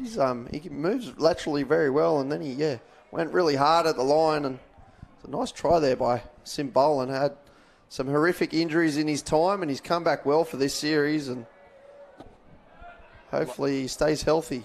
Well, I'd love to see him at a wedding operating under the limbo stick. I think he'd look pretty fancy doing that. 5 tries apiece, just under 9 to go here. And Doyleson not letting their foot off the throttle. Oh, great ball there, and there was an opportunity, but once more the pressure applied from Bissett just forces the little bobble. The big dummy comes up here from Parramatta, and more room to move for Mansour. Quick interchanger passing up over halfway. Great strike dump there at full pelt from Samuel Zammit. Once more, Noong gets a nice little release. Kai Simbolan now urging players underneath him. Simbolan off the right foot, finds Wynyard. They'll get another set to work with here, will they? Yes, they will. How strong of a talent is Bissett? It's not often you go to a winger for best on ground, but if Parramatta get the win today, he'll be my vote. I think he saved 5 tries out there. Yeah, he's been very good, and like we said, he doesn't say much. Oh, geez, it was very close to being an intercept, and I don't think anyone would have laid a hand on him. He doesn't say much, but I think he could be a mind reader. Some of the reads that he gets, it's just outstanding. Him and his young brother coming through as well in the ranks. They don't I think between them, at a training session, they don't say 2 words between them. Yeah, the modern player watches a lot of door coverage as well, guys. So Bissett's probably checking out all Dawson's move, and he's got a bit of a leg up on that passive play. So well done. So Wynyard off the left foot, stepping close to the line, nearly finding a way through. Langbridge was there, put a stop to things. Kai Simbola now drops it off last play. Noong wrapping around Marshall. The sinker pass is an absolute ripper here to Wynyard. He goes in again, but put it down to Geordie Marshall. Yeah, Coach Hetherington and that have gone back to that sinker pass. They got success from it earlier in the game, and like we said before, Jace, whether they go back to tries they've already scored from, or whether they go to something new, but obviously Parramatta, they've got to stick to their strength there on that sinker pass. I think so. And I think for the young'uns watching at home, it's really important, I suppose, to get that idea of it's not one magic move or one play. It's the variety. It's the sequencing. That's what makes it hard to defend. So Fitzpatrick now fires a pass across, and they're caught here. Once more, they go back to the 7-metre mark. Alex Langbridge supplies for Johnson. Last play, Langbridge out the back. Fitzpatrick pops the ball over the top. Now, has that gone forward is the question. No, all backwards. And Jesse Jenkins, oh, hang on, there could be a little problem here. They're coming from the sideline. I thought it was forward at Yeah, so what this is about, just to give you a bit of an insight, is that Kim thinks that the pass is probably okay, but Calabria on this side may have seen it forward. So they'll just have a chat, see who's in the best position to make the call, and I'm sure they'll get it right. But that's what the discussion's about. Well, the try is going to stand here, so they did have the discussion, and 2 against 1 ultimately. They had our lead referee at the time conferring with initially the sideline closest to where the try was scored. And yeah, as you mentioned there, Jace, does require the Brains Trust to come together and make sure everything is all good. But 6 tries apiece now. Yeah, sometimes it isn't the referee necessarily on this side thinking it's forward, is that he might say, look, I saw the ball floating forward, did you guys check the hands? And they'll say, yep, hands are back, try. So sometimes it's a bit of a check. It's not necessarily a 2v1, although it is when I'm arguing with the ref. And the good thing between that, the communication between the 3 referees, they took their time. They didn't panic on a decision. They actually took their time to come together and get the right decision. And we can all have our opinion, but at the end of the day, they're the guys in the middle, and they make the final decisions. They'll go quick here, Parramatta. They're playing with 1 man up at the moment. Noong tries to isolate the challenge there of Lincoln Little. So a player forced substituted because of holding a support player close to the line. Just under 5 to go. Liam Simbolan out. Turns it back on the inside here for Noong, who links up with Kai Simbolan. Little makes the touch. Kai Simbolan popping it over the top. Good read, though, from Jesse Jenkins. Yeah, so we talk about sequencing. So the sinker ball just worked. So in a perfect world, you run it again and hit the winger. So, because then the winger, the defensive winger is thinking, oh, they're going to do the sinker again. So this is why it's not just one play. You've got to think about, doing different things and, really getting the defence guessing. So that was a good example of it. Well, touch footy is pretty much the athletic equivalent of chess, you can say at times, as Thompson now pops out of acting half. Langbridge with easy metres here. They're happy to retreat inside that 7-metre zone. Noong comes out to make the touch. Last play now for Thompson. Out the back with the passive play. Oh, did a great job to stand up and take the pass. Good defence there from the Para wing. Now, I'm not sure who the winger is out there, but he shaped a shut down, but then they just released him. So I think that was a defensive plan there by Osborne to show the shutdown, hit on the out, but they just released him, and it was good defence there by the Parramatta Eels. I think it might have been Matt Chatton out there as Zammit goes for a little scoot here up inside the 7. Hickey now, short ball. Oh, Zammit got down low, but the pass was a little bit too low for him. Yeah, I wonder if Coach Carly Banks has seen something in the Parramatta defensive line, because they've run that passive right to left at least 5 or 6 times without success. So they might have seen something, they picked up on something, or they might be trying to set him up for a different type play later in the game. I think this guy here, Fitzpatrick, he's got to get himself into the game. Well, here comes Alex Langbridge, though. Rodimer with the quick tap on. He probably had time there to actually hold and pop the pass. If he had his time over again, he might have done so. As Parramatta head towards the sideline, Harrington drives it up straight and hard and picks up good metres. Simbolan. Now Kai Simbolan pops it further still here to Matt Chatton. Just holds up on his run. Now Marshall. And last play here as Eagleton comes in for the touch. Oh, Marshall with the big dummy. Oh. Now he's claiming there was a touch there. I think he might have had a case, but they've got to play the whistle, and now an opportunity here for the Doyleson Dragons as Johnson hops into acting half. Yeah, a couple minutes to go. These are the State Cup minutes now. This is where you want the ball in your hand and you want to take the cup. Little charging at them. Oh, I don't think Chatham was back in time. Thompson, Riley Johnson dives to the line. Ball now down. Liam Simbolan is adamant he's got there in time. The referees disagree. Try time for the Doyleson Dragons. They are back in front with not a great deal of time remaining. 7-6 and just over 2 minutes. Yeah, I have to agree with that call. Simbolan, when he made the touch, his feet were behind the line, and the stretch there of the link in Johnson. We've seen him run so many quickies this weekend with that long stretch. I think he had the ball down, so good call there by the referee again. Very flat pass there from Kai Simbolan. That could have been pulled up. Osborne now comes at Langbridge. Simbolan out the back. Wynyard. Good read, though, from Jesse Jenkins. 1:44 on the clock. They'll only get one more opportunity after this set here. So Doyleson will know the task if they can hold them off in defence here. Last play now for Marshall. Marshall with a ball to Wynyard. Well read from Jenkins. And so about a minute and a half on the clock. They might get about 30 seconds or so with the ball here, Jay Stanton. Yeah, bit of a shame if you're going for the Eels twice there. If they hit the winger, it's probably a try, and they'll still have one more crack at it. So I'd be looking for a big drive, a big dump and, bullet pass to the winger to see if they can take this to extra time. So Jenkins heads to the centre of the field. They're trying to slow down the clock, but also they must work further upfield. Eagleton plays it now. Fitzpatrick back to Eagleton. They have them backpedaling. Eagleton trying for the flick pass. There was a hand there, but they're going to say not played at, so they will get the full set, but deep in their own end here. Harrington to Marshall. No flick pass just yet. Harrington drives forward at Rodimer. 45 seconds on the clock. Liam Simbolan plays it here. Bissett out to Marley Simbolan. Pops it alive here for Liam. Hands are on the heads on the sideline from Osborne. He is stressed as they can possibly get. Last play now. Here they come with Chatton. Chatton into the backfield. Oh, has he been taken out in flight? That's the question. There's a huge collision here too. There's a lot to unpack here from the referees. I don't think it's going to matter. He's not too well here, young Bissett. And unfortunately, there's no time off the clock, and it's just going to wind it down. But the health of the player is more important. But didn't chat and show some speed. He just need to be patient there and wait for the link to come back across towards the sideline and the try line. But young Bissett's getting up here. Yeah, we haven't got any replays, but it doesn't look like he's going to get the call for obstruction by the looks of it. Oh, unfortunately, come on.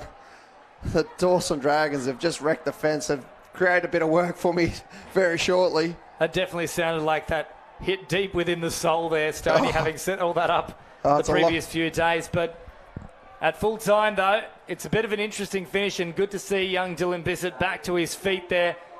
Certainly a question about whether he was potentially impacted before he had a chance to receive the ball. But what a game we've just witnessed. It was end-to-end, non-stop action from both sides who left it all on the field. And at full time, though, the Doyleson Dragons victorious, 7 tries to 6. And, of course, we can't have any of this happening without the support of our partners and sponsors here from a great 2022 New South Wales State Cup Budgie Smuggler Finals Day. An absolute ripper of a contest to close it out. And a big shout out as well to ISC Apparel, Hyperactive Merchandise, Port Macquarie Hastings River Council, and Skins. We really do appreciate your support, and we certainly appreciate your viewership back at home. And Jason, Stoney, been great to call this one with you as well, boys. Yeah, thanks for having us. Awesome game, great finish, and shout out to Dawson, the champs again. Yeah, once again they reign. Good to see Countryside getting up over the city counterparts, Jace. It's a very happy voice here in the booth. We love Doyle, they're the champs. They're setting the standard. Number 1, we love them. So there we go. As it rings out across the ground, we are the champions. And it does belong to the Doyleson Dragons. Thank you so much for being alongside us these past 3 days. We hope you've enjoyed all the coverage. And we'll see you at our next event in February. But the Doyleson Dragons running out in the men's open division, 7 tries to 6 victors over the Parramatta Eels.